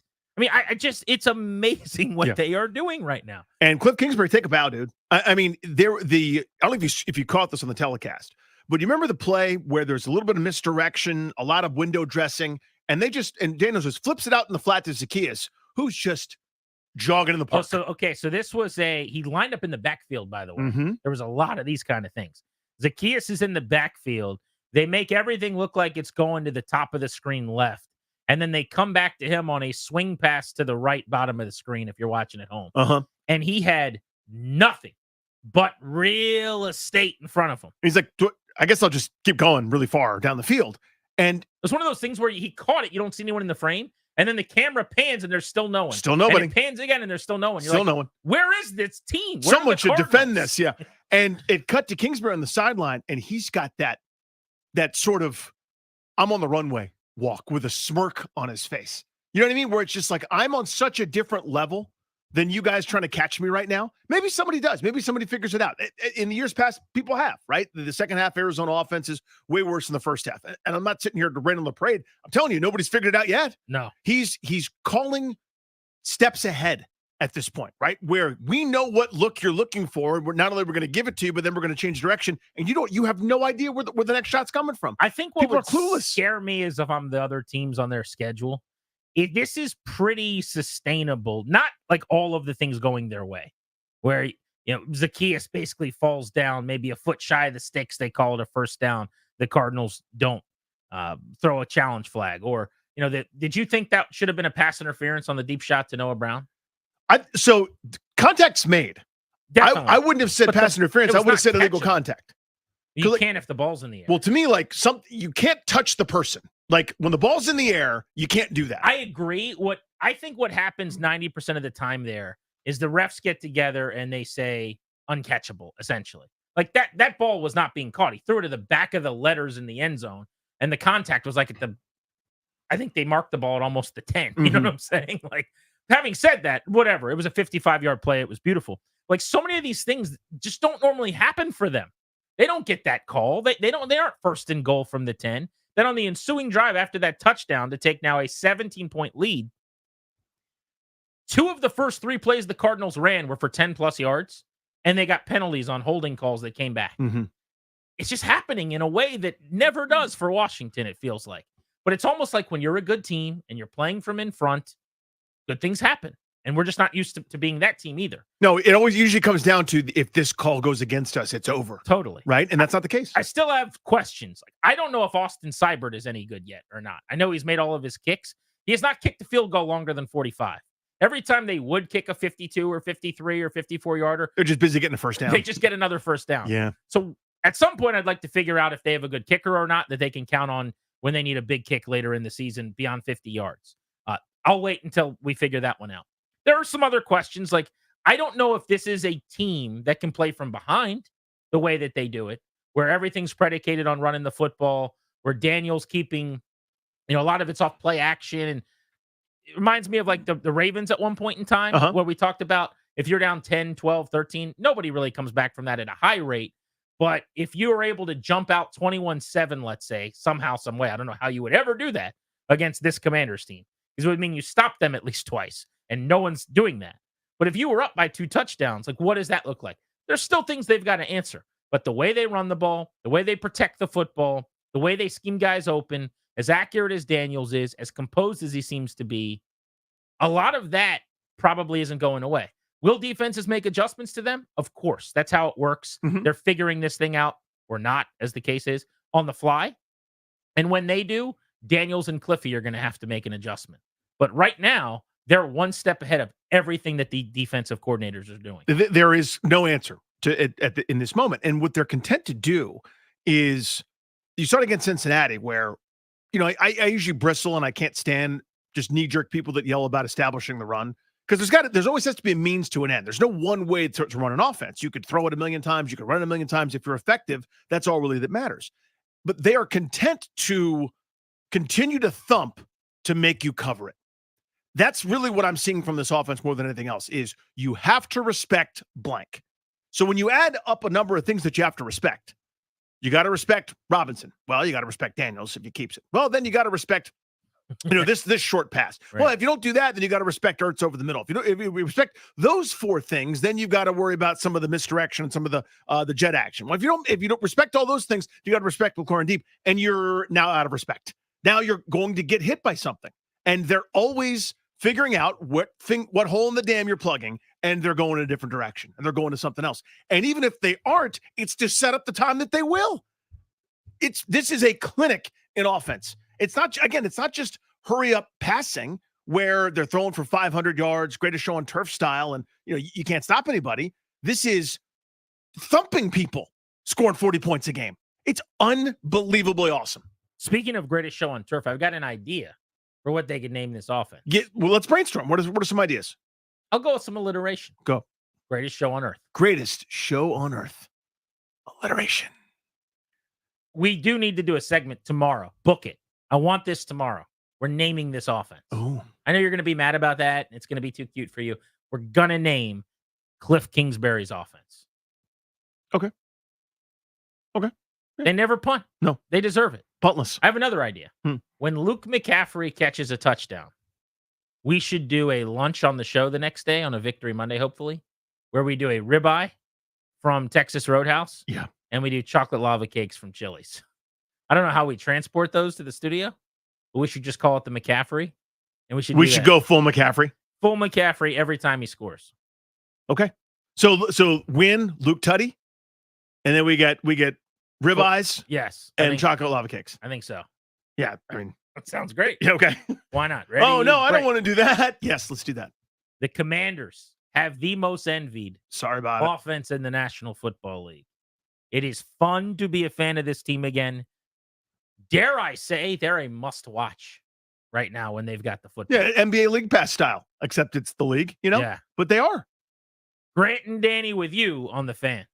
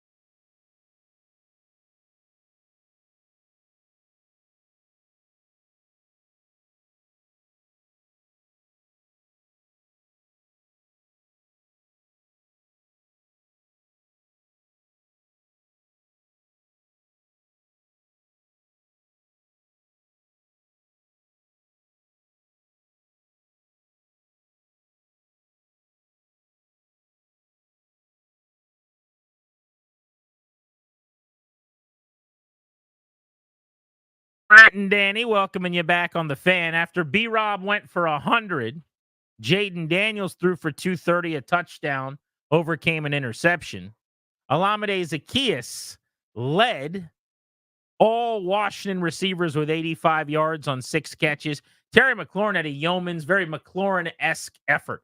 7 catches for 52 yards, long of 15. A lot of stuff underneath, but he had a big touchdown back in the end zone as well. Which was sweet, too, man. That was really, really awesome. And lost in all this, again, as we talk about receiving totals, the offensive line blocking things up way better than I thought. Brandon Coleman holding up. 50% snap count, just about. There were 72 total snaps for the offense. Cornelius Lucas played 37 at left tackle. Brandon Coleman played 35, and Coleman was awesome. I thought really, really good. You saw that slightly slower developing, right? Usually around the goal line, that terrifies me, right? Where it's either someone comes loose for a pass rush or there's a potential negative play, but that was totally fine. Allow him to survey. McLaurin in breaking route, catches right in the back of the end zone. That was awesome. Let's go to the phones and talk to Alex in Leesburg, who's been waiting on G&D. What's up, Alex? Hey, what's up, guys? I think it's actually real, man. I was talking to my buddy the other day, actually yesterday, about the comparison between RG and Jayden. It's not the same. Jayden's 6'4". I think people don't realize how tall that dude is, and he's so fast that the difference between him and a lot of the mobile quarterbacks that you see in the league is he can see over the line, and he doesn't use his legs strictly. It's awesome, and I think it's real. And then one thing, the defense yesterday was putting hats on people. I saw one of the plays where they ran out right, and you saw Forbes get in there and stick pretty good and create a tackle for loss. So, yeah, I'm excited, man. I think this is real. I'm very skeptical because this franchise has abused me for years. I'm 46, so I've seen the. You're afraid to come out from under the bed. There could be someone lurking out there. Thank you for the call. Now, on Daniels, couple of things. So, number one, comparing him to Griffin, I don't even think is really fair or a good idea at this point. I think he is really far ahead of where Robert was as a passer. I also think that while that offense that they had was the number one offense that year, Daniels is, I would think, running more than Griffin was. Not on design stuff, though. Like, he scrambles a lot more than Griffin did on throwing downs, on drop back, so to speak, whereas Kyle was designing a lot more. Remember, there was like a 12-carry game where there were like 10 design runs. Washington hasn't gotten anything close to that. But I think he's advanced. And I'm not going to sit here and pretend today like I was Mr. Jayden Daniels. Obviously, I was very skeptical about a few things, and I'm so hopeful that he continues to deliver the goods, and he's the guy for a long, long time. But the one thing we talked a lot about on this show was he was a way better prospect than Griffin was. And I'm not trying to beat up on Robert. That's not what this is at all. Griffin was an immensely talented, electric skill set QB who was also a number 2 pick and a Heisman Trophy winner. But when you look at 50 touchdowns, 4 picks in the SEC last year versus doing something impressive at Baylor and a bunch of Big 12 shootouts, when you look at the accuracy and the numbers down the field and some of those things, Daniels, and this is kind of what we were saying during camp, like, where is the excitement? Where is the juice? Where are the phone calls? Where everyone's like, well, Robert Griffin. This is the best quarterback prospect in terms of skill set they've ever had. Now, whether that works or not, we didn't know, and we still kind of don't, although it looks pretty damn good. Early returns promising. Yeah. I mean, and this week, really, I've heard from so many of my friends. I talk about this all the time. This used to be like the group of guys that no matter what was going on, we got together on Sunday to watch the then Redskins. Not only do we not do that anymore because everyone's busy, everyone's got lives, but I'm the only one that watches the games at all of this group of almost 20 different dudes that I grew up with. Now the texts are starting. Now the emails are going back and forth about how exciting and fun this is. Did you see this with Daniels? Did you see this story? Did you see this comment? It's like it's 25 years ago again. The give a damn factor. So I think what was happening, and I still think this is true to a degree, there was a reticence to, just like the caller reference, to put your heart on the line. There was a reticence to believe. How many times have you been, this is the dude, this is the dude, and you and me trying to tell you, hey, this one's different. It's still just waves crashing on the shore. Fans heard that Sam Howell, that this version of Carson Wentz, or this thing. It was always going to be the thing that fixed it. This is different, and I think people are now kind of sort of opening up their doors and seeing sunlight for the first time. They basically, though, the fan base you're alluding to has had 2 opportunities in like 25 years at real legitimate young quarterback answer, and that was Griffin and Cousins. If I'm not misremembering a little bit, like I liked Jason Campbell fine, but his ceiling was kind of game managing jag, so to speak, on a rookie contract.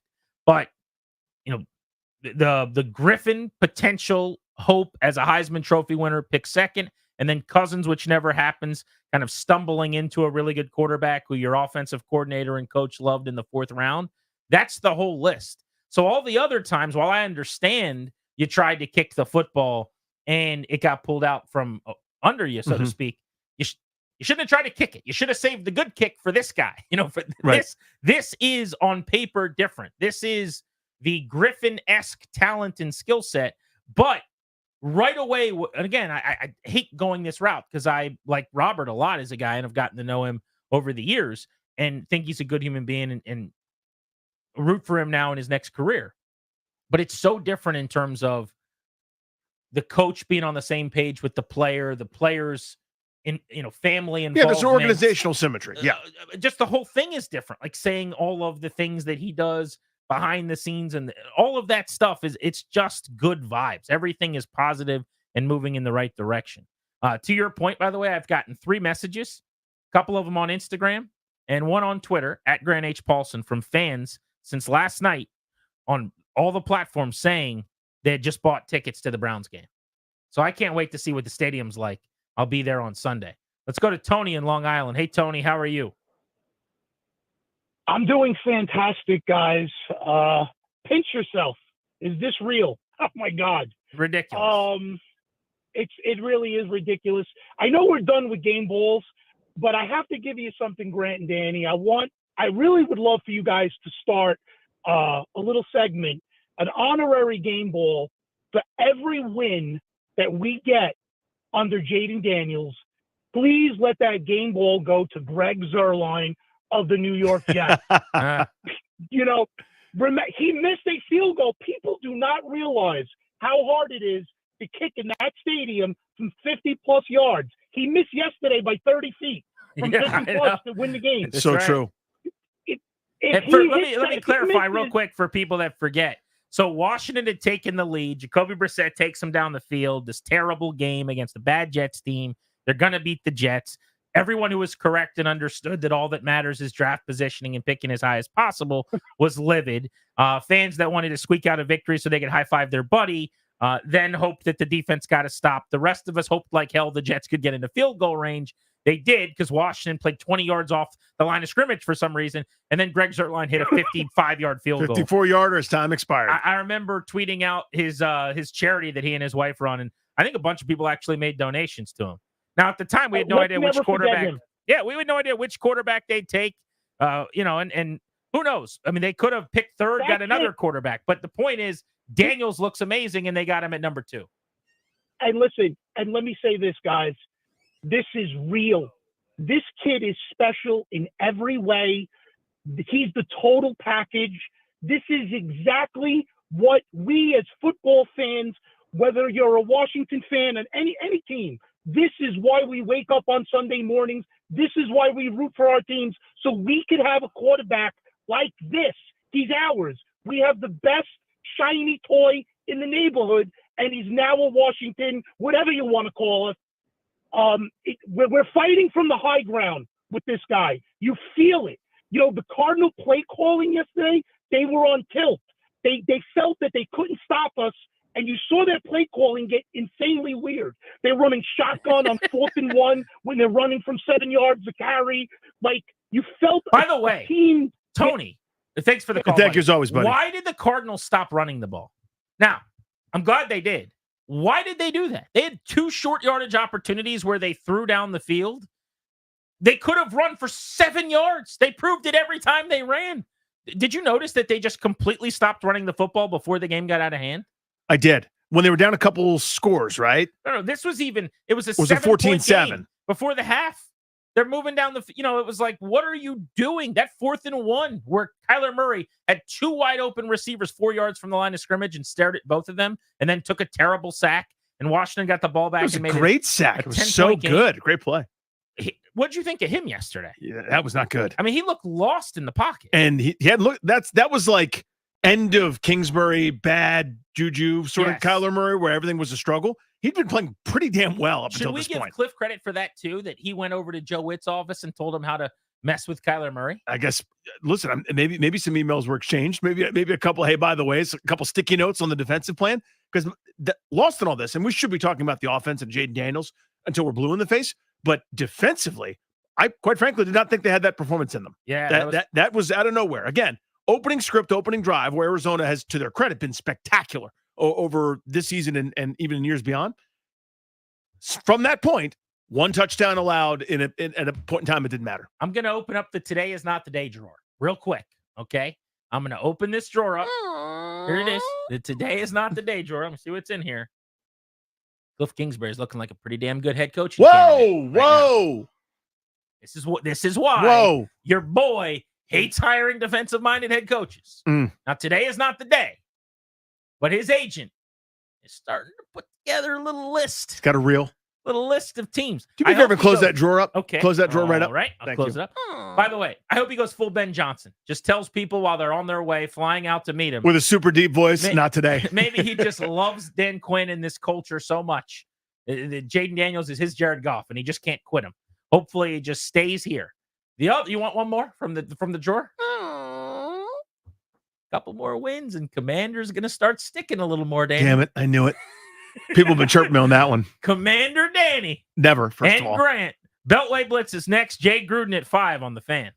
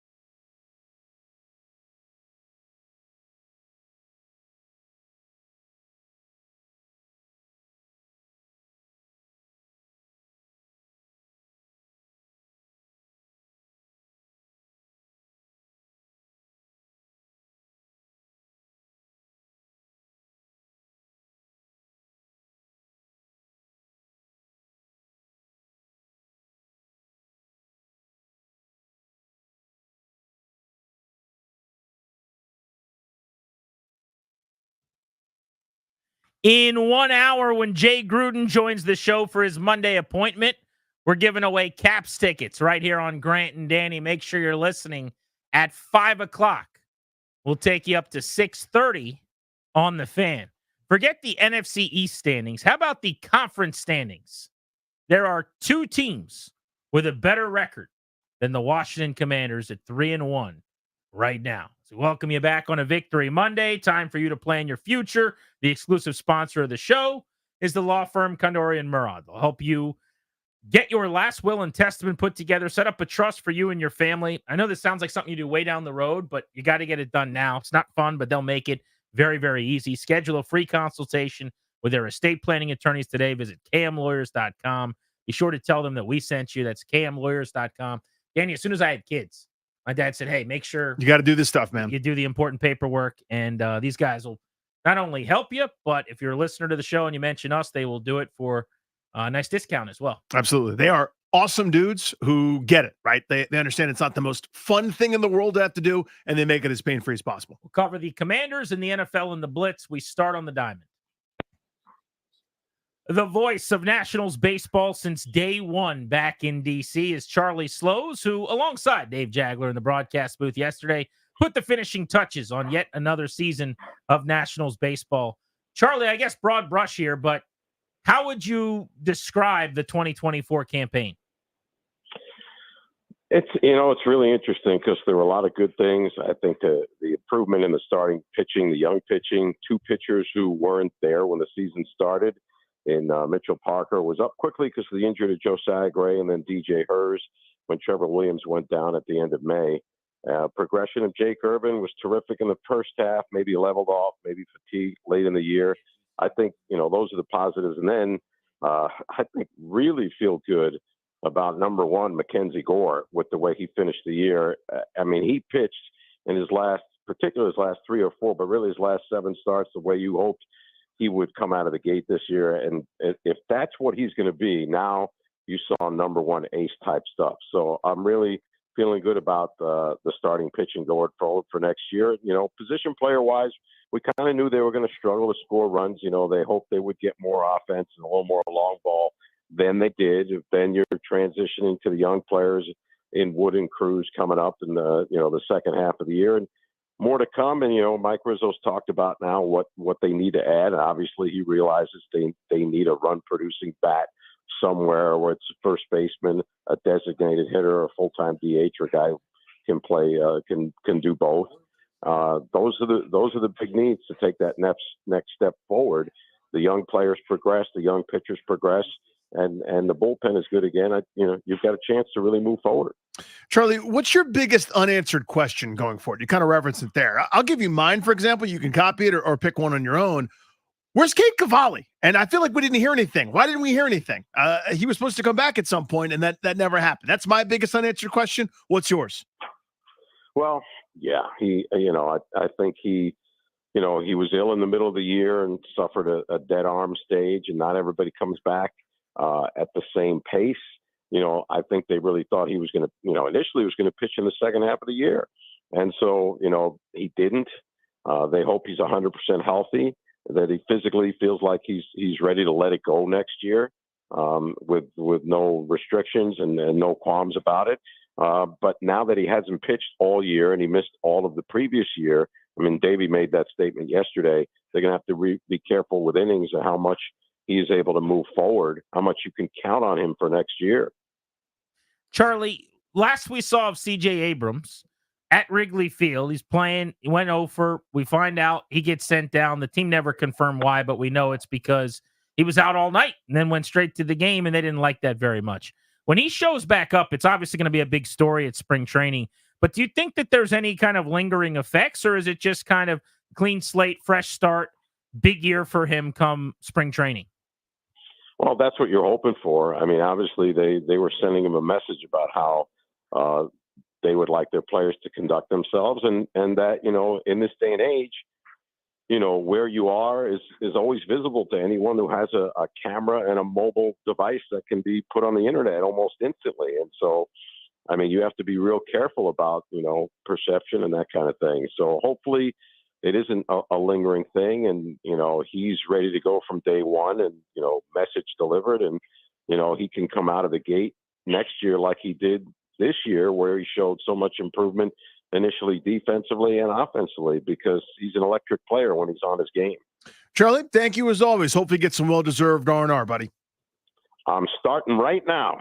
Love it. Thank you, my friend. Be well. All right, bye, guys. Hit that NFL sounder, please, Darius. Our pal Nate Davis is going to talk about the NFL with us right now. Nate, let's start with last night. Baltimore, a resounding win over Buffalo. What did that mean for both teams? Yeah, Danny, I think it meant more for the Ravens. I think it just kind of shows that they're really finding a way to incorporate Derrick Henry in there, and that offense is really just a Swiss Army knife that can attack you in several different ways. And I think, I think the rest of the league was kind of put on notice last night, and that this team may really be ready to take off. The Chiefs are 4-0, but they're an unimpressive 4-0 if there's such a thing. And they lost Rashee Rice yesterday. Now, all they do is win, and we know they can flip a switch come the playoffs. But Mahomes has not been himself. Kelsey has not been himself. How do you feel about Kansas City?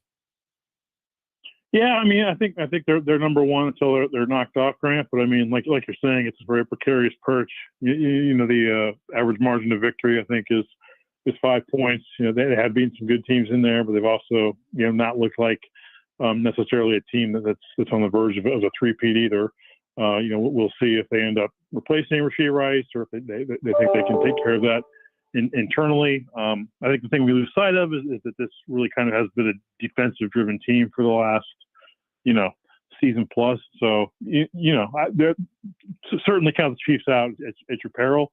But I think it's pretty easy to look at some of these other teams like the Ravens and think that maybe they have a better shot at winning this whole thing. I know it ended up being only a 2-point win, Matt, but for those of us that were Matt, I'm sure I don't know who Matt is, Nate, who were watching most of it. Because I'm going to ask about Minnesota, and I put the M in front of it. I don't know who, but I don't know how I got to Matt. Anyway, Nate, I'm terribly sorry about that. You are Nate. Only ended up being a 2-point W, but Minnesota was dominant for most of that game before Green Bay's kind of furious comeback. Minnesota to me has been the most impressive, kind of given where my expectations were for them before the season. Your thoughts on them? You can answer as you or Matt. Yeah, it was kind of like a replay of the Alabama-Georgia game with that 28-0 lead. Yeah, right. Give them their credit, right? I mean, they're 4-0. I mean, those are legit wins. The 49ers and the Packers among that group blew out the Giants.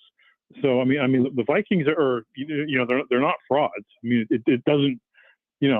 I'm not ready to fully buy in and say that they're Super Bowl contenders, but I think this is a tribute to Kevin O'Connell, his coaching staff, Brian Flores on the defensive side, and we've seen that they've kind of unlocked Sam Darnold here, which is probably going to lead to an interesting debate after the season.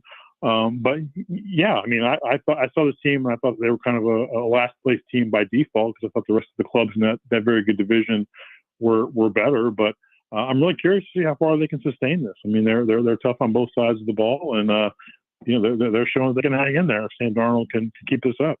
Second time in as many weeks, Nate, we've got 2 Monday Night Football games. The Titans and the Dolphins in the AFC tonight at 7:30, and then about 45 minutes after that, the Seahawks trying to get to 4-0 if they could surprise the Lions in Detroit. Your thoughts on tonight's slate? Well, I'll be watching one of those. I guess I'll have the other one on the second TV on mute and kind of monitor it. But I'm really looking forward to that Detroit game. I mean, when these teams get together, it's usually a show. I think their last 3 meetings between the Seahawks and the Lions, the average score has been 45-35. So should be fun. I mean, I'm curious to see, kind of, I think this is the first real Division I game for the Seahawks. So I'm curious to kind of see how they hold up on the road against, a team that we all think is probably, Super Bowl contender, at least on the NFC side. So looking forward to that. As for the other one, I don't know what to take away the Titans or the Dolphins when both those teams having so many problems right now. But they also provided a really entertaining game on Monday Night Football last year with that Tennessee comeback. So, the NFL, you could always see something that you don't expect, but definitely looking forward to the one in Detroit much more tonight. Nate, I want to ask you about Bears. They're 2-2, which kind of belies what's been going on. They shouldn't have won in week 1. They got bailed out by some bad Will Levising. But Caleb Williams hasn't really looked great just yet. I think it's way too early to start asking questions. My question is, when is it okay? When is it on time for us to say, hey, wait a minute, how sure are we? Yeah, I've had that debate with some colleagues. I mean, I don't think that there's any reason to be majorly concerned. I mean, 2-2 is kind of where I thought the Bears would be at this point. And I also thought that maybe they started turning a bit of a corner yesterday. I mean, I thought yesterday was kind of the thing to follow. Caleb Williams was a lot more efficient yesterday than he had in the games. He is increasing his volume and getting more experience in the passing game. But they also got DeAndre Swift going. I mean, he had like 165 yards total yesterday, which was more than he had the entire season combined at that point. So I think they're kind of locked in certain aspects of their roster, which we all thought was a pretty good going into the year. And I think this is another team that's really going to have to lean on its defense to really be the driving force of this game. And then a complementary offense with Caleb and let him kind of grow into the job. But I still think they're capable of getting 8 or 9 wins and maybe that wild card spot at the end of the year. I'm going to throw Nate on hold. Thank him for us, Ryan. His phone's breaking up. Nate Davis, USA Today. Let's talk Commanders. Nick Ackridge, PFF, helps us to do that. Nick, it wasn't the Bengals game, obviously. I don't know that we'll see another one of those for a while by anybody, but another ultra-efficient performance for Jayden Daniels yesterday. Yeah, I mean, he is just he's not looking like a rookie 4 games into his career, that's for sure. And, he's just answering any question people had, pre-draft and questions I had, kind of doing my scouting process. And he's answering them in 4 weeks. It's pretty incredible. Why? There's so many ways I could ask this, Nick, but at the end of the day, I'm wondering, how was I so wrong, or how was so many people so wrong sort of doubting Cliff Kingsbury? Now, this is a third of the way through the season, not even, and teams make adjustments. They'll figure stuff out. But through 4 games, guys are open. Whatever they want to do, they're able to do pretty much. How is this happening, and how are defenses seem so off guard? Yeah, I mean, I think the biggest thing here is the run game that they're using in it. And I don't think all of that credit will go to Cliff Kingsbury. I mean, I think that they've done a great job as an offensive staff, kind of using the screens that we've talked so much about with Cliff Kingsbury and that run game to really kind of set stuff up in the pass. And that run game has been so unique.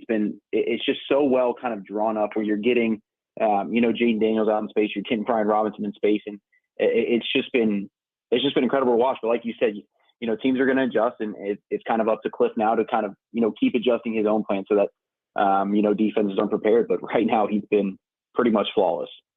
When you guys at PFF put together the grades for this game, who stands out? Who are some of the highest graded players on the team?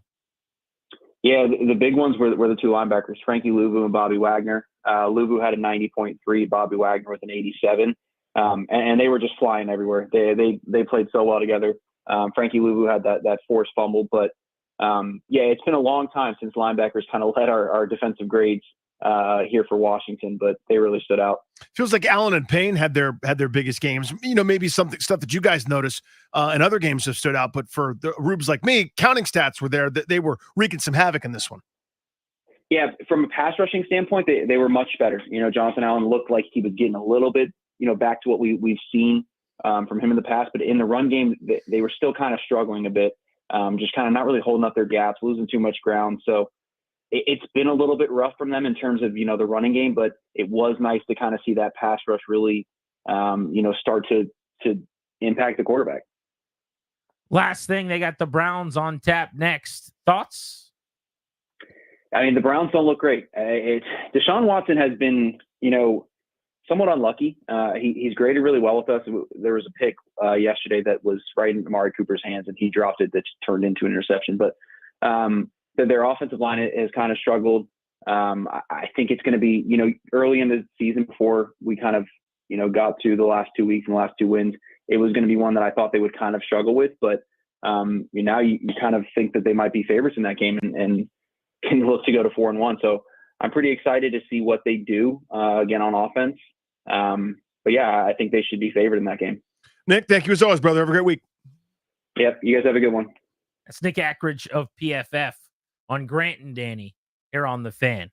What impressed you most about this team over the last week? And let's take inventory on the feel for Jayden Daniels, who has been absolutely lights out, looks nothing like a youngster. You're listening to G&D.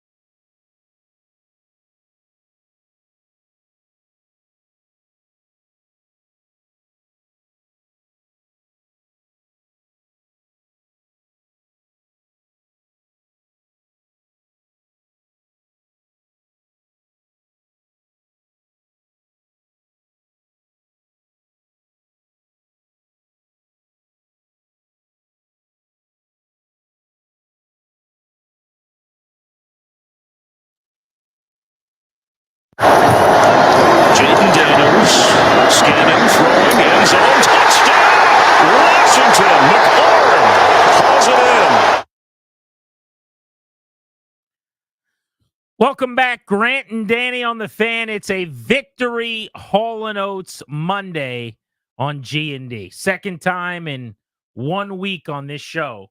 We've been celebrating the Commanders putting on an offensive display for the country to enjoy, but more importantly, getting a pretty huge win. 3-1 now for Washington. That Tampa Bay game feels like a long time ago, doesn't it? It certainly does. That's how the season began, going to Tampa, getting eviscerated. I remember you and I feeling like they were a long ways away. Mm-hmm. And maybe they are. Maybe we'll find out that this isn't reality either. But I like this team's chances to be in the thick of things all year long. Here's the big picture point I would make today. If you're hesitant to come around on the Commanders, you don't want to sip the Kool-Aid, fine, whatever. In fact, I'm waiting till after the Browns game to really jump all the way into the deep end. They beat Cleveland back at home. Not that the Browns are particularly good, but it's a letdown type spot. Winners of 3 in a row, coming home, reading your press clippings, family and friends seeing you first time since you got on the bird to go to Cincinnati. I could see them losing that game. That's certainly the way things have gone over the years around here. Right when everything starts trending in the right direction, one thing goes wrong, rug pull, quicksand begins, and they lose to Cleveland, and they're really 3-2. But if they're 4-1, you start talking about percentages of making the playoffs being pretty astronomical. It becomes pretty hard when you're 4-1 with their schedule not to be in the 8-9 win mix. You get to 10, you almost certainly get in. And you can start finding some wins. They've got games, the Giants again, the Panthers, the Bears don't look all that good. The East Division games against Dallas and Philadelphia, Danny, even those games, 4 of them, look a lot more winnable. Because that's the point I guess I wanted to make big picture is nobody in this division's any good. Washington's the only team that has looked good this season. The Eagles got destroyed by the Bucs. I don't know why everyone keeps telling me how good Philadelphia is. They're not. They haven't been since October of last year. This is who they are. The Cowboys are 2-2. They deserve to be 2-2. They're not that good. They got one weapon on offense. One. This division is there for you. It's winnable. It is winnable. And the longer you're in it, the more of a possibility that becomes. You're talking about math. I mean, you and I, years ago in 2019, when the Nationals started off so terribly, right? And we're going, here's what they've done. They're not eliminated. It's not over. It's not going very well right now, obviously. But the math is not on their side.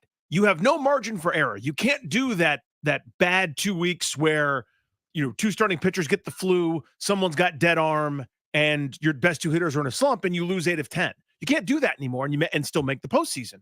Well, they didn't have that. They went on this rip-roaring run where they had the second best winning percentage in baseball, and were red hot going to the postseason. Flip it here. For this Local 53, if you're 4-1 by hook or by crook, doesn't matter how you get there. Let's say you're 4-1. If you're just average, if you're 500 the rest of the way, that's a 10-win season. If you're, dare I say, above average, and God forbid, there's no huge regression, and you just kind of keep plugging away, and you win a game or 2 more than you lose, you win 11 games for the first time in more than 3 decades. That's the kind of position you put yourself in. Now, collapses are certainly possible. An injury here or there happens. One too many key guys go out. Schemes get figured out.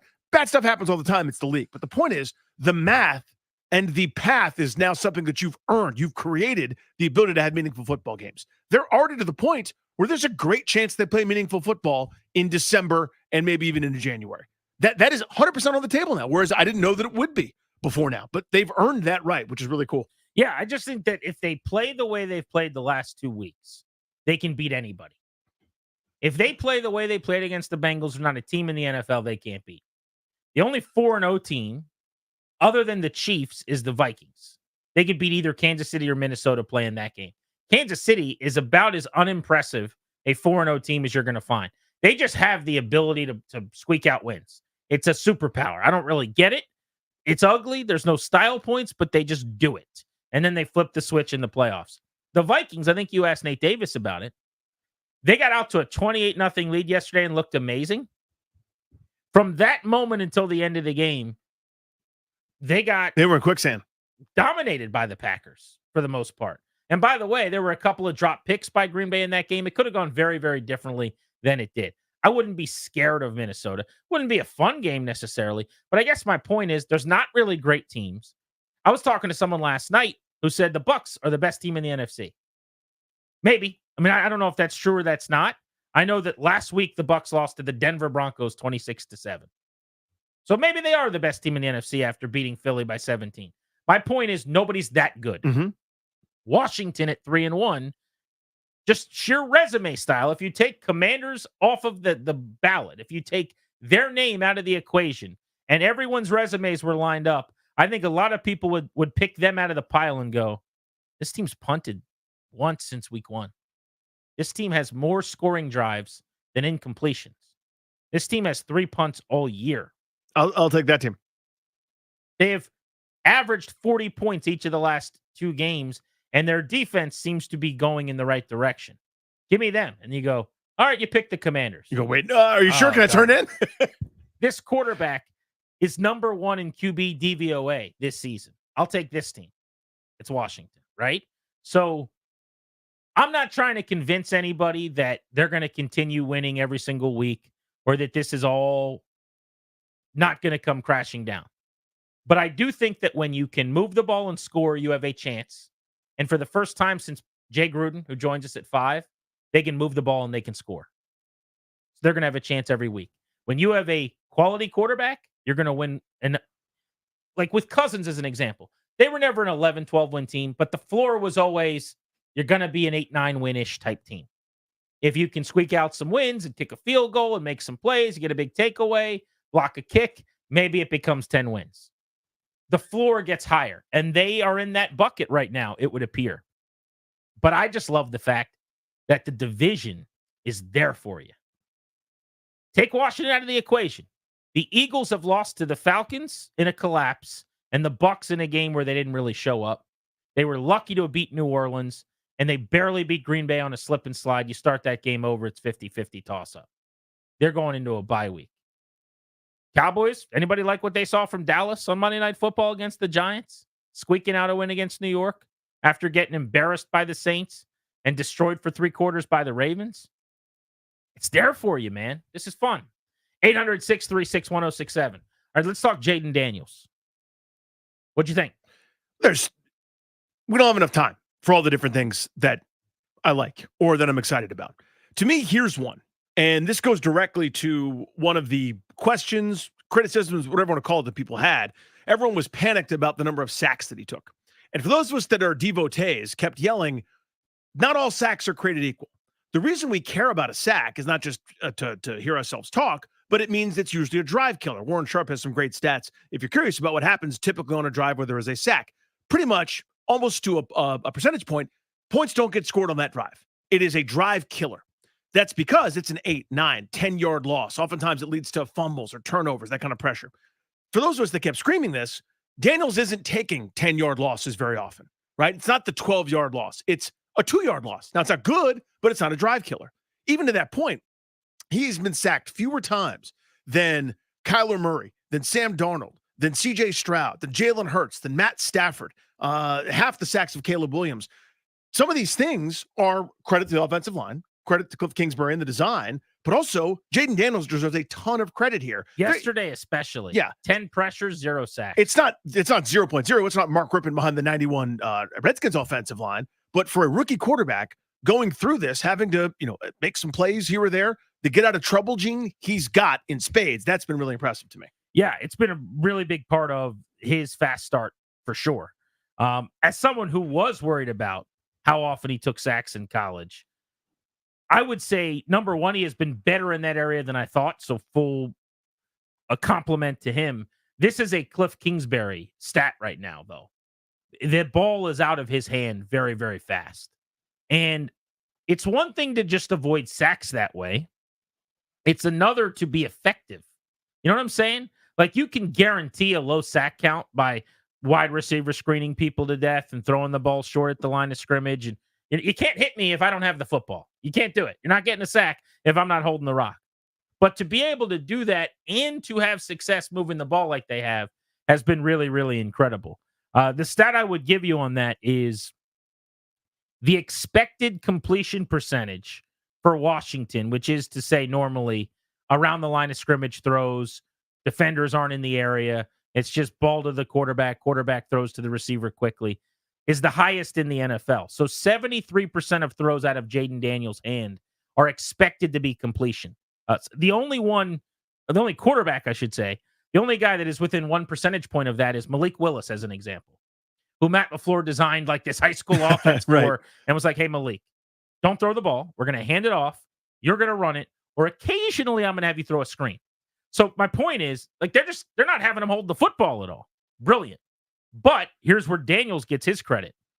When they've gone drop back, when they've asked him to, when they've taken their shots, to your point, he has been very, very good at escaping. And certainly in the last couple of weeks, no doubt about it. First half, the Giants game was kind of my fear, if I'm being frank, where I think he got sacked 5 times in that one half. Maybe it was 4 times and 5 in the game. But he held the ball, if you remember. He was getting sacked a bunch. Mm-hmm. Now, to your point, a few of them were -3, -4, whatever. But the negative play is still the problem. It's like a loss of down. Even if it's a sack for 0, a loss of a down is a big deal. Now you're behind the chain, so to speak. That half is really the only half we've seen like that. And I thought that would be more the norm and not the rarity. So that's where right now I give Jayden Daniels all the credit. What he did against pressure yesterday was sensational. Absolutely brilliant. 10 pressures, Danny, 0 sacks. Mm-hmm. You talk about P2S. Like, that's a really, really big deal.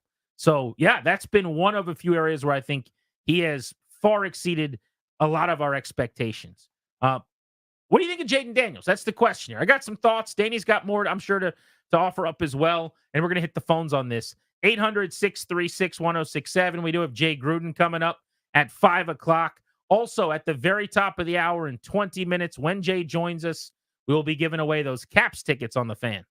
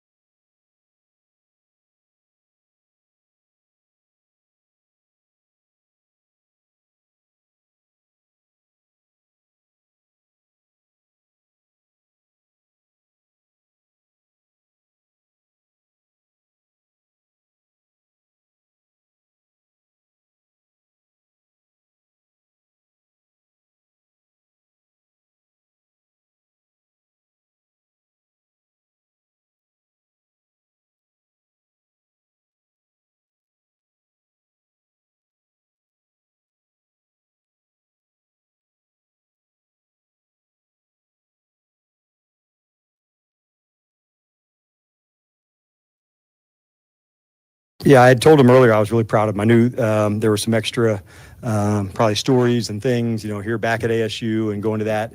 And much like Cliff, you would never have known that, that there was a history here. He and I were in the bubble, at ASU talking about, I had, coached on a team that had practiced here for Super Bowl and, his time here. And I just thought he handled it like a real G, like just stayed steady all the way through in terms of the preparation. He and the quarterbacks and the guys were many late nights, in the room watching tape together. And theirs was, just one office down from mine in the hotel. And all the way through the week, including, into last night, just putting in the extra time, going into it. They just kind of stayed around and were talking through all the stuff to go. So I think that speaks to their preparation. Dan Quinn from Phoenix, Arizona, after the win yesterday. I mentioned this before you got here in our first hour, Danny, but I don't think it can be talked about enough how good of a decision it was to fly straight to Arizona from Cincinnati. Certainly and for worked out, ownership to foot the bill and to pay, because I just think it got you right back to work. It got you locked in. And Dan Quinn talks so much about brotherhood. It's one of his favorite terms. In fact, Luke McCaffrey was on the show last hour, and he came on and he said that this team's a brotherhood and they look out for each other in the good and the bad. He said, we ride or die in the good times and the bad times. We've built a brotherhood on this team. Straight out of the Dan Quinn playbook. But don't you think that was a great decision to just go straight out there and just put your nose to the grindstone? Sounds good to me. I mean, I can hear arguments for anything. It's always one of those, if they'd lost 42-14, then it would have been a footnote and nobody would have cared. It certainly sounded like it worked, right? It seemed like it was practical and thoughtful. The part that I care about is football people turn to business people and go, this is what we need. Business people say, okay, no questions asked. That's what I love, because what's the whole point of this? It's not to sell another t-shirt. It's not to sell some gimmick to people. It's not for some stupid slogan or a hashtag. It's to win as many football games as possible. And everything that everybody does every single day is supposed to be geared towards that. And so the ownership group goes, okay, no problem. That to me is the story, less so than, this coach using this slogan thinks this is the best thing, or nobody has any idea. If it was 100% unequivocal, this is what you do. I don't know if everyone would do it, but you might see, studies written about it. But to me, the football people said, this is what we want. Business people said yes, and that's what's exciting. What's impressed you most about Daniels so far? 800-636-1067. We'll ask Jay Gruden at the top of the hour here on Grant and Danny. I think his decisiveness, ball comes out fast. That's partially designed, but you got to do it too. I mean, How many times have you seen the Bears with Caleb Williams or some other young quarterback where the slant's there, you don't throw it? Like, it's bang, bang. He makes those decisions. And I think a lot of the things that we want him to work on, I say we collectively as a fan base or the media talks about or whatever, like week to week, it just seems like he makes the adjustment. He hasn't slid. Last 2 weeks, he's got one baseball Beautiful slides, yeah. in each game. He's not scrambling to reset to throw. He's scrambling to run. Last couple of weeks, he scrambles, he resets. This past week, he's leaving the pocket running. He just flips the ball to Zach Ertz rather than taking his own hit and running. I mean, little by little, week by week, you're just seeing him kind of add another ingredient to the stew, so to speak. Let's go to Smitty and Laurel on G&D. How are you, Smitty? Right, and Danny, how we doing, fellas? Great, buddy. Hey, listen, so since I've been watching Daniels with this small sample size that we've had him, the preseason and the couple of games he's played. What I've noticed about him is, doing his interviews, he just says the perfect thing. Always. He has the perfect smile, and you can tell he just was brought up right and has the right background, and he was raised right. But let me tell you what else I noticed. This dude is a killer on the field because he gets out there, Danny, and he's smiling and he's having fun. But at the same time that he's out there smiling and fun and having a great time, he will snatch the soul out the heart of your defense and has no problem telling you about it while he's doing it to you. He's the type of dude that if he was on any other team besides mine, I would hate him. He's Kobe. I wouldn't like him at all. But since he's my quarterback, I love the dude. I love the way that it's such a good point. And obviously, I never made the NFL or anything close to that, but I remember going up against guys that were better than me, and I'd be efforting and sweating and red faced and dabbing my face off with a towel, and I look over and they're laughing at me, they're chuckling. It's intimidating, man. I love his demeanor. Yeah, totally true. But like when he gets to the sideline and a guy almost hits him but couldn't, there's that jocularity where I just assume he's going like, not this time. Like I'm waiting for the mic'd up Jayden Daniels game to confirm what I'm assuming. But it feels like there's a lot of, especially guys he knows, veteran, players, linebackers, safeties he's been watching for years. There is a very obvious friendly banter where it's pretty obvious that he's like so comfortable in his own skin that he's kind of talking trash in this playful way with his big smile. Robert Fairfax, you're on Grant and Danny. What's up? Yeah, so you mentioned Kirk Cousins. Kirk Cousins could not score, in the red zone the way Jayden Daniels can. I mean, I watched a lot of his games. He can move the ball, no question. But then he got down in the red zone. He kind of ran out of real estate, right? And he had to make a really accurate throw. He couldn't scramble 5 yards like JD can. And if you look at all the games he won, right? I mean, Jayden Daniels is, I think he scored a rushing touchdown in every game. I mean, in the modern NFL, teams can move the ball. It's the ones that separate those field goals and touchdowns. I mean, that makes a difference. And I think that's why we found a formula. Yeah, totally. So a couple of things on that call. The first thing is, it's a really good point about moving the football. I think because the starting field position on average now is close to the 30. I haven't heard anyone talk about this, but I was cooking this theory up last night. So field position over the league, it used to be close to the 20-yard line where drives would start when the touchback was the 20. Yep. Then they turned the touchback to the 25. And on average, not surprisingly, the starting field position was around the 25. I heard the stat for the first time yesterday, Danny, that average starting field position now is around the 29-yard line. So if that's the case, it makes sense because each time we change where the average start on a touchback begins at the 30, some are getting brought out, but if the average is now the 29, you're 5 yards closer to midfield. Here's the other thing no one's talking about. Washington has not benefited from this, for the record. But kickers are now better than they've ever been before. 55-yard kicks are happening at the end routinely of every single drive. It used to be you had to get to the 30-yard line to set up a 48-yard field goal. Now, I'm not doing a bit here, you have to get to the 40-yard line because you're seeing 56, 57, 58-yard attempts, not at the end of the half of the end of the game, just to do it because we know that Brandon Aubrey or whoever my kicker is going to go out and make the field goal. So instead of having to get to the 30, you now have to get basically to the 36, the 37, and at that point, the coach feels really good. So if so facto, you used to start at the 20, you had to get to the 30. You had to go 50 yards to get into field goal range. Now you're starting at the 30, and you basically have to get to the 35. You've got to go 20 plus 15, 35 yards. That does not sound that you're basically. It's not as daunting. It's a couple first downs. So you're going to see more drives ending in points, right? The Commanders are shattering records. I think that speaks to the league. You're also seeing more sustained long drives in terms of plays and yards because teams are giving you the underneath This stuff. is where I was going to go, right? So the over-the-top's not anywhere near as readily available anymore. Teams are content to give up yards. That means more first downs. That means more 3rd and 7s get converted so that nobody ends up on SportsCenter with a negative highlight. So I do think that's a thing. But here's the caller's point. The only reason I brought up Cousins was I was actually presenting a stat, which was the last time they did what they've done the last 2 weeks in terms of scoring those points and wins was with Cousins and Gruden, who's going to join us at the top of the hour in 5 minutes. But to the caller's point, the difference for Washington is I think everyone's kind of content. You want to run 10 plays and go 70 yards, be our guest. You better not have a holding penalty. You better not give up a sack. And you better not, eventually you're going to turn the ball over. Well, Washington's never holding anybody. They're never getting sacks against them. And they're not turning the ball over. And they're finishing these drives with touchdowns while everyone else is settling for field goals. Is that part sustainable? No. But I think the moving of the football actually is. You saw it against the Giants where they didn't score touchdowns. They sabotaged themselves, but they didn't punt. They went up and down the field. Somehow they still won. Yep. We'll talk to Jay Gruden next. We got Caps tickets for you as well as soon as we return on Grant and Danny.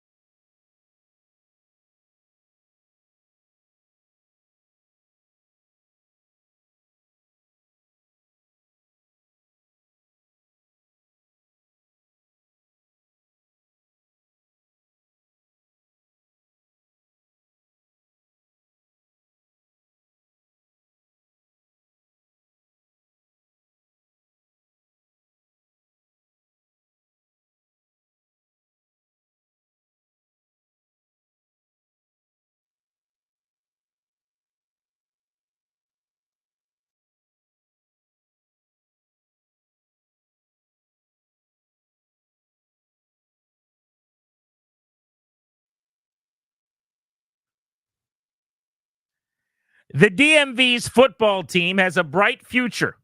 It's time for you to plan your own.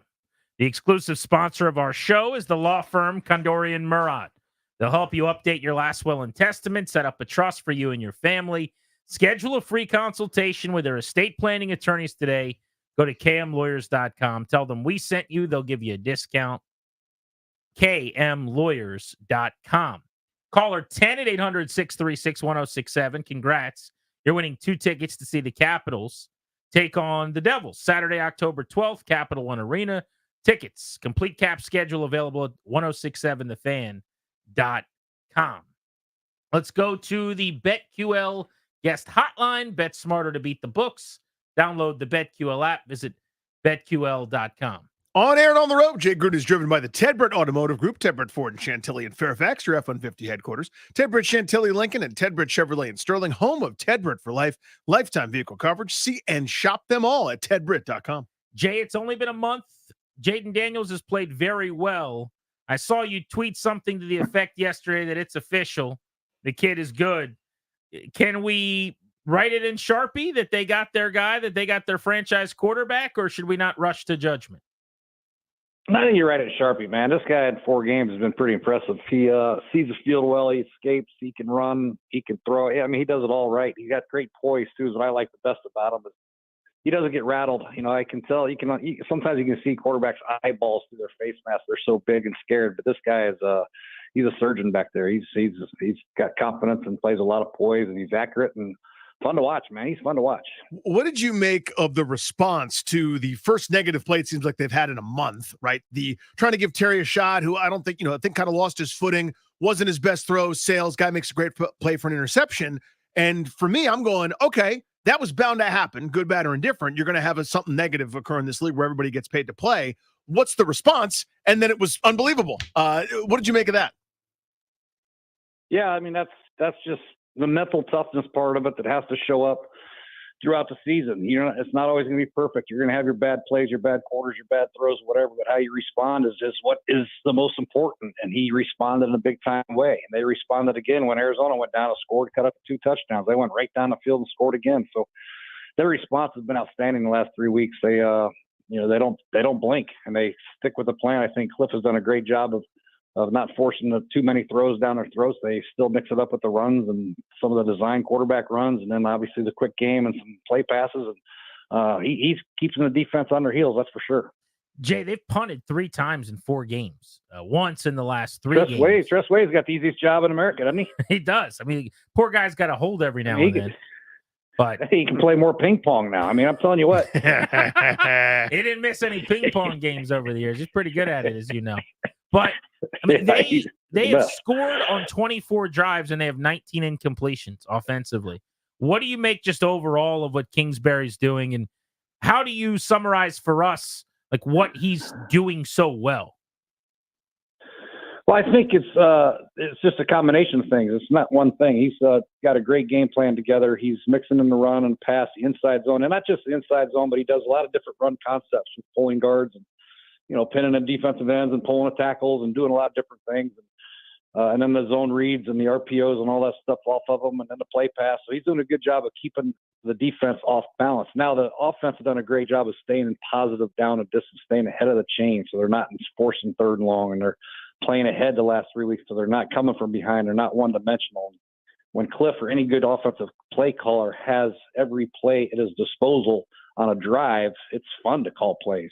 When you have to delete like 3/4 of your playbook because you're one-dimensional, it's not that fun. But he's done a great job of keeping teams off balance. You look at Arizona, what they try to do.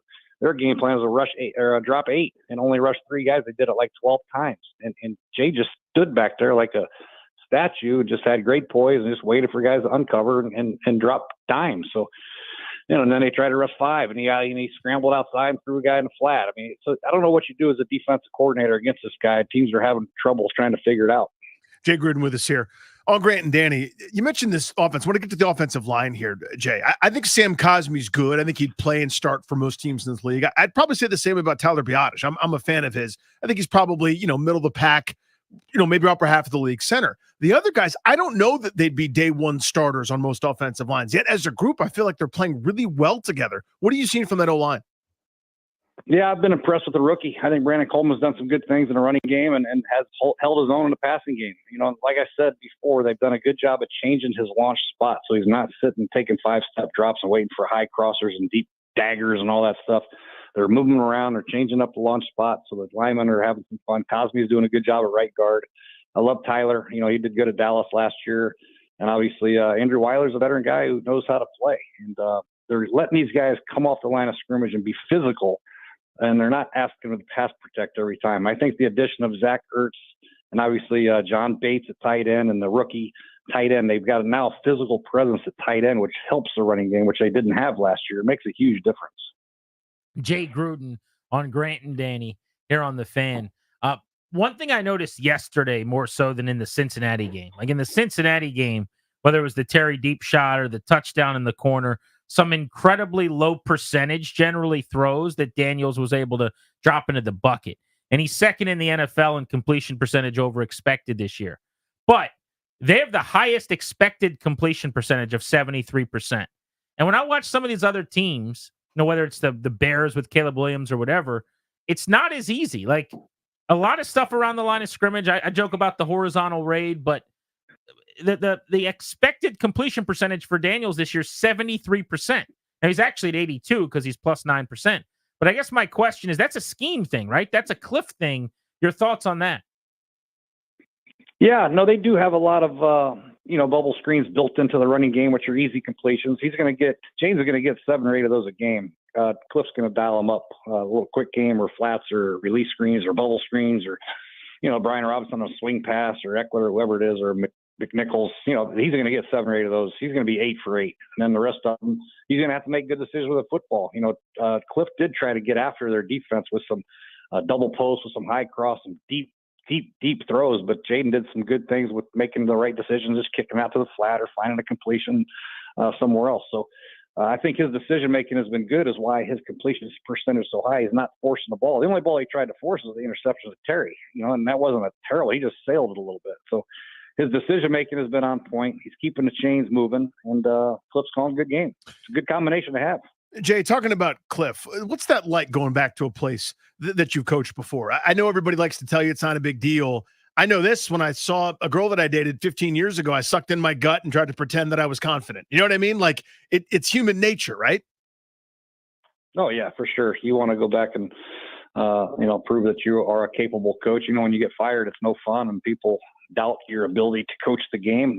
Sometimes you need a second opportunity. Maybe I could get one day. I doubt it, but who knows?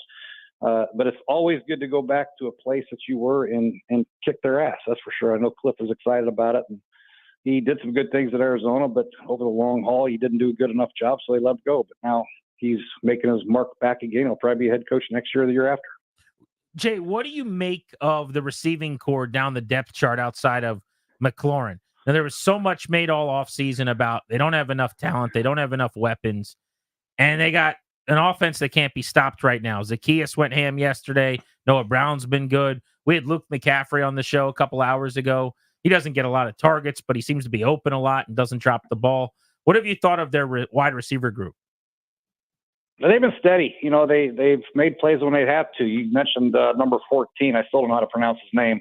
You could go with OZ. People that don't know how to say his name always say OZ. Yeah, the ex-Eagle. He did some good things. And obviously Noah Brown's a steady guy. He's got good hands. He's a physical guy. He's a presence in the running game. He's not going to drop the ball. He's not a speed merchant, but he can get open. And I think Luke McCaffrey's finding his way. He's making some plays when he has to. So obviously Terry's a big guy, and obviously Zach Ertz is one of his favorite targets. The backside of the backfield do some good things. But the key is Jayden. I think he just takes what the defense gives him. Now, eventually some teams are going to challenge these guys to play some tighter man-to-man with a spy on the quarterback, and these guys are going to have to separate somehow, some way. But they're going to play zones and loosen up their coverages and play spot drop zones. Jayden's got to find the short guy, the intermediate guys, and he's done that so far. So the key test will be when they play a good defense with some corners that can rush a passer with 4 and see who can separate other than Terry. Yeah, to that point, McCaffrey told us they really have seen very little man at all. And we were asking about he's one of the top guys in terms of separation percentage in the league. And he basically said, look, I'm just kind of finding spots to throttle it down or whatever. but he said we really haven't played man. I just don't think they're going to see that much man. You barely see it in the league. I don't know what the percentage is generally. You'd probably know better than I would on how much man you even see. But also, it seems like teams are petrified to turn their back to Daniels. Yeah, that's why I said you have to play the spy on a quarterback. And Arizona played man, and one time they rushed 3, had a spy on the quarterback, tried to play a little 2-man, and that didn't work out. And you can rush 4, but the problem is when you rush 4 and have a spy on a quarterback, you lose that middle field player that helps with all the crossing routes and all that. So that's a problem for defenses as well. So, the teams are in a bind, man. They're in a bind with how they're going to defend this guy. But eventually, I would imagine somebody's going to be able to get home with 4 and play some man-to-man with a spy on him. But I don't know. Who knows? Maybe they won't. You're right, because Dallas really doesn't have the ability to do that. I don't think Philly does. And I don't think the Giants do. They don't have the corners to do it either. They play them next. They play them 5 more times. So I don't think they'll see much man. To your point, is this why everyone's looking for the quarterback who can run? Well, you got the combination. Totally. It's hard to find that combination. Too. Yeah. But I'm saying, like, nobody's looking for Derek Carr anymore, right? I mean, the idea is everyone's looking for like Josh Allen, so to speak. And I know there's only a couple of those guys. But my point is this why? Because the coverages you see are limited. You don't see any 2-man. You don't see any match coverage. You see a lot of different coverage with a quarterback that can't really move. It's difficult. A ton of blitzes, for God's sakes. If you got to pick up blitzes, like our blitz periods used to be like forever, trying to pick up all these damn blitzes in practice because, Kirk wasn't much of a runner and you had to pick him up. But with a runner, a lot of those blitzes, they're afraid to do because if he breaks contain like he will, there's nobody there. So it's scary. Defensive coordinators, like I said before, I think the first week, I think he'll see a lot of spot drop zones, some drop 8, some 4-man rushes with I try to get as many eyeballs on the quarterback as they can. And hopefully he makes mistakes and tries to force it into coverage. Jay, for the non-Jayden Daniels part of the running game, what are you seeing that's so effective? The last couple OCs here, Bieniemy never didn't really want to run the ball. Scott Turner loved running it for 2.2 yards a carry, numbers approximate. It looks like there's gaps and places to go, and it just seems that everybody's got momentum. Doesn't matter who they hand the ball off to, they're able to find some yardage there. What are you seeing in this run game that's making it so good? Well, I told you the most important thing, they added tight end presence. So I don't think the guys before Cliff had tight ends that could hold the point of attack, block the backside, be physical with the double teams, helping tackles, and do all the things necessary tight ends need to do in running games. Zach Ertz has done that in his career. John Bates is very good at it. And obviously the rookies file solid at it. So that helps. And you have a physical offensive line. And I like the way he's running the ball. He's doing a lot of different ways. He's running, spread them out, running inside zones. He's running outside zones. He's running some pin and pull plays, which are good. He's changing it up and doing a good job. And the linemen are pretty effective. They're not great pullers, but they're effective enough and they're getting out there. But the inside zones are getting a lot of movement. And Brian Robinson has great vision. He's finding holes. And even this Jeremy McNichols guy, he bounced one out for a 27-yard touchdown. I have no idea where the defense was, but they're hitting different gaps and they're making defenses cover every blade of grass. And if they settle down and bring everybody up and run, he'll just fire out a bubble screen to Terry McLaurin for a gain of 12. So it's very difficult to defend because Cliff is making him defend every blade of grass. So now that we've seen 4 games with so much progression from week 1 to week 4, I remember week 1, I was not thrilled. I think a lot of fans were pretty ticked off as well. Just would look pretty vanilla, pretty, like just let's not screw anything up and let Jayden Daniels kind of play Superman for almost 3.5 quarters. And they weren't able to do much against Tampa Bay in week 1. Since then, it's been a steady build into this juggernaut. Now that you look back at the long road, what about that plan maybe is more crystallized? Maybe it makes more sense now that we have a month of data going back from before the first game to right now? Well, one is they've been able to establish the run, and they've been playing with the lead. Like I said, the whole playbook is open. They're not forcing the one-dimensional calls. They're not forced to throw in a 12-yard hook route on 3rd and 10 or, waiting for people to uncover and all that stuff. So they've been ahead of the chains, and they've been able to run in different personnel groups, 2 tight end sets, 1 tight end set, and they're hitting different areas of the field. Inside zone, they can run right, they can run left. They're doing a lot of good things in that regard. But the key is staying ahead of the chains. That's why New Orleans, the first 2 games, they were unstoppable because, hell, they had 2nd and 2, 1st and 10, 2nd and 2, 1st and 10, and they were just gutting people. Now they are forced to throw the ball. They're not as effective. But, I just think they're doing a great job on 1st, 2nd down, which is critical in pro football nowadays. Jay Gruden is with us on Grant and Danny here on The Fan. Let's broaden this out to some other teams around the NFL. We've asked you a couple times early this season about Caleb Williams. The Bears got a defense led 24-18 win over the Rams. Williams, though, at least the line was better. 17 of 23 for a $157, touchdown, no picks. Was the performance kind of with the line like better than he had been? Yeah, they got the win. He didn't turn the ball over too much. They still struggle a little bit, but Swift had a big hit in the running game, which helps out a lot, and they got some turnovers, defense, and the punter. Their punter, holy, who's this punter for Chicago? Good God. Oh, they He just backed him up drafted to him. the Yeah, 5 to that 4. kid was like a mid-round to pick. the 2 to the 1. Yeah, so poor Rams had to drive 98 yards every time, and Chicago had great field position throughout the game, and they got away with the victory. But Caleb is looking better. He's making some better throws, but he's still, in my mind, in the first 4 games, not even close to what Jayden was doing. Houston won this weekend, Jay, but looked a little shaky doing so. They lost the week before, didn't play very well. Where are you at on the Texans? I like the Texans. I think they have a great coaching staff, and obviously C.J. Stroud's ice water in his veins. Very similar approach to the game as Jayden Daniels. Both of them see the field very well. They don't get rattled at all. And C.J. got the 2-minute drive down there and was very patient. Just took what the defense gave him and got the last touchdown. But the Jaguars and the Texans have always played tough games, and then it's very similar. A lot of these division rivals are going to play tight games despite what you think the records are or what the score should be. There's a lot of pride in these locker rooms, and they're going to play hard. And CJ just came out with another gritty victory like he always does. How are the Chiefs, who are 4-0, despite not being really good offensively at all? Now they've lost their only true weapon in Rice with Pacheco already sidelined. Kelsey's been very, very pedestrian. Mahomes is off to arguably the worst start of his career. I mean, he is, I think, second in the NFL in turnover-worthy plays right now. How are they going to continue to score and move the ball? I don't know. It's going to be tough.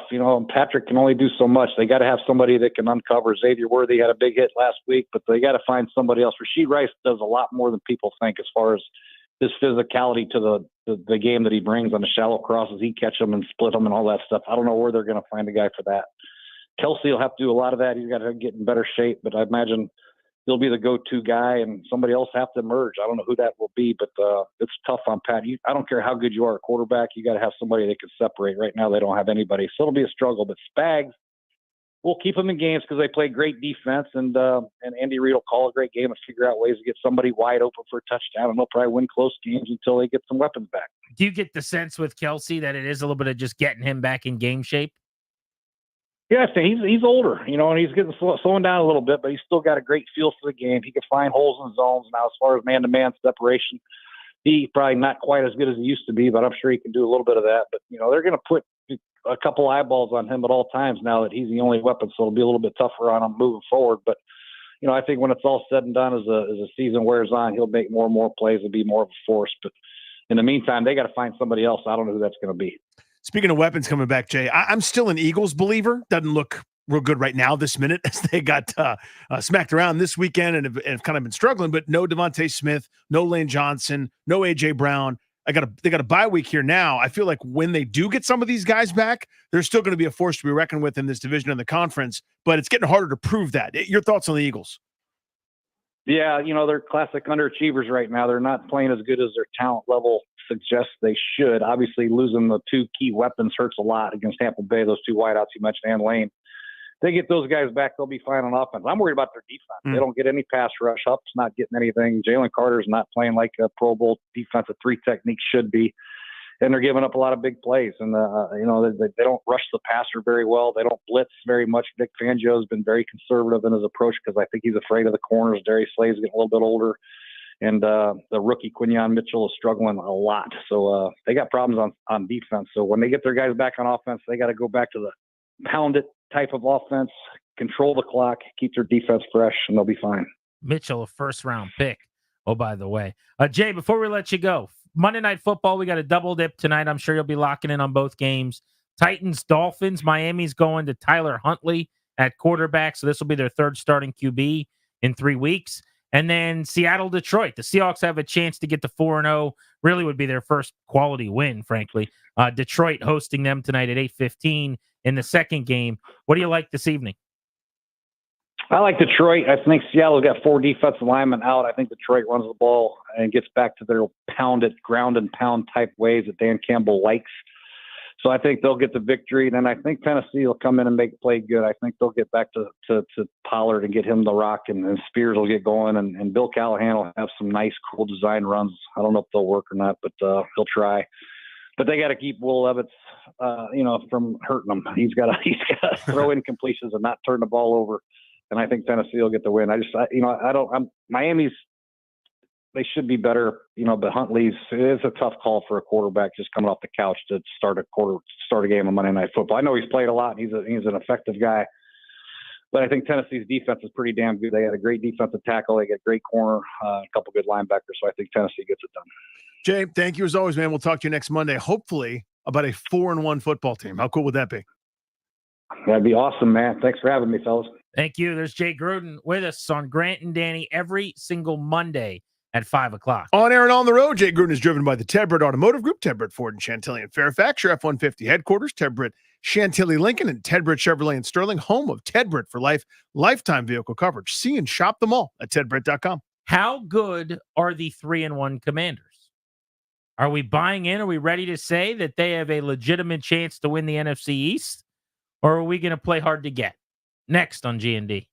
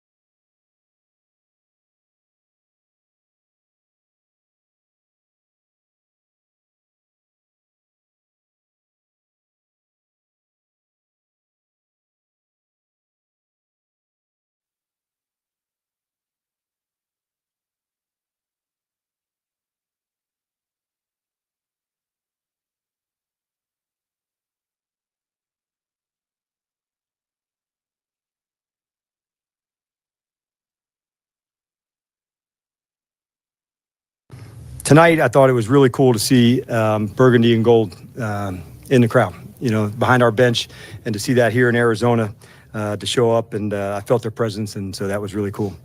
From the team standpoint, I thought a couple things. First, I thought it was an important road trip, a lot of sacrifice to go out to Cincinnati Monday night, way here, be away from their families to do that, and so we wanted to make sure that was worth it. That sacrifice. I thought the guys worked really hard during the week, getting us ready for this game. They got a number of talented players, so I thought the guys coming in late on a Tuesday really put the work in. And then the last piece, I thought tonight an example of like complementary football again, why that's so big. First drive down, scoring for us to go answer, a big deal. We had an interception. The defense went, to go a 3-and-out stop. So I thought those were the things that I felt, that complimentary ball that I talk about a lot. And then the last piece, I thought just a quick shout out to the big guys. That was Dan Quinn from yesterday. Welcome back, Grant and Danny on the Fan. Just looking through his transcript from talking to the media today. Sounds like Michael Phelps addressed the team out in Arizona, the Olympic gold medalist. That's pretty cool. And champion. I'll read a quick snippet here from his opening statement today. He said, I thought regarding the trip and the game, Saturday morning, we heard a really important message about sacrifice. You heard him say sacrifice a few times there. It was actually from USA Olympic swimmer Michael Phelps, who was absolutely a one-of-one competitor. Being on the road for 8 days, that's sacrifice. And the sacrifice also leads to a lot of connection on the team. It looks like a whole bunch of things on the field. It looked like Dorrance Armstrong competing until the clock hit 0. Olamide Zaccheaus, the crazy support he had on the sideline for his teammates. And same thing with Jeremy McNichols and the sideline going crazy for special teams tackles for guys like Ben Sinnott, Colson Yankoff, and Mike Davis. That's Dan Quinn to me. It's like the pointing out of, he uses the word brotherhood all the time. To me, that's where he just loves the game, loves football. He gets so steamed up to know that all those guys are jumping around on the sideline. And I actually tweeted a video today at Grant H. Paulson of a play that I thought was fantastic defensively, where Frankie Louvu just goes on a collision course mission, blows up a blocker. The next guy to blow up another blocker, this is on a wide run around the edge, coming flying in was Emmanuel Forbes, and he did it the way he's got to do it at 160 pounds. Like Louvu, I'm taking you down. We're both going down. Forbes basically just went low, dove at someone's legs. Body block style, and kind of cut it back inbound, literally diving at someone's feet. But then the tackle, Jeremy Chin, came in and destroyed the ball carrier. And it was all near the sideline, and the sideline went crazy. But if you watch it in real time, it's beautiful. It's like a symphony. It's like, bam, collision, Louvu. Bam, cut it back in, Forbes. Boom, big time hit by Chin. And the sideline goes crazy. To me, that's Dan Quinn's brotherhood bit. You know what I'm saying? Like, that's the whole deal right there. It reminds me of go back to the Greg Williams era here, playing defense, right? Where everyone does their responsibility quickly and violently, and good results happen on defense. That's what it's supposed to look like, right? Danny, the way they play is not for everybody. No, not especially the first 3 games. But that's not important, Joe. The 4th game, huh? Arrow trending upwards, big time. The way that we live is not for everybody, okay? It's not, all right? Because we're going to run and put our bodies on people in a violent manner. This game you did. Yeah. Week 1 was certainly not for me. Week 2 and 3, not that great either. But week 4, there was some of that stuff in there. Week 4 was for me. Yeah, I was in. Weeks 1 through 3, you can have those. Yep. Nothing's ever been said truer than a defensive coordinator telling you the way we play is not for everybody. No. Because the ball is life. 2 takeaways in 4 games. Let's start living. I want to live a little more. LIVIN. Let's go. Now, here's the good news. Ball is life for that offense, too. Yes. And they've only turned the ball over once. There you go. That's best in the National Football So you're League. winning the turnover battle, but not in the way you'd expect. The Frankie Louvu play was awesome. Yes, it was. By the way, stick aside, that's a ball is life play. That is a nothing burger moment. You're up by 8,000. The Cardinals are doing the run out the clock bit. They're just checking it down. Bunch of completion, second half of the game. Louvu's just a dog running from the other side of the formation. The receiver's kind of being held up, and he just rips the ball out of his hands because he wanted it more. That was awesome. One thing I noticed, no one's going to care about this. Everyone's going to tell me to just go eat a cookie, and that's fine. But I know he has not done much yet, and I'm not trying to pretend like he has. When you watch Johnny Newton chase down plays on the All-22, I get so steamed up. Do you care about that kind of thing at all? Go eat a cookie. I'm kidding. I do. It's because stick aside. I actually do care. Pursuit Yes. It's almost comical, but like it is it's teach tape. He doesn't make the play necessarily at the end of the play, but watch him run goes past for like 22 yards. He just turns and hauls ass the other direction. Like every single play he's out there, he is just full sprint, 322 pounds, whatever he is, just hauling it. Yeah, treat it as a hockey shift. I love that. I'm all about it. If I'm out here, you're getting everything I got. Bits aside, it is this is the thing I've always argued where it comes to, small stuff that you think has nothing to do with games 7 months later, like guys skipping OTAs and people defending them or whatever. Either things matter or they don't. And if you're on the field, how many reps do you get? Everyone could be your last moment. And not to be flippant about it, but the game takes things away from you. It is violent. It is scary. So what you do is you maximize every possible second. If you've got 10 plays, they better be the best 10 plays of your life. And either things matter, all of them, or sometimes that's okay. Well, this one's not that big a deal. You treat everything with import, and the results up at the end. I'll take my chances. It's how you get the commander tag, Danny. Remember, he got the commander tag. He did before the draft. Yeah, maybe it'll be a different name tag soon. There's a video that came out that the team put out of them talking about Johnny Newton on draft day. Johnny, they're like, this is what we want to be. He's everything we want to be. I've got to imagine that's part of what they're talking about. It's just 100% hustle every single snap. I mean, it is borderline funny. He looks like Forrest Gump, just arms pumping, running after every single play. Now, ideally, there's going to be more plays that are around the line of scrimmage than when they get stopped. So he's not turning and burning, and I'm not noticing him as much. But it's the same thing like if it's a run to the other side or something. He gives you what he's got. He's empty in the tank. And I like that from the big fella. How good is this football team? We will go on the record with our thoughts next. We'll get yours as well on Grant and Danny on the Fan.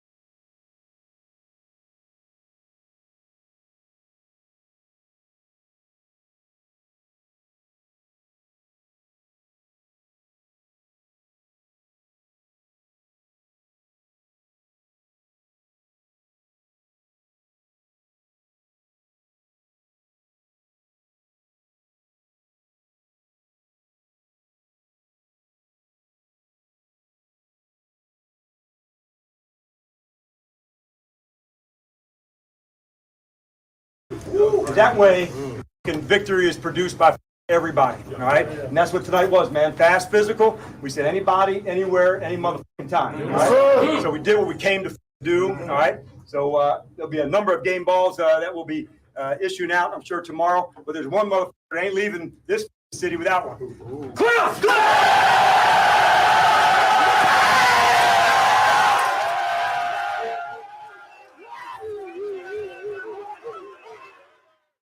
What a glow up for Cliff Kingsbury. My hand is up. It's not my left hand, although I'll put my left hand up if no you one want. should do that. Did not see this one coming. I was wrong. Cliffy Kingsbury dialing it up. Jay Gruden was outstanding. Joined us at the top of the hour. If you missed that at 5 o'clock on Kingsbury and what he's doing so well. He's got a great game plan. He's mixing in the run and the pass. He does a lot of different run concepts, pulling guards, pinning in defensive ends, pulling tackles, and then the zone reads and the RPOs off of that. He's doing a good job keeping the defense off balance. You cannot underscore enough, and this is not to take credit away from him or anybody else, but they've been ahead of the chains. They really haven't had to deal with much adversity because they're executing nearly perfectly. So when 1st and 10 becomes 2nd and 4, and 2nd and 4 becomes 3rd and 2, or a first down, life is pretty good. Cliff Kingsbury, so far, got to be the assistant coach of the year in the NFL. Has to be. To this point, right? I mean, you think about what the offense has been or hasn't been, in to be more direct, in years here. Years. Even with great pedigrees. Guys come from Andy Reid's tree. Guys come from this sort of old school West Coast offense tree, everything in between. This is phenomenal. This is like best in the league type offense type stuff with, frankly, a sort of pieced together offensive line with one holdover that nobody really wanted, Jeremy one holdover that's good, and Olamide Zaccheaus leading the way, and a group of misfit toys as receivers. A guy that was cut at the end of training camp as probably their number 2 option at this point. So what? A tight end that catches and falls from Arizona. The number 3 passing offense in the league, number 1 on 3rd down. They're converting 54% of 3rd down, and that feels like it's low. I totally agree with you. It's because when they don't get it on 3rd, they get it on 4th generally. That's the main reason. Yeah. It's a bummer. They are number 3 running the football. They're number 2 in scoring. They're number 1 in points per drive. They are 5th overall in yards and 4th in total offense and yards per play. They're number 2 in terms of being most difficult to get 3 and out. They don't turn the ball over. They're number 1 in that stat. And they are number 1 in offensive EPA in total. 67.5 points or score on the EPA. Let's go to the phones. 800-636-1067. The question is, how good do you think this team is? Danny, your answer? Good. Like legitimately good. Like not talking about elite, best of the best Super Bowl type stuff. Nobody's going there. Well, maybe some people are, but they are good. Like 10 wins playoff good. That is where they are. It is on the table. It was not for me. Even I'd say 2 weeks ago. It is 2 now. 2 weeks ago. How about 8 days ago? I was joking about this before you got here. The Monday night game was 7 days ago today. Right. Exactly 7 days ago, we were about to pack up at Thom's Watch Bar in Cincinnati, thinking we were going over to get walloped and watch them get embarrassed. And that opening ceremony, whatever you call it, at the Bengal Stadium, at Paycor. That's true. 7 days ago, 2 hours from now, right before kickoff, Danny looked at me and goes, "They're going to get curb stomped," so loudly, and I couldn't hear him because he was right next to me. You remember that, Darius? You were with us. It was so loud and crazy. Danny said, and I quote, "They're going to get curb stomped." I did say mud stomp, but that's neither here nor there. Well, don't you apologize to me. The thought was that's what it was. I mean, it was like, who could survive this? This desperate team with an MVP candidate at quarterback? Like this, they need this one so bad. Well, at that point, they had played the first game of the season where they were terrible against the Bucs, maybe the worst team in the league. And then the next week, they played a bad half against the Giants and a pretty good half. Mm-hmm. So we saw one good half of football from Jayden Daniels in the offense, one good half of football really from Kingsbury or anybody at that point. I don't blame you, but Darius, he looked at us and he said, they're going to get mud stomped. I mean, following all that energy that we felt in that stadium, I kind of understood it. Oh, I totally understood. And then what preceded it was, or what followed it was a long bomb to Jamar Chase. So it looked grim. Yeah, 3 of the easiest plays ever. I called the Jamar Chase touchdown, by the way. I go, look at that touchdown, Jamar Chase, single covered. I could make that throw. I couldn't, but like that was obvious. And they're down 7-0. Just like this week, by the way, Ho-hum. Sorry about it. Watch this. Return to the 40. Easy 55-yard drive. Throwing against air. 7-0 Cardinals. The bottom's about to fall out. No, it's not. No, it ain't. How does Superman go? Thank you. Who's Superman, though? Is it Jayden or Cliff? Both put on their cape. They both came out of the phone booth. Flying around. Mm-hmm. Let's go to Vic and Akakik. What's up, Vic? What's up, brothers? Hey, dude. So this is a playoff football team. Saying it. Remember the day, September 30th. I know it's September 30th because tomorrow's my anniversary. That's how I'm winning off the field. Hey, there you go. Happy anniversary. All right. 13 years, right? Let's go. So, thank you, Greg. So, this is a playoff football team. Anything less, I would be disappointed. The reason this is a playoff football team is because coaching and culture matters, and the culture is different. Doing things right and getting better as you do things right. The offensive line was deemed shaky, anxious. We were worried. We were fearful at best. The offensive line is one of the best. It's playing. Keyword playing. Those guys had something to prove. The coaches had something to prove, and the offensive line has something to prove, and they're proving it. And I'll leave with this.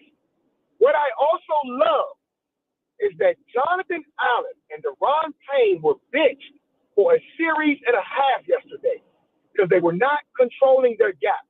As soon as we put Mathis, and I think it was Johnny Newton in, not only were the gaps controlled, but we started adding the leverage to our defense from end to end.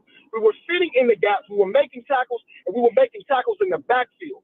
Coaching matters when you hold people accountable and you make people do their jobs they're getting paid millions of dollars for. And when they were held accountable, when they got back in, they started competing and playing like they are supposed to play. Leading people in the backfield, leading their linebackers because the linebackers and the D-line were marrying each other through their gaps and meeting in the backfield. That's what happens when coaching and accountability is spread throughout your organization. Playoff team or bust, and I'm sticking to it. All right, Love Coach. it. Thank you, buddy. Appreciate you. Thank you. I did not notice those guys get benched, I will say. Now, their percentage of plays on the field was much lower. But I did not notice them getting benched in the football game at any point. I wasn't specifically looking for it. I know they came off the field a couple times. I remember seeing it's a rotational position, so it's possible that on one of the 3 and outs, let's say they weren't on the field and he's counting that as a drive. I'm not sure. I'd have to go back and really dive in on that before I confirm or deny those allegations. I'll tell you they both played better as the game went on, and I'll tell you that Allen and Payne were both more disruptive from a pass rushing standpoint yesterday than they have been earlier in the season. They still got major issues in the run game. The long, 20-plus yard run in the second half, which I didn't mind because they were down by 1 million, so the Commanders are probably like, hey, if you're going to run it, you can have it. Enjoy it. But that was with Mathis and Newton in there. But I did like that they were keeping those guys fresh. I mean, they had Allen at 58% of snaps or something, 60%, Payne, a little over 60%. Those guys were at 75, 80% of snaps a couple of years ago. Yeah, and even higher in some weeks. You're up by 4 touchdowns. Go ahead and give them put their feet up a little bit. Kevin Arlington, you're on G&D. What's up, bro? Hey, guys. So I've been thinking about the historic numbers, right? And this is how I want to answer this question about how good we can be. Historically, this is the best September we've had since 91. 91 is the best season I believe the franchise has ever had. Now, I'm not putting those expectations on them, but let me say a couple things. Here's something else that's historic. Last time we had a number 1 draft pick quarterback with this kind of upside, he was from Texas. His name was Sammy Baugh, 37. And, Sammy's responsible for 2 of the 5 world championships the organization's had. We haven't had a prospect like this, and Sammy revolutionized the forward pass, and Jamin looks like he's been built coming out of a lab. I mean, honest to God, if you took the best of current quarterbacks, Mahomes, and the best of Lamar Jackson, you get Jayden. So here's where I was wrong, because I thought the ceiling was 9 and 8. If we stayed healthy, Jayden is who we think he is, and the defense wasn't a train wreck. I was worried about the pass coverage, but I was also worried about the offensive line and guys I was wrongly calling tomato cans. Well, guess It's what, been though, Kev? shocking to I'll me. say this for you. Thank you, I buddy. mean, the secondary is still a problem. That didn't really change yesterday, number one. Number two, they haven't stopped the run. And the defense, while it was better for a game, I think got bailed out a little bit by some play calling. And it's a lot easier when you're playing with a big lead, too. Team gets one-dimensional. You know they're throwing the football. So let's see what happens if you're in a close game like they were against Cincinnati when they couldn't get off the field. There's still a lot to be determined. In fact, that's something worth pivoting to next. Like, what questions do you still have? Do you have any nerves about areas of this ball club at 3-1? Browns are coming to town. Could be a pretty entertaining game and should be an outstanding atmosphere over at Northwest Stadium. West Stadium. You're listening to The Fan.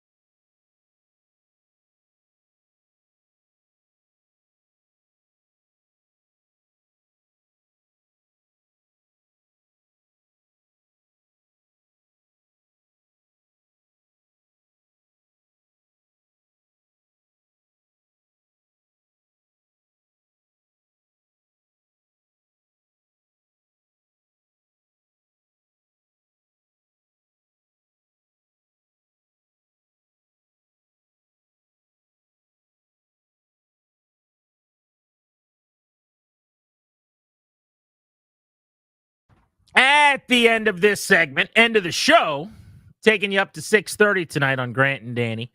We've got tickets to Deftones North American Tour. Better be listening. We'll be giving those away at 6 o'clock all week long on G&D. Speaking of tickets, we're giving away Caps tickets at 4 each and every day this week. So the Beltway Blitz tomorrow right at 4. Halfway into the show, make sure you're listening if you want those Caps tickets. It's time for you to plan your future. The exclusive sponsor of our shows, the law firm Kandori & Murrah. They'll help you update your last will and testament. Set up a trust for you and your family. Schedule a free consultation with their estate planning attorneys today. Visit kmlawyers.com. Tell them G&D sent you. That's kmlawyers.com. Danny, before we get to don't forget about a couple of turning points I thought in the game yesterday. First and foremost has to be the Cardinals get the opening kickoff. They return it to the 40-yard line. Remember, they fumbled, they recovered it, and they were nearly at midfield after like a 4 or 5 yard advancement, starting their drive 1st and 10. They immediately go right down the field, 9 plays, 55 yards, 5 minutes, 6 seconds, time elapsed. Could not have been a more simple opening drive. They've scored a touchdown, by the way, on every first drive of their season. Yes, they have. Only team They're in the really league. good there. 7-0 lead. Turning point would be when Washington came out on the first drive it had for the second time in as many weeks on the road. Now down as they huddle up. They get 4 yards on 1st and 10. Daniels scrambles for 2. It's a 3rd and 4. So you haven't punted in a couple of weeks. 3rd and 4 is very manageable, very reasonable. But on 3rd and 4, great design by Kingsbury. They get Olamide Zaccheaus, who hadn't caught a ball in a few weeks, wide open on a little out route out of a little stack look. He gets 16 yards on a catch and run, gets pushed out of bounds. And right like that, Washington was across midfield, about 15 yards from field goal range on a run, a 2-yard scramble, and a 16-yard completion on 3rd down. And I thought just moving the chains on that play. Then they went 2-yard run Robinson, 6-yard run Daniels, had another 3rd and short, and B-Rob ripped off a 17-yard run, and they were almost in the red zone. But being able to come out and go 2 for 2 like that on 3rd down, get their offense going. They were 4 for their first 4. They ended up 9 for 12 on 3rd down. I thought that was a real nice moment for them to settle into the ballgame. So for me, the most important sequence was the first time, it seems, in a long time. It's a footnote now, but adversity struck for the offense. There hadn't been much. Hadn't been many problems. Self-inflicted against the Giants, but they moved the ball up and down the field and got points on every drive. Saw the same thing against Cincinnati. Well, for the first time in Jayden Daniels' professional career, he threw an interception.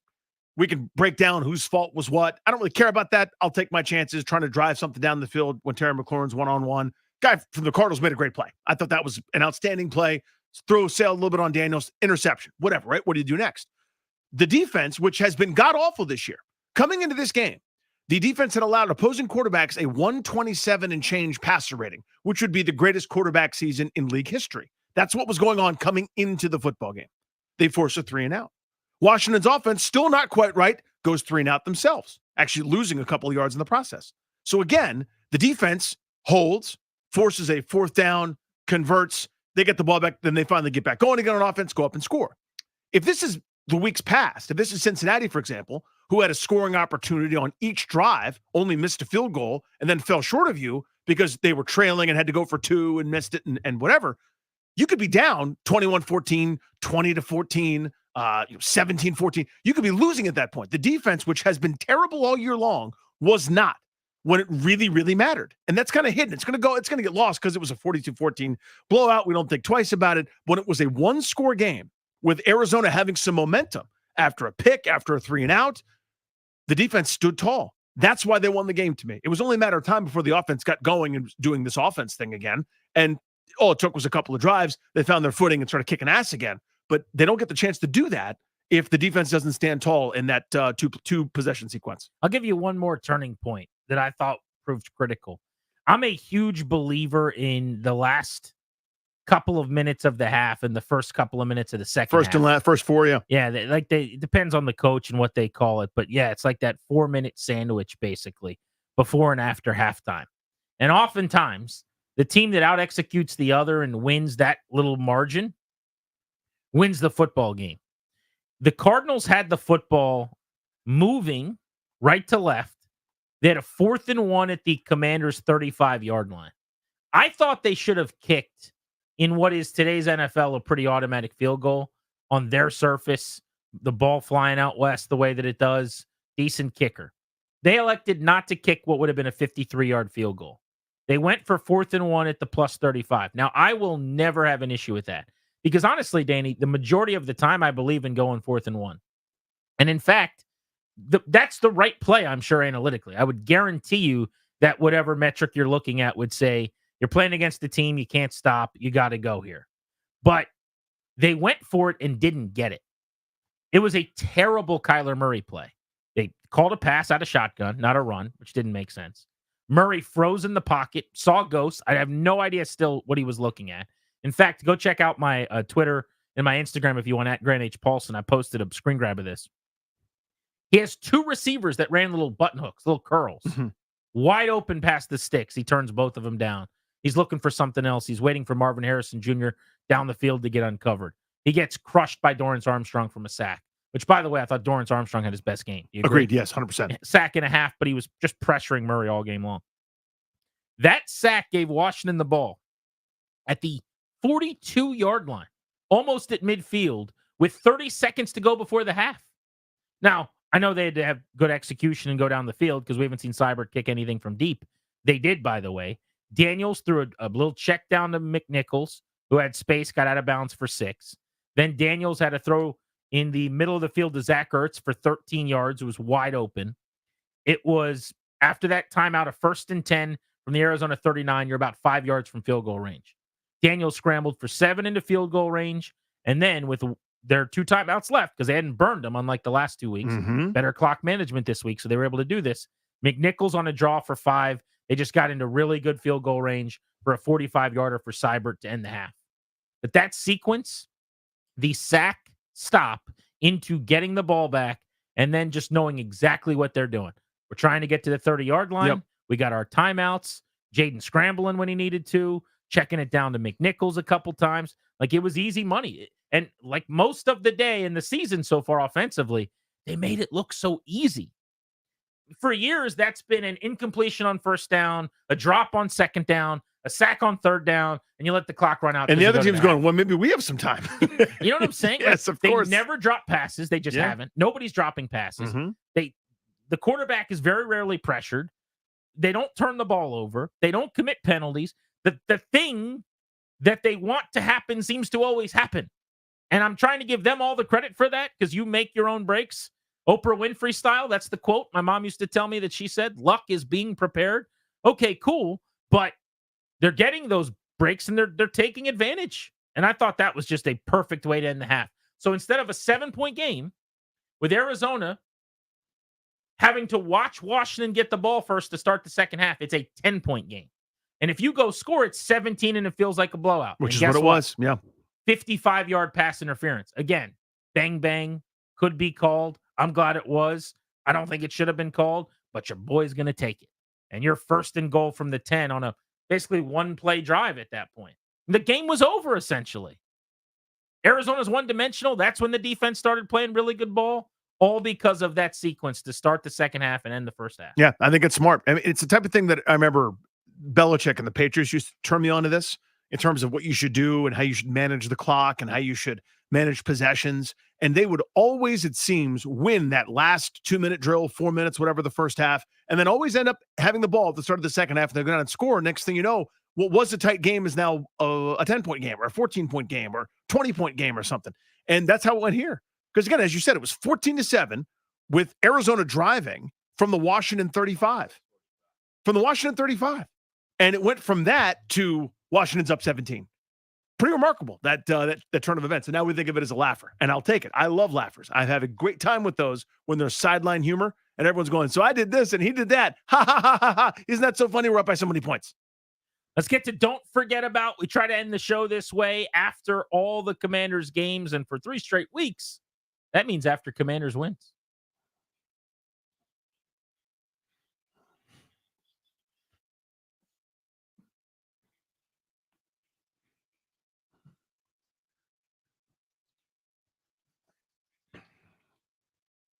Don't forget about Olamide Zaccheaus catching 10 balls last year and being uninvolved throughout the season until grabbing 6 passes for 85 yards, including a pop pass that he took for a first down, and then that 27-yard swing throw out of the backfield where there was nobody around him.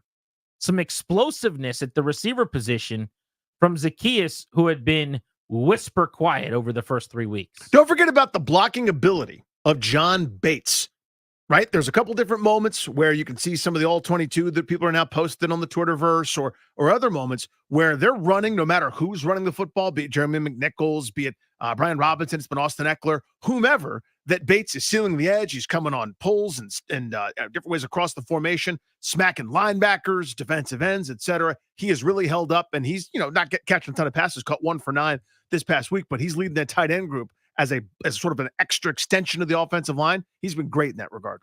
Don't forget about the fact that Austin Eckler was supposed to have been missed yesterday. He will be on the show, by the way, at 5 o'clock.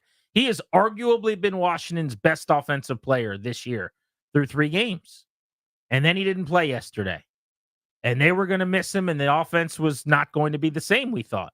Now, over time, they would miss him. He's a great football player. But Jeremy McNichols stepped in and stepped up. Don't forget 8 carries, 68 yards, and 2 touchdowns. Anybody grab him on the waiver wire in fantasy this weekend? I'm going to run through Jeremy McNichols' stops in the NFL dating back to 2017. Here we go. Give me some time. Tampa Bay, San Francisco, Indianapolis, Denver, Tennessee, Chicago, Jacksonville, Tennessee again, Atlanta, Pittsburgh, San Francisco, Washington, Canton, the Hall of Fame.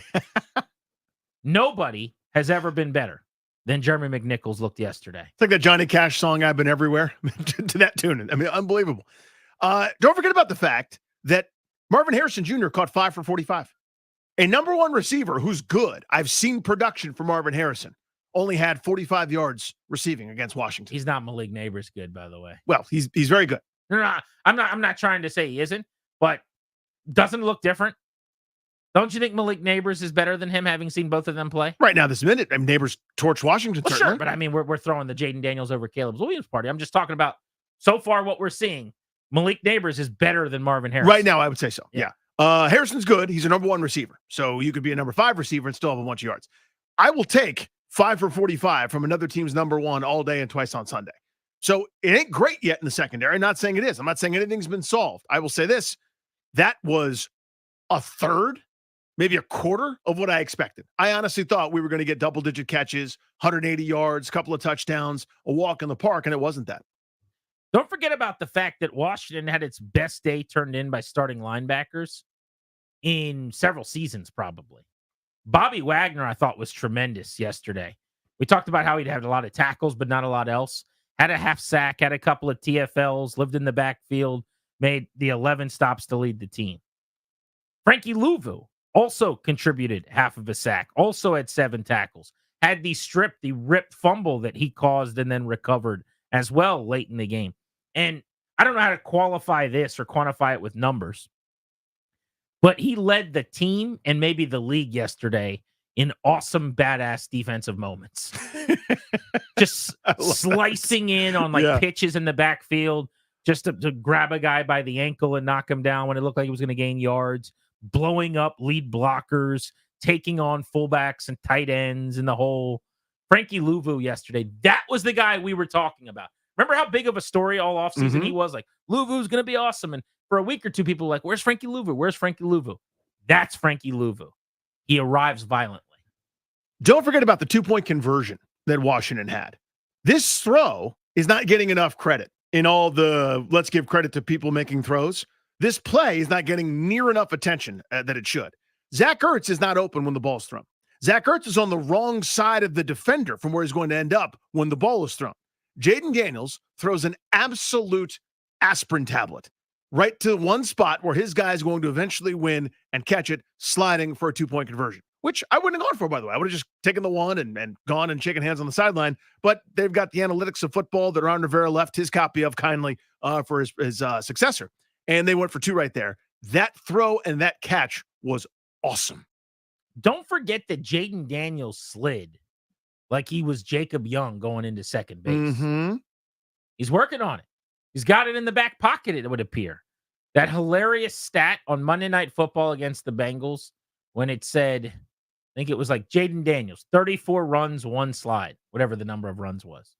They got to update that stat. Now it's like 43 runs, 2 slides. Funniest stat I've ever seen. How many slides at your kid's favorite playground? 2? That's how many slides we got from Jayden Daniels. But the fact that it looks good. Yeah, it looked natural. It looks like he can do it. He's not doing the thing where he gets his cleat caught in the grass. He's not tumbling over awkwardly. Just baseball player sliding into second base. Love it. Don't forget about the fact that Dorrance Armstrong, a guy that, if you applied his sack rate on a per-play basis as a part-time pass rusher the last couple of years in Dallas, should be someone that could get over 10 sacks this year. I mean, that's what you do is you find somebody that had a lesser role somewhere else that thrived, you give them a larger role, and you pay them for what they might do. Hadn't looked that way. It looked like a guy that had to come off the field a bunch, always hands on his hips, always tired, never really seemed to be having much of an impact. Had his best game as a Washington local 53 guy whose team name I hate saying. 3 quarterback hits, 1.5 sacks, a tackle for a loss. He was everywhere in this game. More of that. The Browns are in town to take on the Commanders on Sunday over at Northwest Stadium. Kickoff 1 o'clock. If my social media conversations with people are any indication, there's going to be a lot of Commanders fans coming out for the first time this season. Atmosphere should be good. Please don't be a letdown spot.